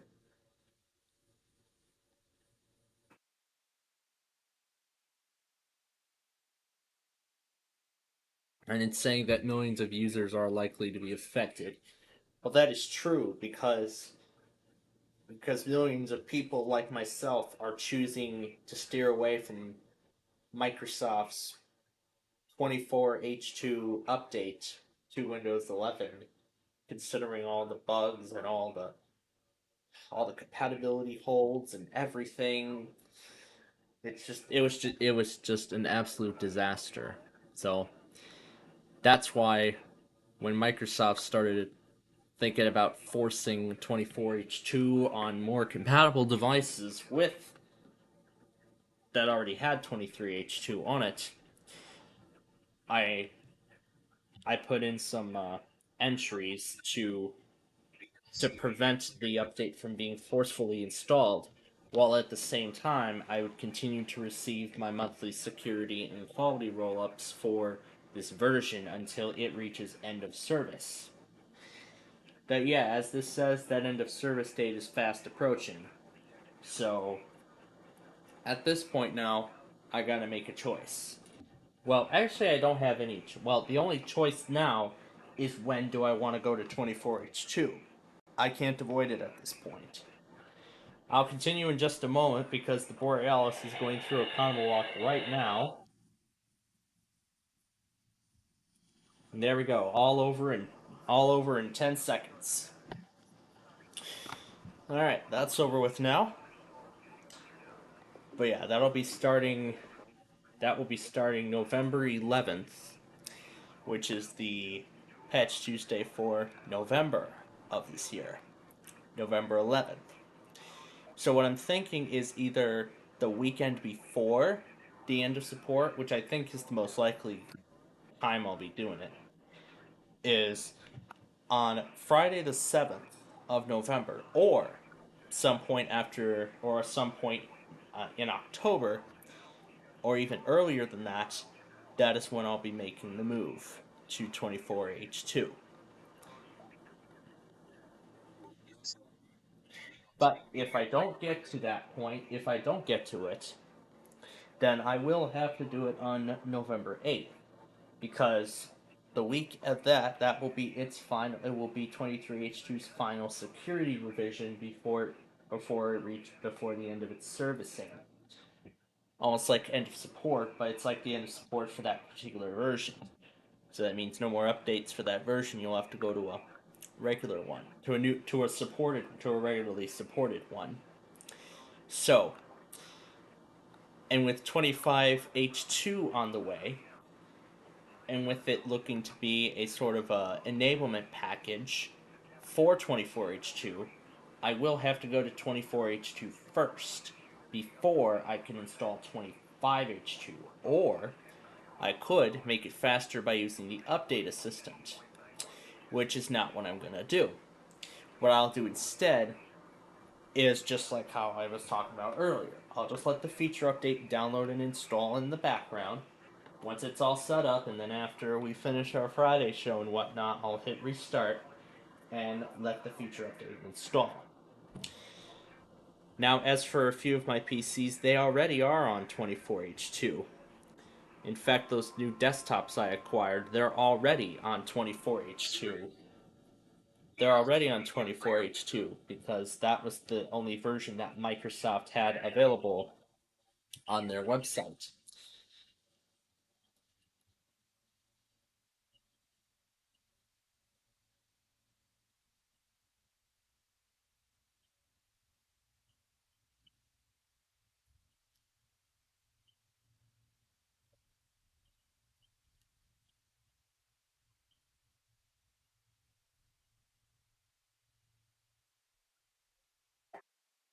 This one doesn't show Windows 11.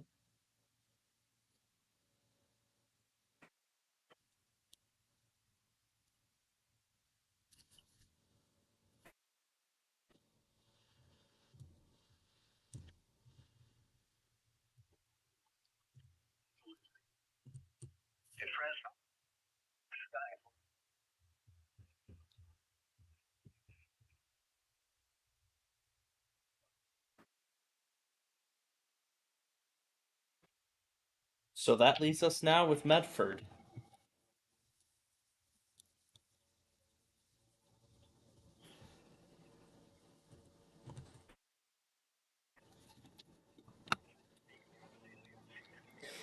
But I always like, looking at some of these older computers on, just seeing what PCs I've seen before are going for, on eBay or other things like that. Let's backtrack for a second and see if any new of these Radio Shacks have showed up. I do see a 262.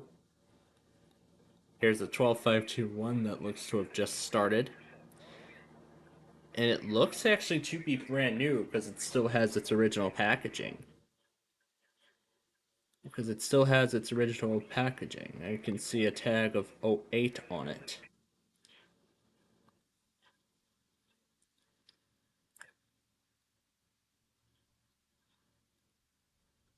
There's a 1293, not 993.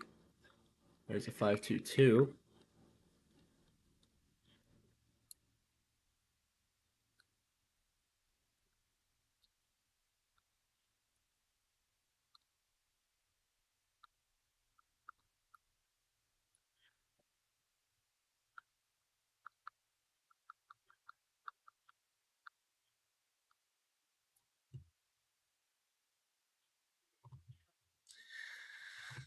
Alright, well, since we're down to Medford, I'll just let my iPad do that work. So I'll go ahead and restart the HP now and let it do its Windows update. And then I'll check and see if HP put out a BIOS patch. Differences here. So no other differences there. 3480 is another laptop. No, not 7480. Not a 5490. It's a i3 8th generation, which meets the requirements for Windows 11.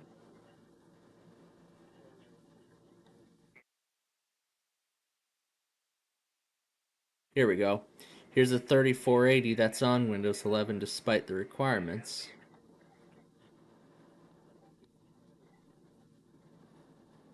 But I'm sure that's something they're going to be... I'm thinking they're keeping that as an extra until they can buy a brand new one.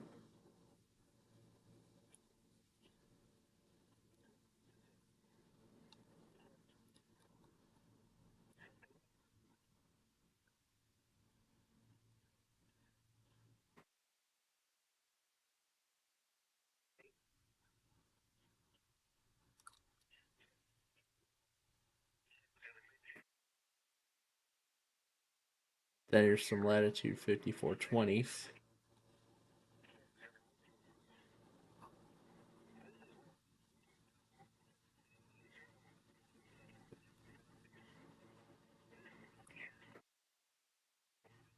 Here's a rugged 5420 that meets 11's requirements.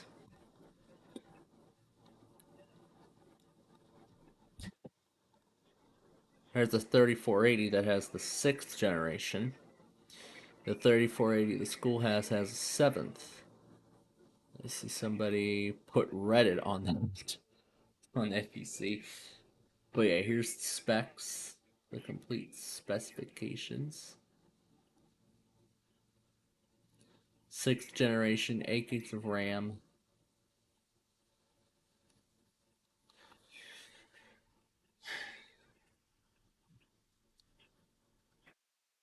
There's Intel i3s. Here's one that has nearly the same specs, but this one says it's for parts. And I can tell it is.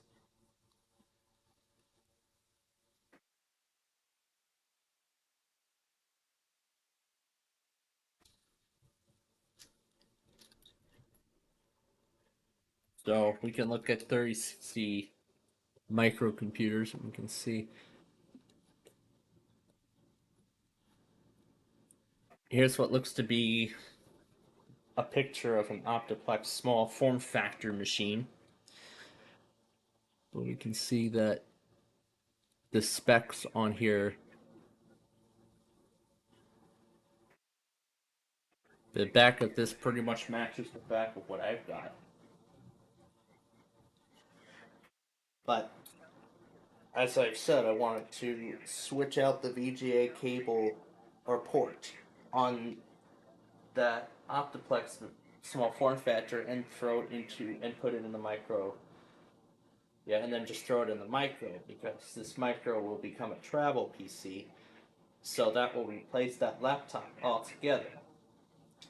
because not only is it supported for now that not only does it support Windows 11, but also it's more powerful than my other one.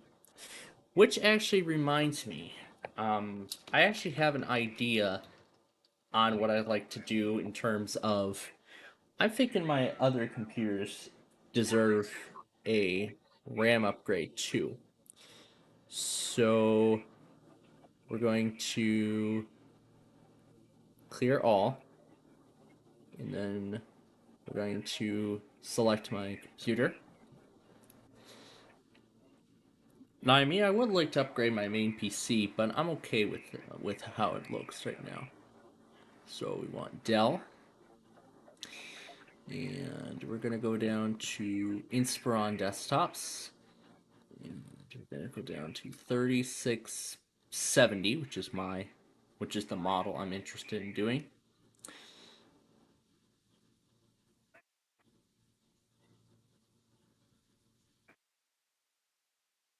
Now, what I was thinking is, I mean, I would like to upgrade the RAM inside of my current PC. Not my main PC. It doesn't need too much memory. It's fine with the amount of RAM it currently has. It's fine with the amount of memory it's got right now. But I think putting 32 gigabytes of RAM inside of it would maybe give the Linux virtual machine a little more room, a little more breathing room, let's say. Because if I open up the task manager, I see, oh yeah, it's going really high, 10.4. There's like barely even any breathing room. So actually I was thinking, I don't think 12 gigabytes would do inside of that PC. So what I was thinking of doing instead is take out that stick of RAM, put it into the Optiplex small form factor, and about that 4 gigabyte stick of RAM, I'll probably just put it in my main PC and give it another 4 gigabytes. I don't know if that'd be a good idea or not, but that's rather what I wouldn't do. Now, actually, I would just buy a single. Well, actually, I would just buy just the 116.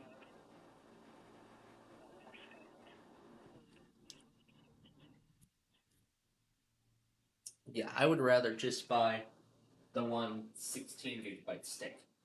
Because I mean, this PC that I've got, I mean, while it is powerful, I mean, I would like to run more stuff on it, when it comes to IceCast stuff. But I feel like I need to make it a little more powerful. So I was thinking, and I was already in yesterday. Oh, there's WFMT. WFMT, but I want to wait for Medford to test before I do anything. Right. So off goes FMT. Now we wait on the rest. So yeah, rather than going for 30, no, I don't think 32. I mean, 32 gigabytes I think is a little too extreme for that PC in particular. But for the small form factor, the 12 gigabytes that I have combined into it is actually good enough. It's good enough as long as it runs. So, what I'm thinking about doing now is take that 12 gigabyte stick of RAM out of it and throw in a 16 gigabyte stick, which will not only give it more memory, but should also give the Linux virtual machine a little more breathing room. So hopefully this will solve the problem of, like what we had earlier, the IceCast crashing and things like that. Maybe that problem might not be completely solved, but at least it will mitigate it in some way, shape, or form. Yeah, but at least it will mitigate that problem in some way.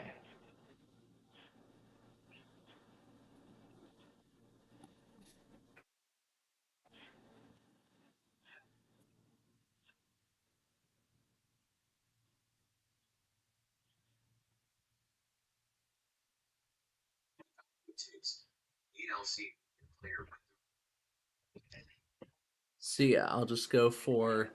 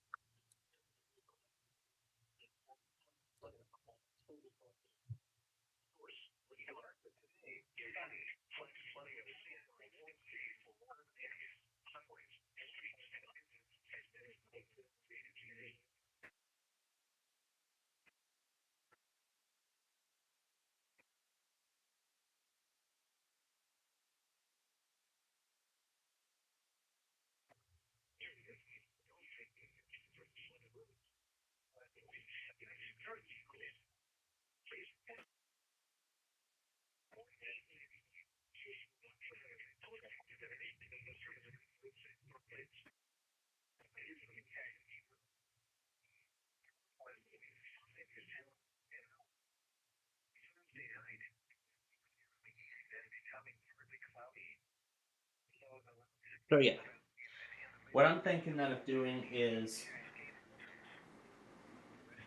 taking out that only 12 gigabyte stick of RAM that's inside of here and put in a 16 gigabyte stick, so that way then there will be more room for, there will then be a lot more breathing room for this PC when it comes to running a high-end Linux virtual machine like this.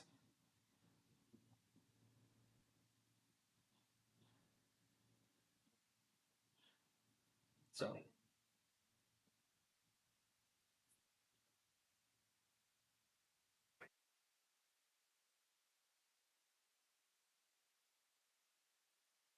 I was thinking about giving that Optiplex small form factor a Wi-Fi adapter,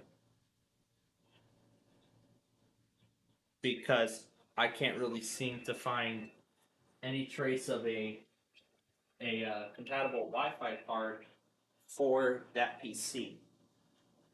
Well, at least what I could find on Dell's website. I couldn't really find anything like that. So, do I dump a couple bucks for a adapter that hopefully will work?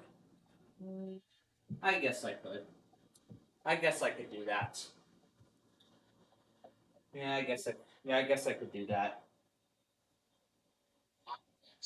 Yeah, I guess I could do that. Maybe dump a couple bucks for a Wi-Fi adapter, which will hopefully solve the problem of the secondary cutting in and out. Because there's a reason why I set up the secondary in the first place. To separate, to give the main station, to increase capacity for my main station. Because if I can't fit like 50 gazillion different stations at once, it's gonna like end up going down. Oh, there's Medford.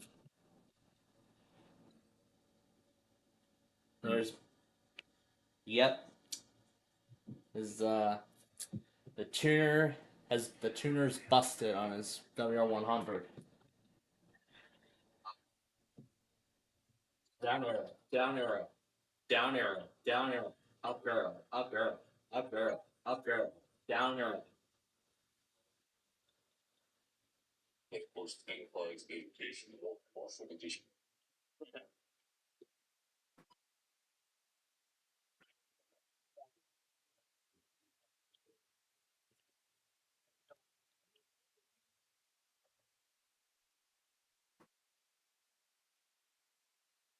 Summertime. LC Media Player window. Yep, that is definitely a busted tuner.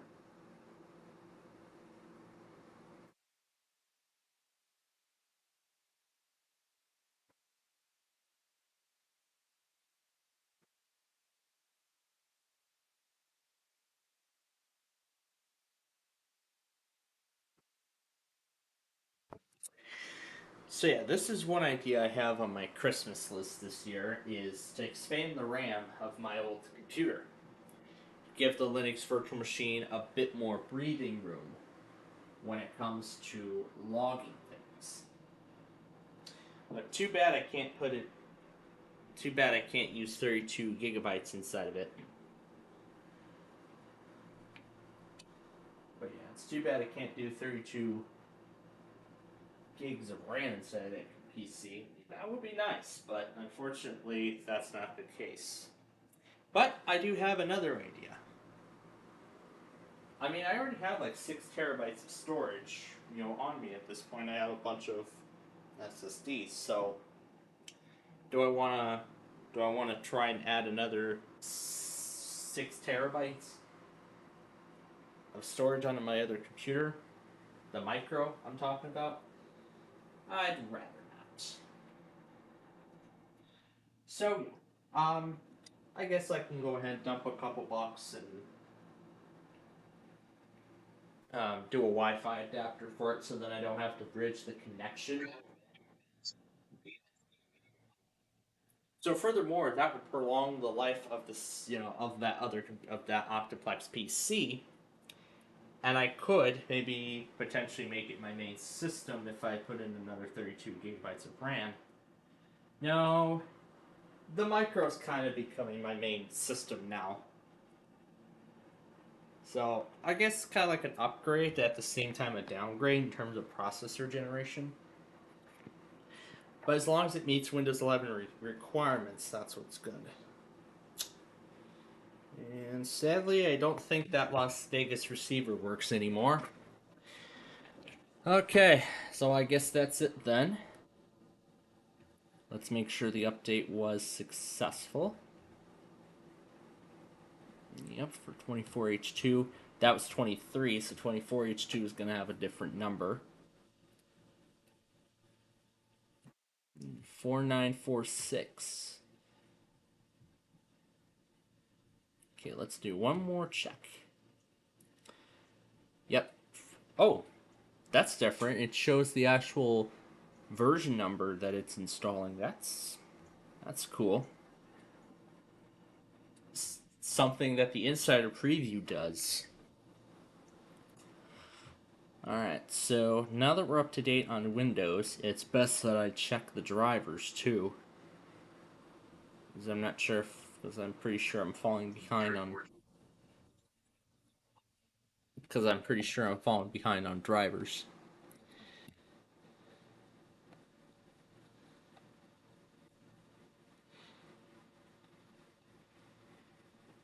Here's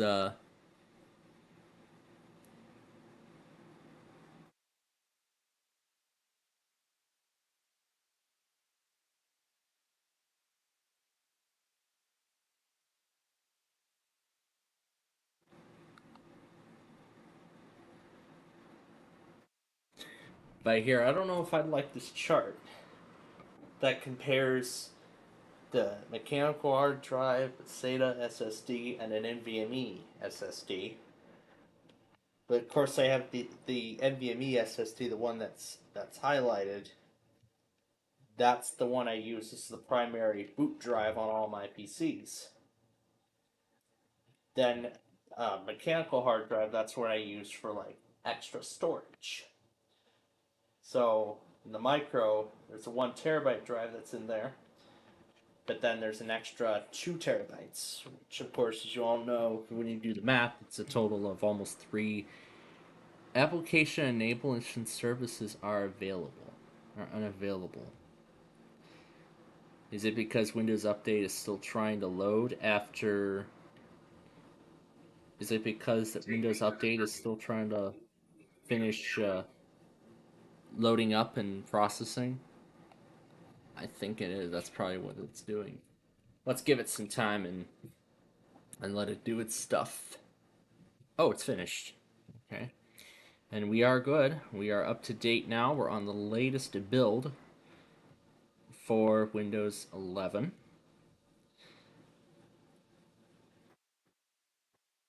Yeah, that didn't work. Yeah. Let's try rebooting the machine, because sometimes that can fix a lot of problems here. Yeah, here's another 3060 micro. This one pretty much has the same specs that the micro I have originally had.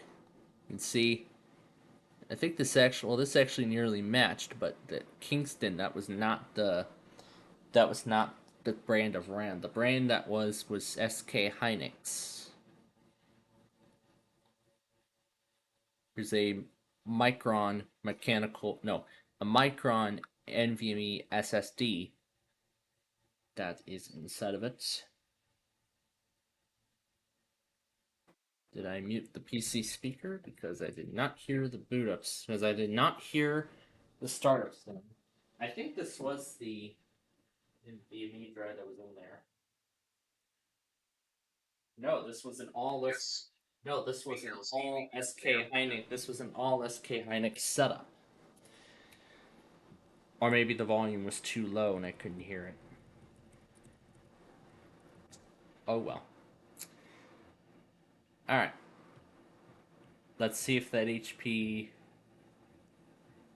thing will start up now.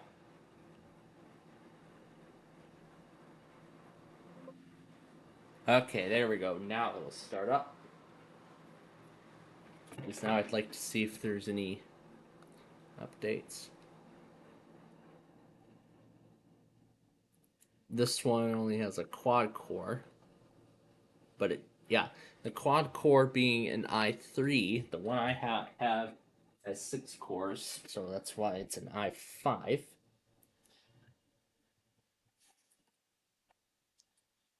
Now, how many cores of my CPU does it have? Let's see. So, CPU. This is an i7, so it has 16 cores. So this one's more powerful because there's 16 cores on this processor. So I guess that means I could do a lot more. As with the micro here, with this being an i5, I only get 6 cores. But even without the cores of the processor being a big factor, the thing is, I still have at least a powerful machine. And this even both my PCs are actually as powerful as they are, with my micro being the most powerful out of all of them. In fact, out of every instance I've run WPLD on that thing, it has been absolutely reliable, and I'm very happy for it. But with the Inspiron 3670, I don't think that thing can go up to 32 gigabytes of RAM, so I'll probably just max it out. Now, let's look it up here. Now, I'm not going by the service tag, I'm just gonna look up the model on its own. So, here it is, 3670. And we're going to go over to the manuals, setup and specs, specifications and memory.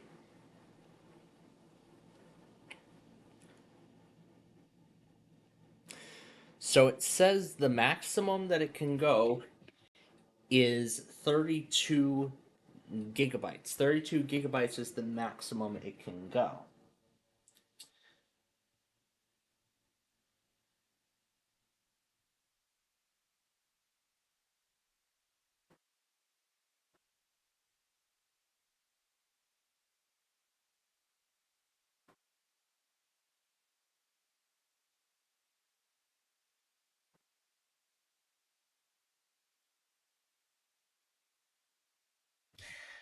So now the big question is, do I want to go ahead and max? So now the big question is, do I want to go ahead and max it out to 32 gigabytes?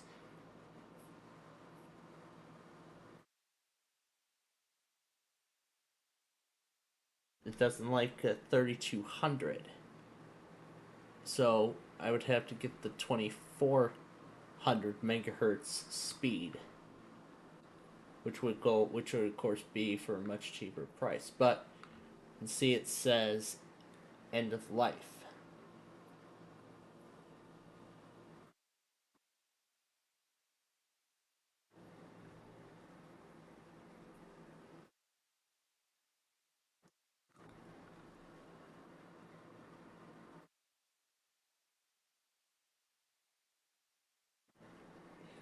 I'll have to look at the BIOS of that computer so I can see exactly what the RAM specifications are.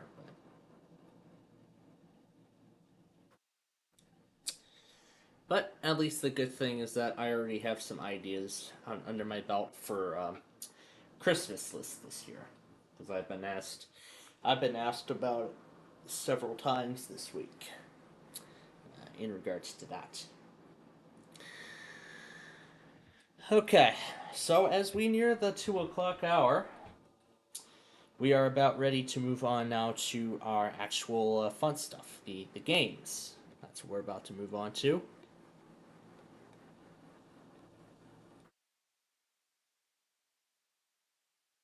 And just X all this stuff out. And load up VMware. Load up VMware so we can start the playing.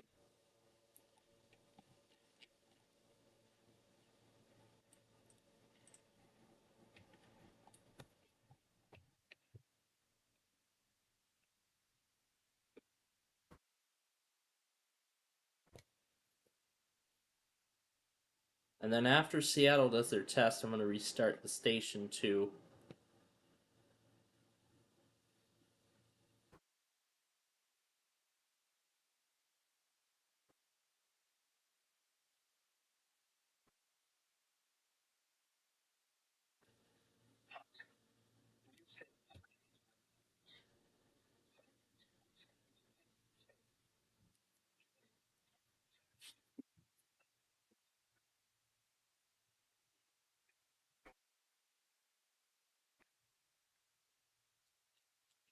They haven't updated it yet. So I get a chance.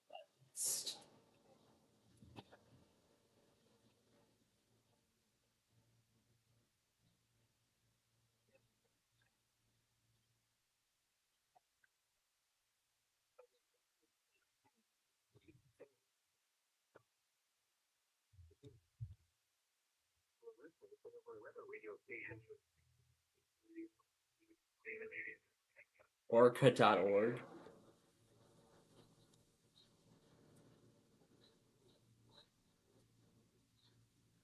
Oh, there's Seattle.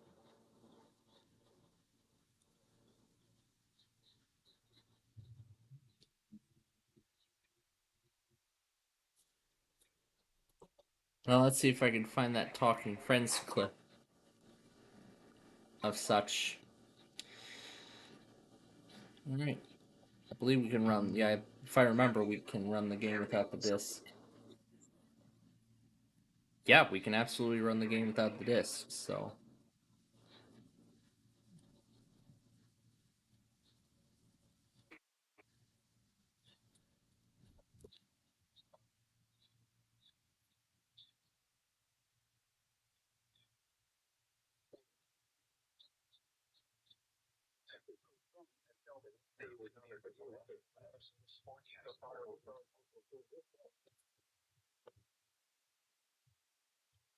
Building fire. Your status is now go. And evacuate immediately. So that can be found here. Big.ly/v fire zones. Check if you were in an affected zone on the interactive map found here. Big.ly/v fire zone.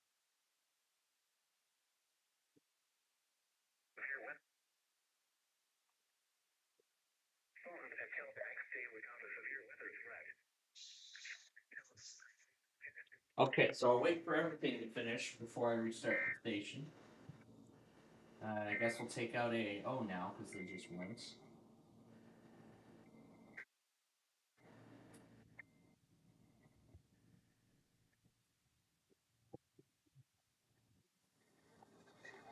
Alright.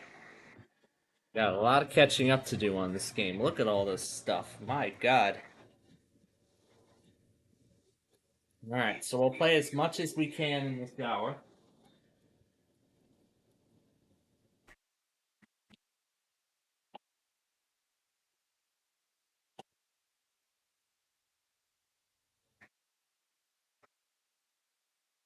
So I guess we'll play a whole hour of this then.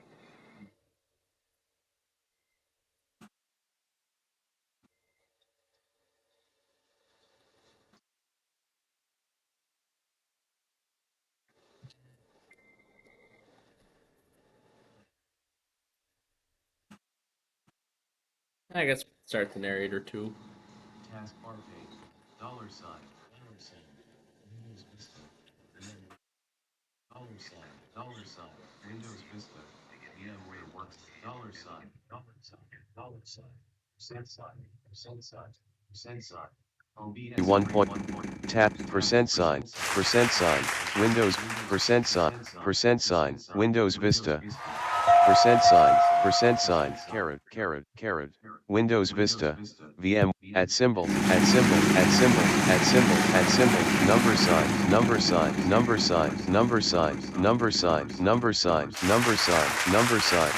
Number sign. List. Number sign. At symbol Y.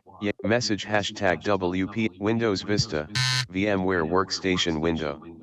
Task hashtag number sign. Message number sign. Windows Vista. VMware Workstation window.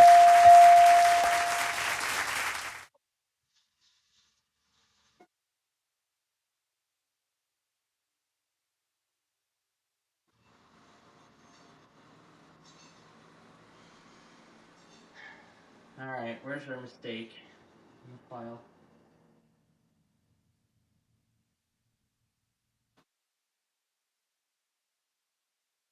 Why don't we check at the top first?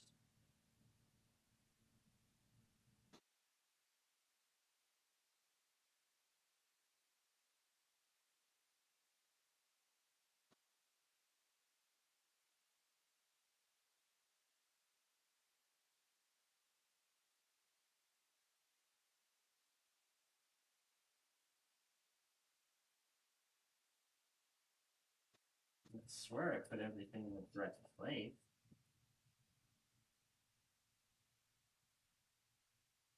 Okay, so it is something to do with the... Oh, here's the error.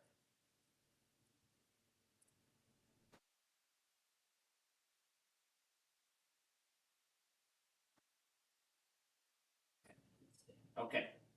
Alright. The evening stuff is in there, ready to go. Now let's continue the game. Number sign. One notification. Number sign. Windows Vista. 4. Clock. Windows Vista. VMware Workstation window. Task hashtag at symbol dollar sign a backspace server side channel Windows Vista VMware Workstation window.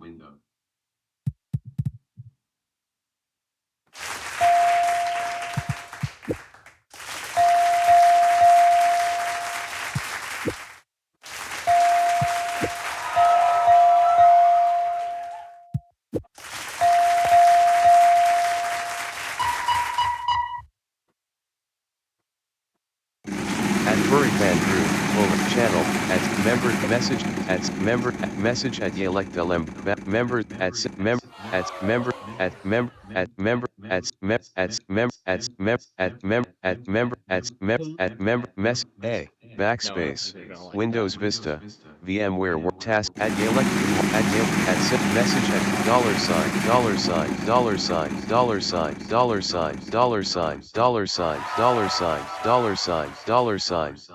at symbol Windows Vista VMware Workstation window.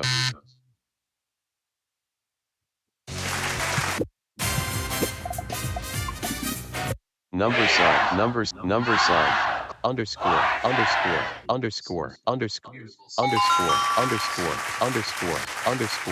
Windows Vista VMware Workstation window. Underscore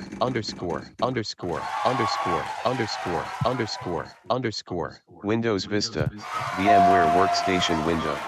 Taskbar at Yelect server sidebar at Yelectlm check backspace server sidebar navigation task hashtag WPSP scan no next radio button on tab item scan off a and slate. Windows Vista VMware Workstation window scan off. clock. The worst fire. At symbol, at symbol, clock, at symbol, at symbol, at symbol, at symbol, at symbol, at symbol, at symbol, at symbol, at symbol. Clock 207, clock 207, clock 207, clock 207, clock 208, clock 208, clock 208, clock 208. Windows Vista, VMware Workstation window.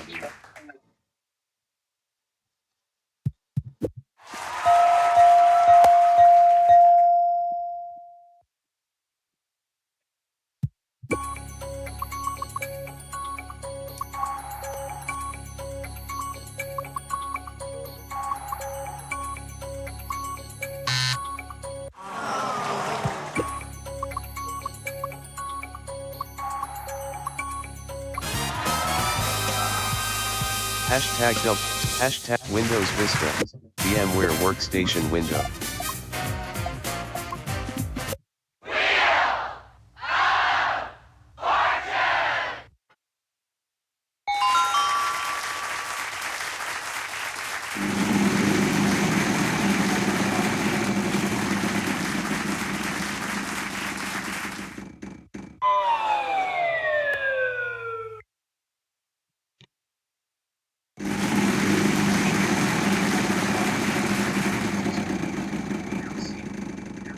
It's a color just right. OBS 3 Windows Vista, VMware Workstation window.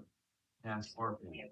Block 209 Windows Vista, VMware number sign, dollar sign, dollar sign, dollar sign, dollar sign, dollar sign, dollar sign, dollar sign, dollar sign, dollar sign.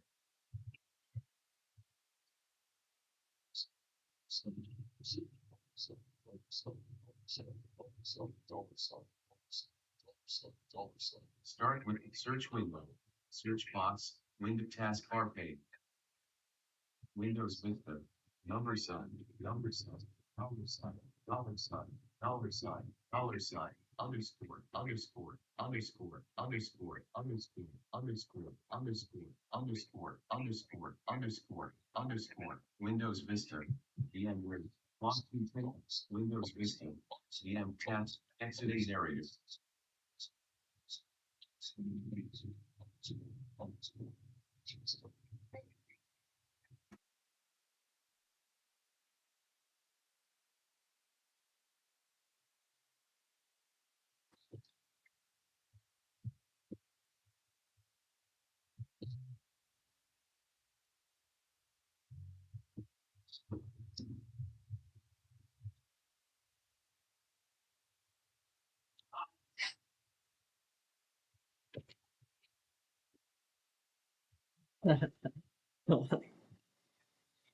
Wheel of what? Wheel of what? All got was wheel of. I shouldn't get anything else.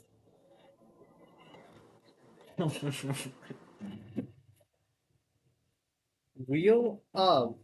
That's all it said. Wheel of. Wheel of. Wheel of. That's all it said. Wheel of.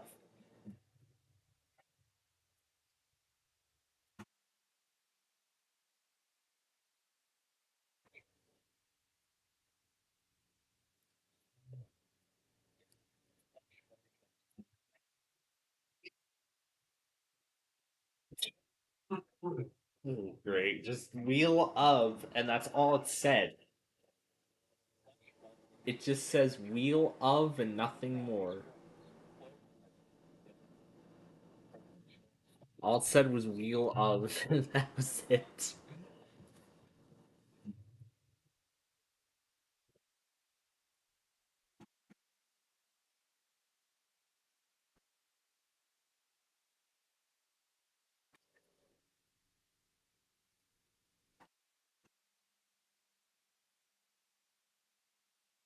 This guy's hard enough.